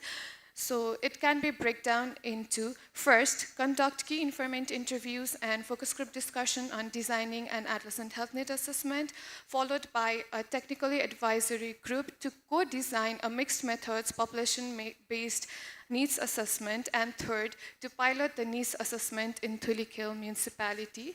So today, as it's our ongoing work, so I'll be focusing on the first, that is exploring the key health challenges faced by adolescents and also the best methods for conducting an adolescent health needs assessment. Talking about the methodologies, so the study site was Dhulikhel municipality itself, and we used participatory, community-based, and collaborative approaches. We have completed the 19 key informant interviews with the stakeholders and 12 art-based focus group discussions with the adolescents. So the art-based focus group discussions included the methods like engaging icebreakers, creative art sessions, participatory voting, and followed by the structured discussions. So during the pre-test, we experienced various challenges with the participation of adolescents in the discussions. That's why we changed our approach to the art-based participatory discussions. And regarding the consent, we also had the challenges, the geographical and the timing limitations. So we have a waiver for the parental permission, and to ensure the transparency, we do have an information sheet that is provided to the parents. So the discussions were mainly focused on the 8 domains of the National Adolescent and Development Strategy. So due to the time limitation, we'll be discussing only the 2 main findings, that is on sexual and reproductive health and mental health. So we had deductive thematic analysis. So talking about the key findings through the KIIs, the perception of adults in regarding the adolescent health challenges were mainly puberty, menstrual health, attraction, and relationships, with the importance of need of education and awareness in regards to both the adolescents and to the parents. Similarly, the mental health challenges were identified as stress, anxiety, gender norms, the differences between the genders, and violence and harassment, which could lead to suicidality. So similarly, we had a discussion with adolescents, and the perception of adolescents was quite similar to the adults' perception, but there was difference that they identified the major challenges as their bodily changes because they didn't have any prior information or knowledge regarding it. And then also the main stress causing to them, which was leading to mental health illness, were due to the feeling of judgment, due to their body image and the growth and development, so which would lead to the mental health stress. So the best place for data collection were identified school and during the daytime, that is during school hours, and also the questioning approaches that was identified was distinct approaches that should be differentiated between early and late adolescence. This was majorly the findings from the adult's perception, that is KII, and few findings were aligned with the KII and FGTs. That is, the age and the gender of researcher really mattered during the intervention or any needs assessment that was going through, as the adolescent could feel more comfortable with the researcher of their same age or gender, similar age. And however, there was an interesting finding regarding the consent and involvement of parents in the assessment. That is, even the adults they had a distinct or differentiate findings regarding the consent. Few agreed that the consent was required, while few agreed that it is not required. And adolescent, they were anonymous that the parents' involvement and consent is quite not required because they are actually scared when the parents are involved with them and they would not be able to answer freely to any of the questions asked. So, as I said, it's an ongoing work. So the next step for us is to form a technical advisory group that will be based on the findings that we have from the KII and the FGTs, to co-design an age-appropriate, culturally sensitive assessment tool that reflects adolescents' real needs. And then after collectively designing a need assessment tool, we'll be piloting it to identify the health needs and priorities of adolescents and then evaluate the need assessment to scale up to a provincial assessment. So in conclusion, that KII and FGD participants identified sexual and reproductive health and mental health as key challenges, focusing on the researchers' characteristics to be kept in mind during the assessment and different views on parental consent and involvement. As we all know that traditional research methods has limited the participation for the adolescents by not encouraging them on openly sharing their perceptions. So this participatory approach can be a replicable model for adolescent health research in Nepal and similar settings.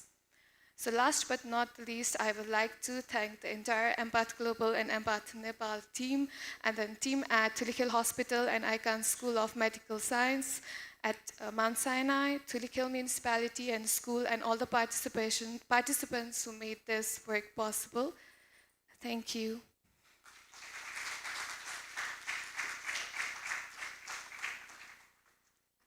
Thank you, Shreya. Now we have floor open for our question and answer. So if anyone have any question, please make sure to keep it very brief, and we will be taking only 2 questions.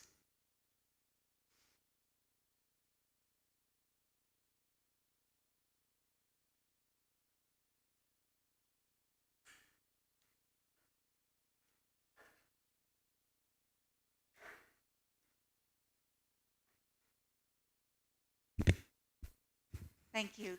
The requirement that the parents provide permission seemed to have been a problem, yes? Do you think there was a bias in a selection bias? Were there some parents unwilling to provide permission? Actually, the challenge was not in the permission by the parents. It was to access and to bring the parents, because initially we had in our protocol to meet parents in person for the consent, but due to the geographical and timing limitations, we couldn't meet them in person. So actually what we did was we requested for the waiver for parental consent, and then so that the transparency could be maintained, we developed an information sheet which briefly included about our work and what we are doing, and then we sent it the information sheet we send with the students to the parents.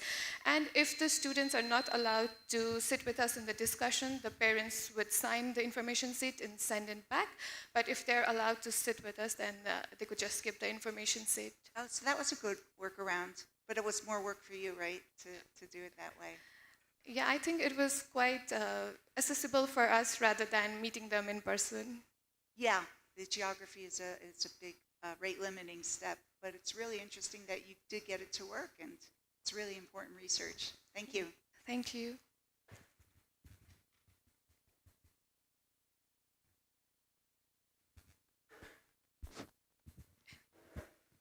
Nobody is asking, then I'd like to ask one question regarding that. You have done this research to identify, do the need assessment, and I think Nepal government has also done the quantitative assessment of survey. They have done adolescent survey or youth survey, something like that. So, are you going to compare your finding with that also? That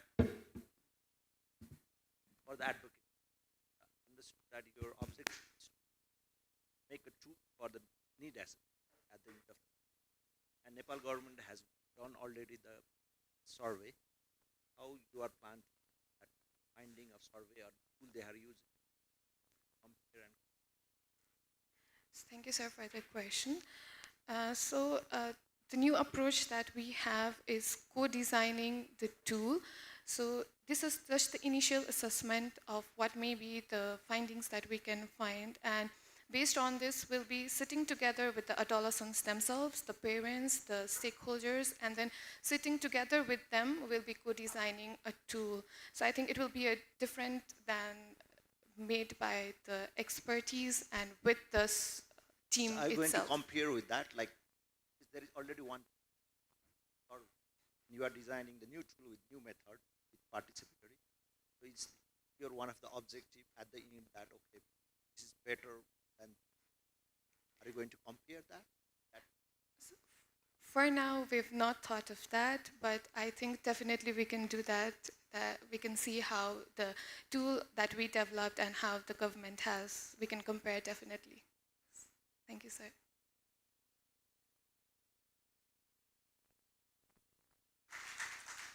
Thank you, Shreya. Now we have another presentation. For the presentation, I would like to call Krishna. Her title of presentation is Enhancing Emergency Medicine Services at Rural Outreach Centers, a comprehensive need assessment for Project ECO education program.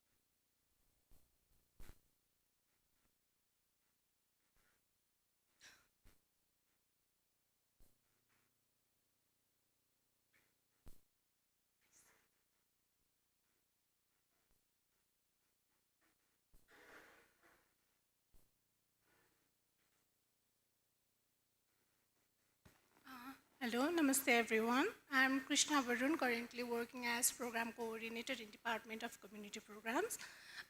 Today's topic for presentation is Enhancing Emergency Medicine Services at Rural Outreach Centers, a comprehensive need assessment for Project ECO education program. For introduction, Nepal has limited development of emergency services with limited experience in the healthcare providers regarding emergency training and including the resources. These gaps has underscored an urgent need for targeted education and capacity building in emergency care. Project ECO addresses these challenges and helps through telementoring model for collaborating, learning, enhancing skill, knowledge, and reducing healthcare disparities in remote areas. For Project ECHO, ECHO stands for Extension for Community Healthcare Outcomes. It is a telementoring model linking rural healthcare providers with specialists who facilitate a guided mentorship and case-based learning. Project ECHO has been proven globally to improve the capacity, confidence, and patient care outcomes in various studies. The main objective of our study is to assist emergency medicine training needs for development of a Project ECHO program for rural healthcare providers at Dulikhel Hospital outreach centers. We opted for a cross-sectional survey among 18 outreach centers of Dulikhel Hospital across 5 districts. A structured REDCap questionnaire was used for the data collection through interviews. Descriptive statistics was used. Ethical approval was obtained from NHRC, QSMS, and Mount Sinai. It includes the 18 outreach centers of Dulikhel Hospital with their geographical locations. Regarding the findings, we conducted interview among 60 outreach healthcare providers, which consisted of health assistants, ANMs, registered nurses, and medical officers. Among them, they had years of practice from less than 1 year to the people who were working for more than 15 years in the outreach centers of Dulikhel Hospital. And the findings regarding our emergency medicine training, why it is the reasons that it is difficult to provide care in outreach centers included lack of training and knowledge, unavailability of the diagnostic test, lack of medicine, lack of available staff, and lack of guidelines and protocols for the emergency care services. And the factors that made rural practice challenging included insufficient training of healthcare staff regarding emergency care services, lack of supplies, lack of support from the system, isolation, and others included negative practice, lack of support from staff. Priority training topics in Project ECHO, we obtained this from the participants. This includes, most of the cases that are referred from outreach centers to other tertiary hospitals. We commenced that and obtained these priority training topics. For discussion, as we know, 78% of population are living in rural areas with major gaps in training. And effective emergency care delivery has been barrier to provide effective emergency care delivery. Our study found that insufficient training, limited resources, and lack of clinical guidelines are the major factors, which is consistent with other many studies conducted in Zambia and from other global reviews. Project ECHO offers an innovative and scalable solution to address the shortage of trained emergency care providers by using available technology and virtual trainings to enhance education and mentorship. Progress till date, we have concluded our first phase of the project, and we are in our second phase of project. The yearly session started in January, and it will be concluded in December. Acknowledgement. I would like to thank Department of Community Health Programs and Emergency Department for providing their expertise during the sessions. Friends from Patton Hospital who has been providing their specialty and guidance, and all the outreach centers participants for their valuable time and insights during the sessions. Thank you.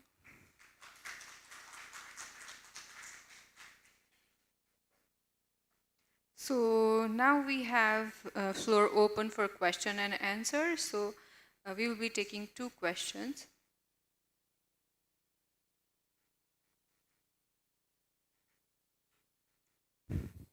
Hi, thank you so much for the great presentation.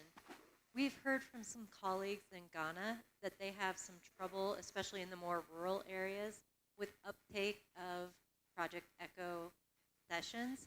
I wondered if you had some similar experiences. Some of the reasons were due to lack of internet connectivity, but also there was a cultural trend towards wanting to be in person with people and not feeling comfortable just doing online training. Did you find that as well, or is that not an issue? Yes, actually, we are also having not problems. It is challenging to include them in Zoom sessions and gather them, all the participants in for the Zoom sessions. Most of them complain of having internet interruptions, and most of them, in our opinion, most of the outreach center staff of Tulikhel Hospital, they have been working for a very long time, and they update with the technology. I think that can be one of the major problem from their side for attending the sessions in ECHO. Thank you.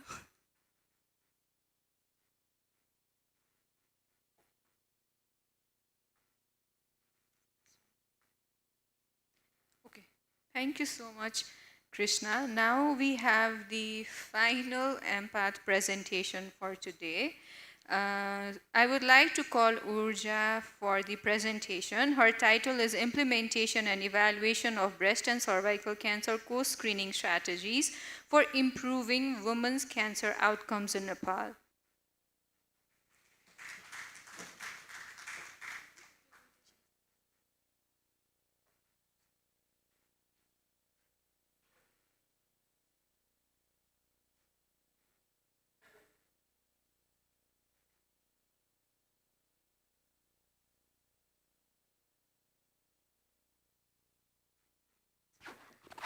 Good afternoon, everyone. This is Urja Rengme. It's an honor to present in front of you all in the topic Implementation and Evaluation of Breast and Cervical Cancer Co-Screening Strategies for Improving Women's Cancer Outcomes in Nepal. So these are our team. In Nepal, breast and cervical cancer is the most common in terms of both incidence and mortality. World Health Organization has launched cervical cancer elimination of 1970-90 approach, which means to vaccinate 90% of the girls, to screen 70% of the women, and to treat 90% of the women who tested positive in the screening. Various research has also shows that regular cervical cancer screening at least every 5 years prevents 70% of the cervical cancer related deaths. However, in Nepal, only 22% of the health facilities offer cervical cancer screening services, and only 11% of the women aged 30 to 49 years are ever screened for cervical cancer, whereas only 6.5% of them are ever screened for breast cancer. So the main objective of this study is to implement and evaluate breast and cervical cancer co-screening strategies for prevention and control of cervical and breast cancer in Nepal. We aim to screen 15,000 women for both cervical and breast cancer, where HPV self-sampling will be done on 5,000 women, and we will do a VIA, visual inspection for acetic acid, for 10,000 women in cervical cancer screening, whereas for breast cancer screening, we will be doing clinical breast examination. We aim to screen 70% of the eligible population as of WHO's target and treat all the screen positives.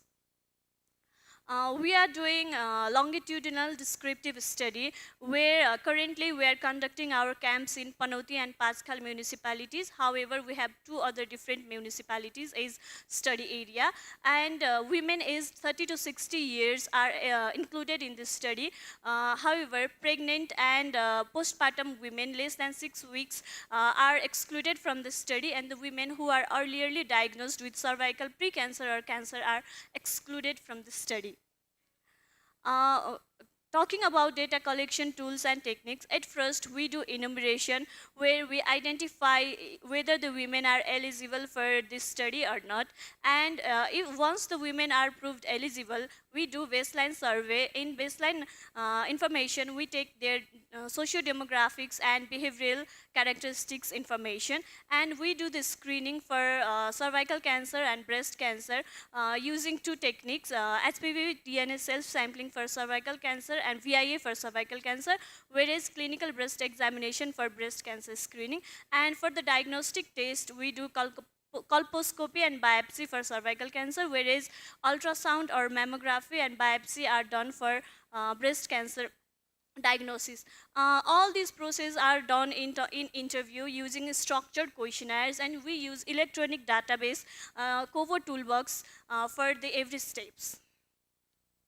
So the whole steps is the community engagement. As we are doing our camps based on community, we have the community engagement approach. At first, we do local community partnership with the municipalities and wards office, and then we conduct health worker trainings, including the project staffs and the government health workers. We also train the female community health volunteers for awareness raising activities, and then we recruit a local local enumerator who visits every household and determine whether the women are eligible for cervical cancer screening or not. Once they are proved eligible, they are given a card where they have unique identifiers. They come in the camp bringing that card, and we undergo the baseline screenings and the camp itself there. And once the women are tested positive in the camp, we refer them to the local health facilities where the health workers are already trained in performing the screening tests, and if needed, they are referred to the Dhulikhel hospital. Let's talk about the characteristics of women who we have screened. The mean age is 42.8 with standard deviation of 8.8. About 60% of the women belonged to Brahmin and Kshetra ethnicity, and 83% of them followed Hindu religion. About 60% of the women follow agriculture, whereas the main distance from health facilities to the women's household is about 30 minutes, and about 45% of the women had social insurance. So let's talk about the breast cancer screening outcome. From till March 20 to October 18, 2025, we screened 2,503 women for breast cancer using clinical breast examination, and the positivity rate is 10%. They are referred from ultrasound and mammography, and these ultrasounds and mammography are performed at Dhulikhel Hospital. So till now, 4 of the cases are found suspicious, but none of them are related to cancer, and we have 1 biopsy case is still remaining. So for cervical cancer screening, using HPV testing, we screened 1,539 women, and the test positivity for HPV DNA is 4.6%.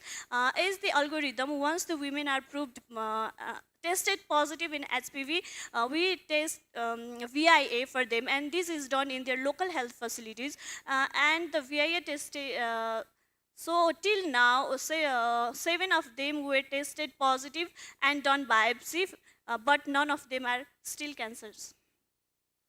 And for VIA, we screened 844 women, and the positivity rate for VIA is almost same as that of HPV, that is 4.5%, and 1 cases of chronic cervicitis was identified. So to conclude, community engagement strategies is boosting screening and treatment uptake among the women of these 2 municipalities where we are conducting camp, and we have achieved almost 65% of the screening coverage, which is almost like that of WHO's target for breast and cervical cancer screening. Thank you.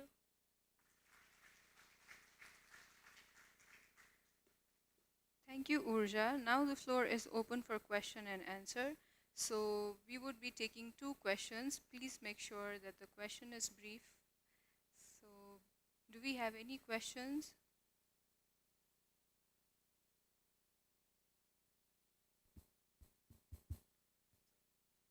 Thank you. Really nice presentation. The really impressive numbers and reach of screening you're getting is, maybe I'm not understanding, is it the camp? Can you explain the camp model?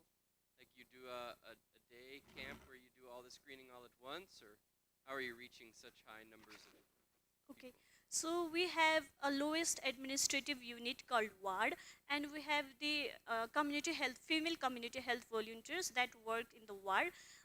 There are about 6 to 7 female community health volunteers in one ward, that is lowest administrative unit.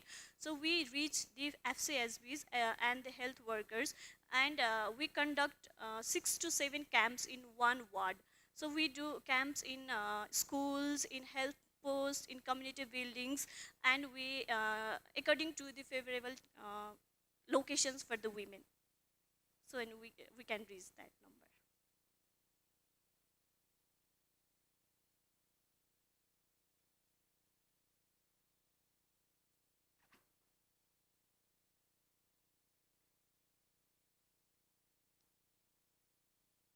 Okay, if we do not have any questions, then I think we can end the session now. Thank you, Urja.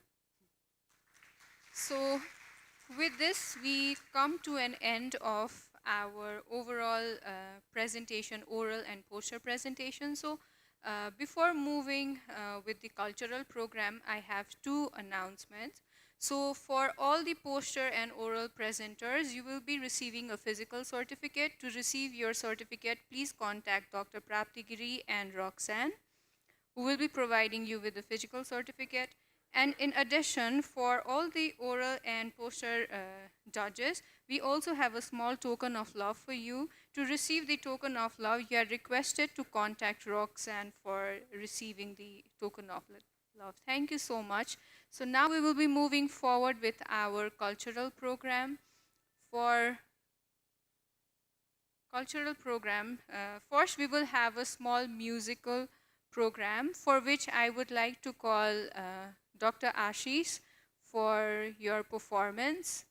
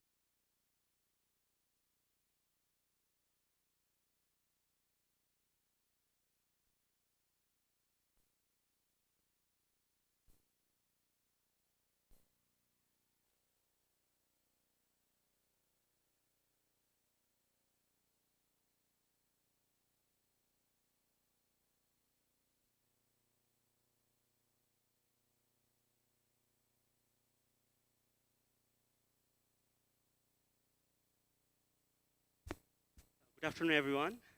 Sorry for all this technical time that I'm taking. Thought that it would be a break, but then just jump into the musical session. Just 1 minute, please.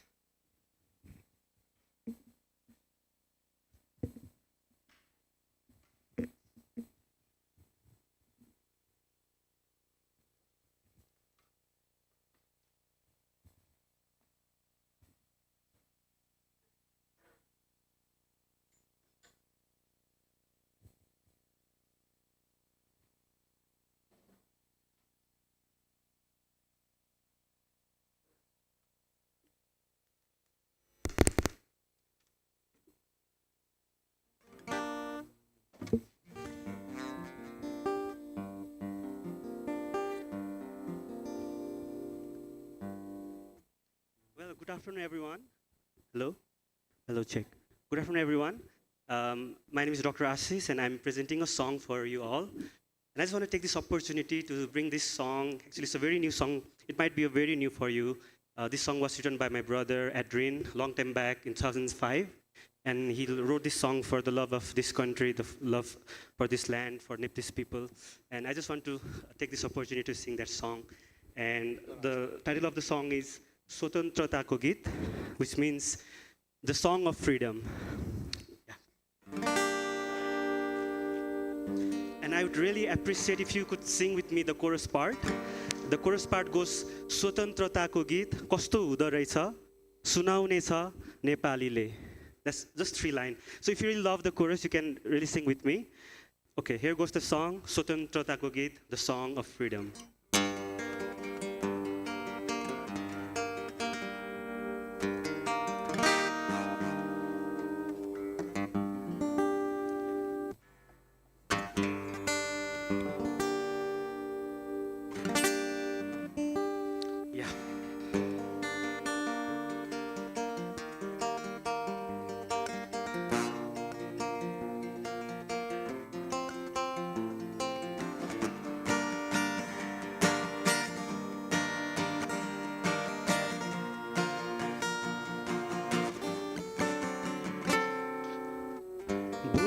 छैन फेरि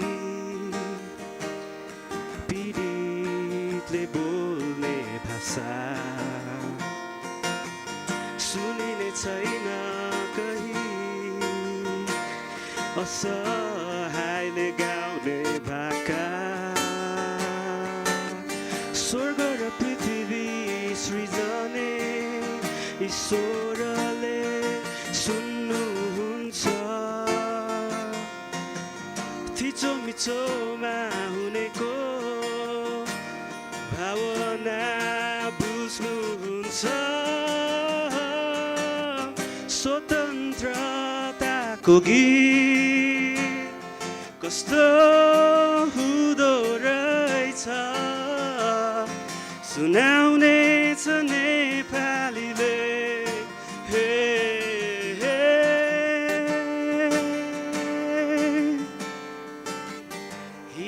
छैन फेरि यात्रीले झैयो बाटो हाम्रै हुनेछ उब्जनी हाम्रै भूमिको माटो कसैले रोकेर रोकिन्न गोलो छ पृथ्वी पाउनु पर्ने हिसाब पाउनेछ सबैले आफ्नै आफ्नो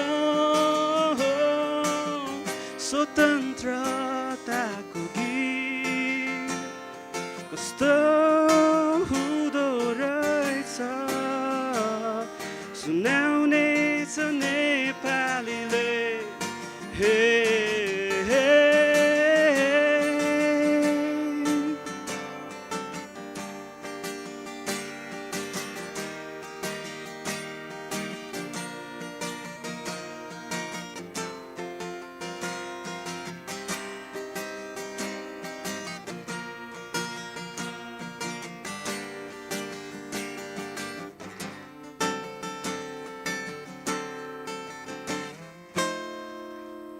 मेरो जाति र माटो मैले बोल्ने भाषा यो गाउँ र सहर मेरो स्वतन्त्रता मेरो जाति र माटो मैले बोल्ने भाषा यो गाउँ र सहर मेरो स्वतन्त्रता खुसी नै छैन यो कहिले मबाट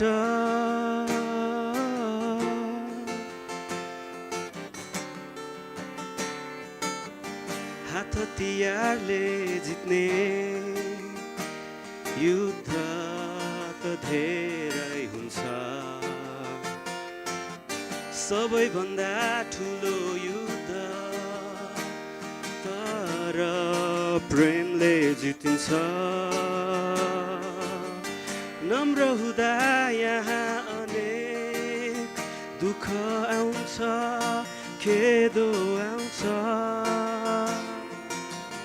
नम्रको पक्षमा तर यहाँ सारा स्वर्गै हुन्छ स्वतन्त्रताको गीत कस्तो हुँदो रहेछ सुनाउने छ नेपालीले हे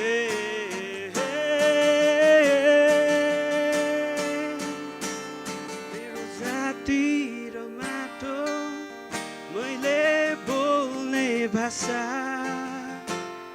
यो गाउँ र सहर मेरो स्वतन्त्रता मेरो जाति र माटो मैले बोल्ने भाषा यो गाउँ र सहर मेरो स्वतन्त्रता खोसिने छैन यो कहिले मबाट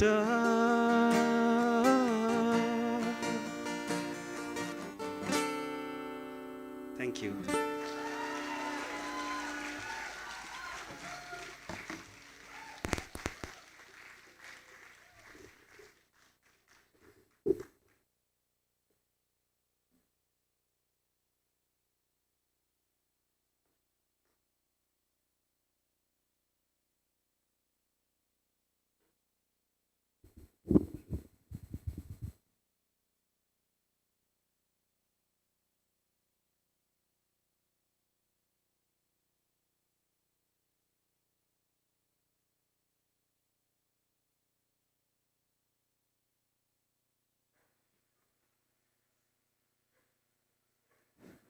Hello.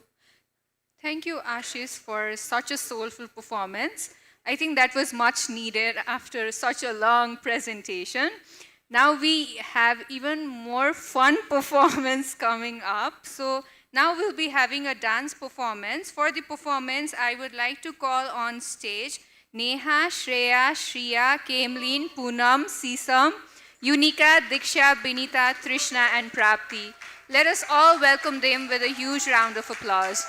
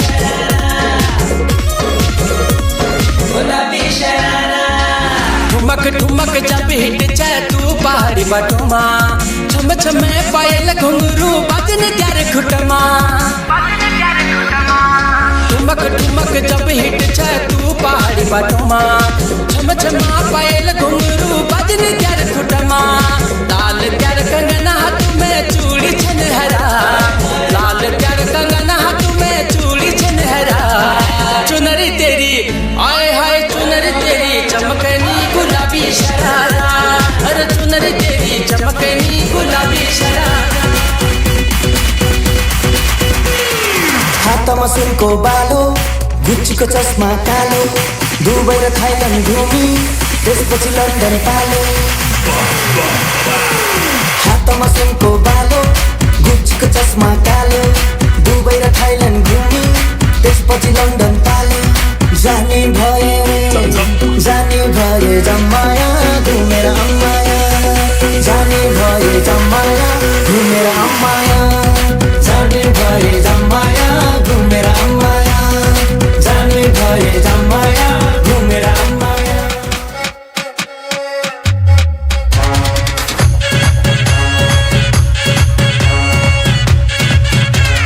के हो तिम्रो नाम बहिनी परिचय पाम हिमाल जस्तै रहेछौ तिमी बिहानीको घाम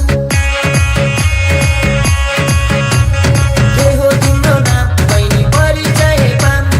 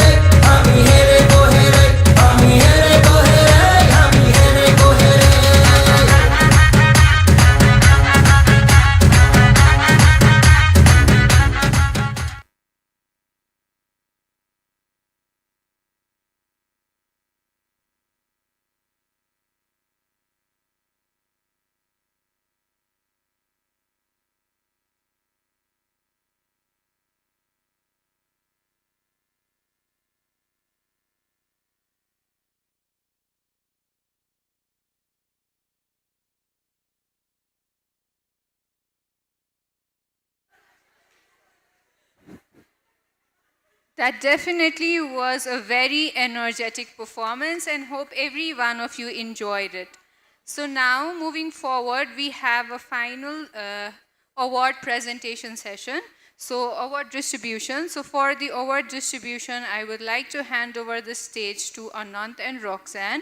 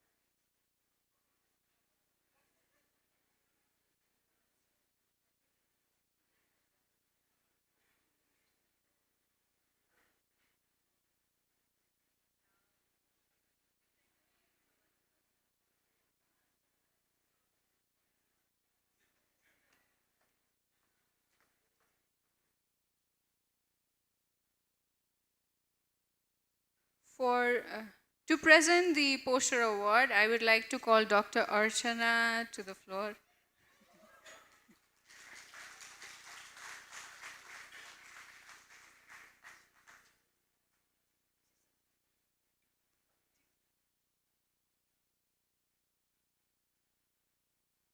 Because everybody is refusing to come to stage.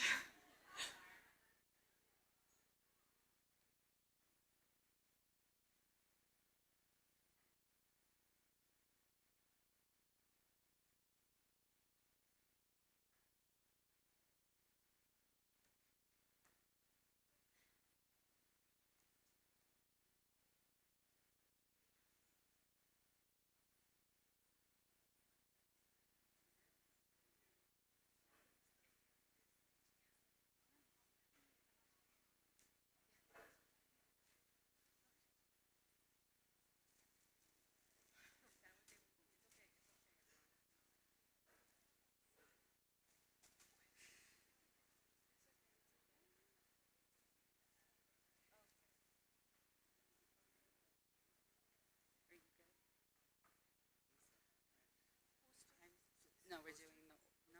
Where's the poster?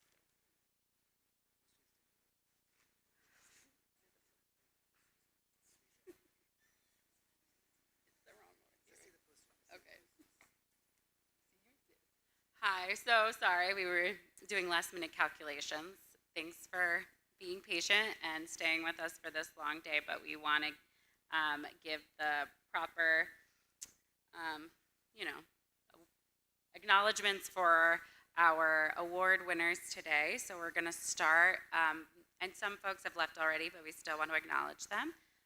So we're going to start with the top 3 poster presented today.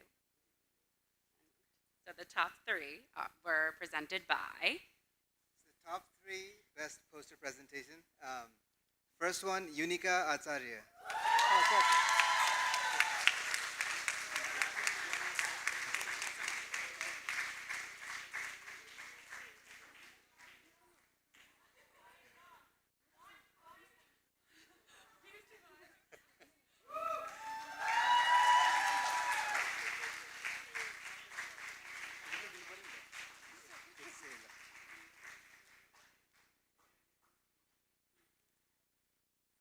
The second one is Samriddhi Dawari.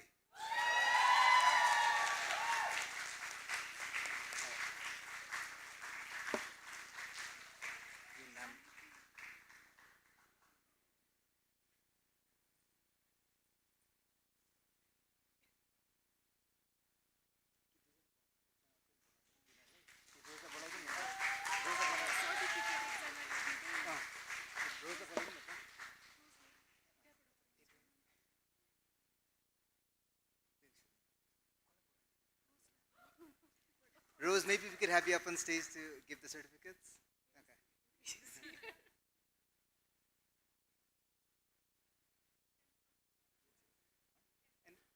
Biraj as well.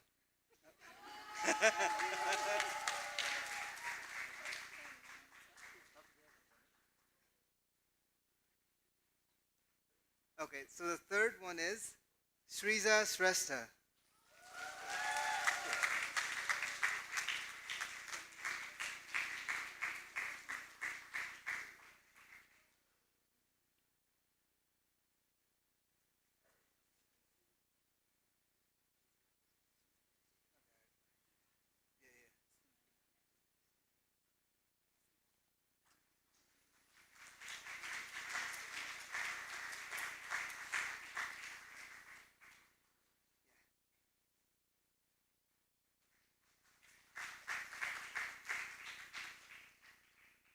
Now for the best oral presentations, we have 7 different categories, and we have a few ties as well. So the first one is for community-based NCD. And the best oral presentation in that category goes to Resu Agrawal Saktami.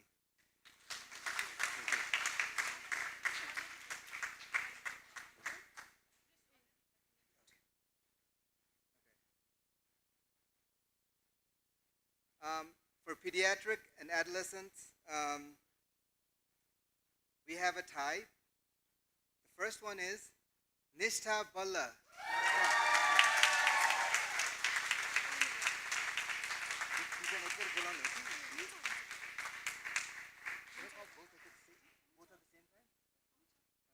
And the second one is Beena Prajapati.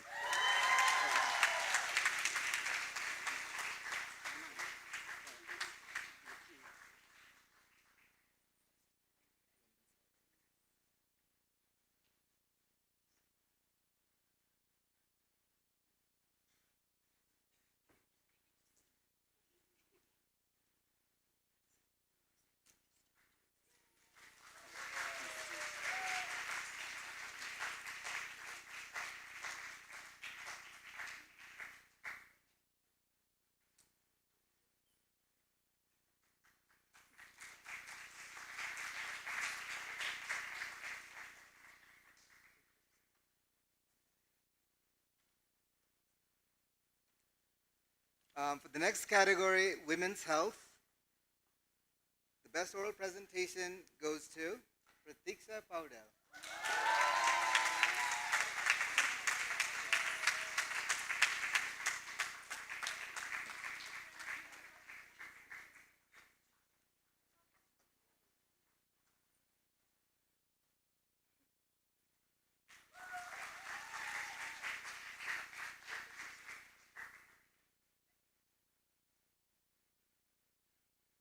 So the next category is capacity building and training, and we have a tie again. And I'm going to call both of them right now. The first one is Swecha Bhatt.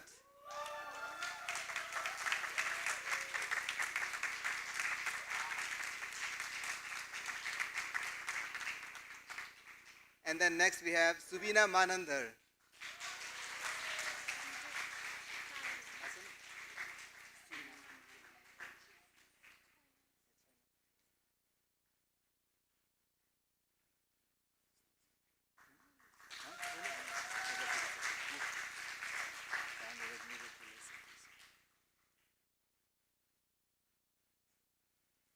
Next, for students and residents, we have a tie again.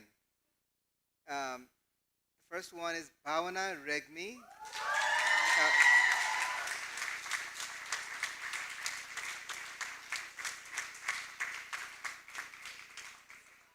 And next is Dilasha Casey.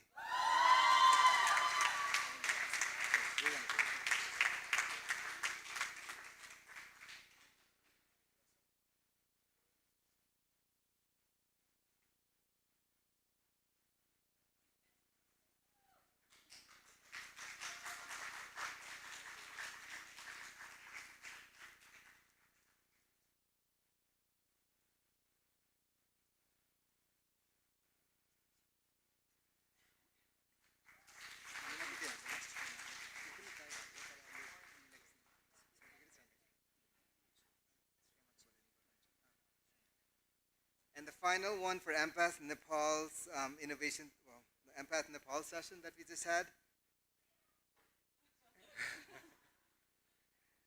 The best oral presentation goes to Shreya Bhattrai.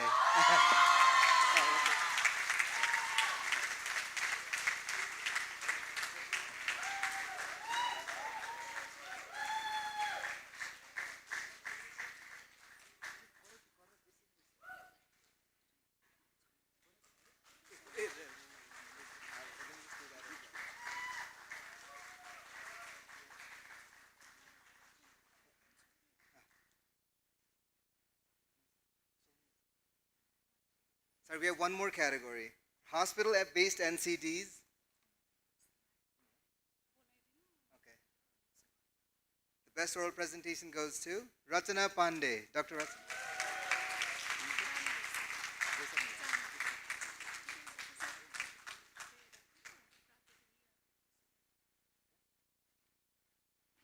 Okay.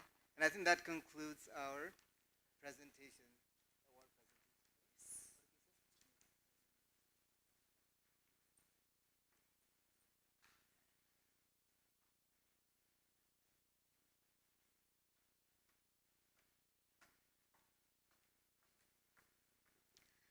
Now, finally, we are almost at the end of our today's research day. So, for the closings, to put a closing remark, I would like to call Dr. Alexander Gardiner. So, Dr. Gardiner is an Associate Dean for Global Health and Director of IU Center for Global Health. He studied medicine at Albert Medical School of Brown University and first traveled to Kenya in 2001 during the early development of Empath HPV program. And his professional interest includes health system strengthening in resource-limited settings, HIV/TB clinical and operational research, global health education, and antimicrobial stewardship infection control. Thank you.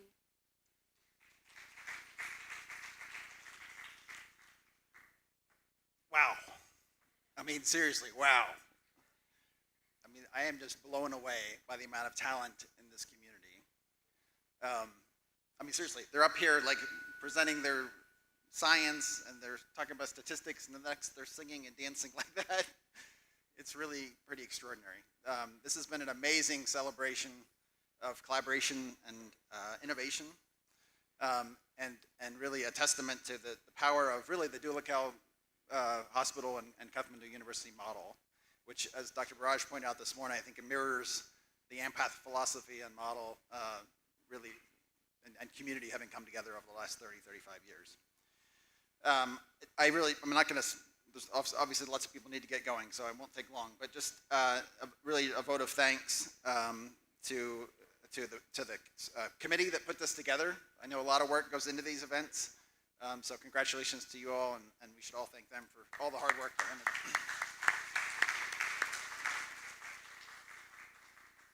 To the presenters today, thank you for your creativity, your commitment to science. Your passion has really sort of come through today, and I think it's really amazing the work that's going on here. Thank you.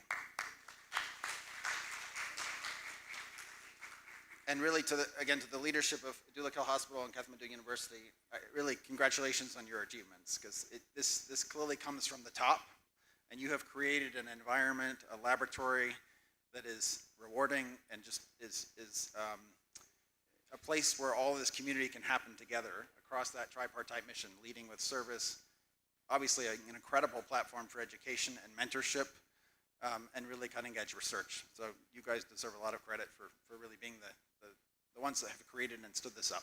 So thank you.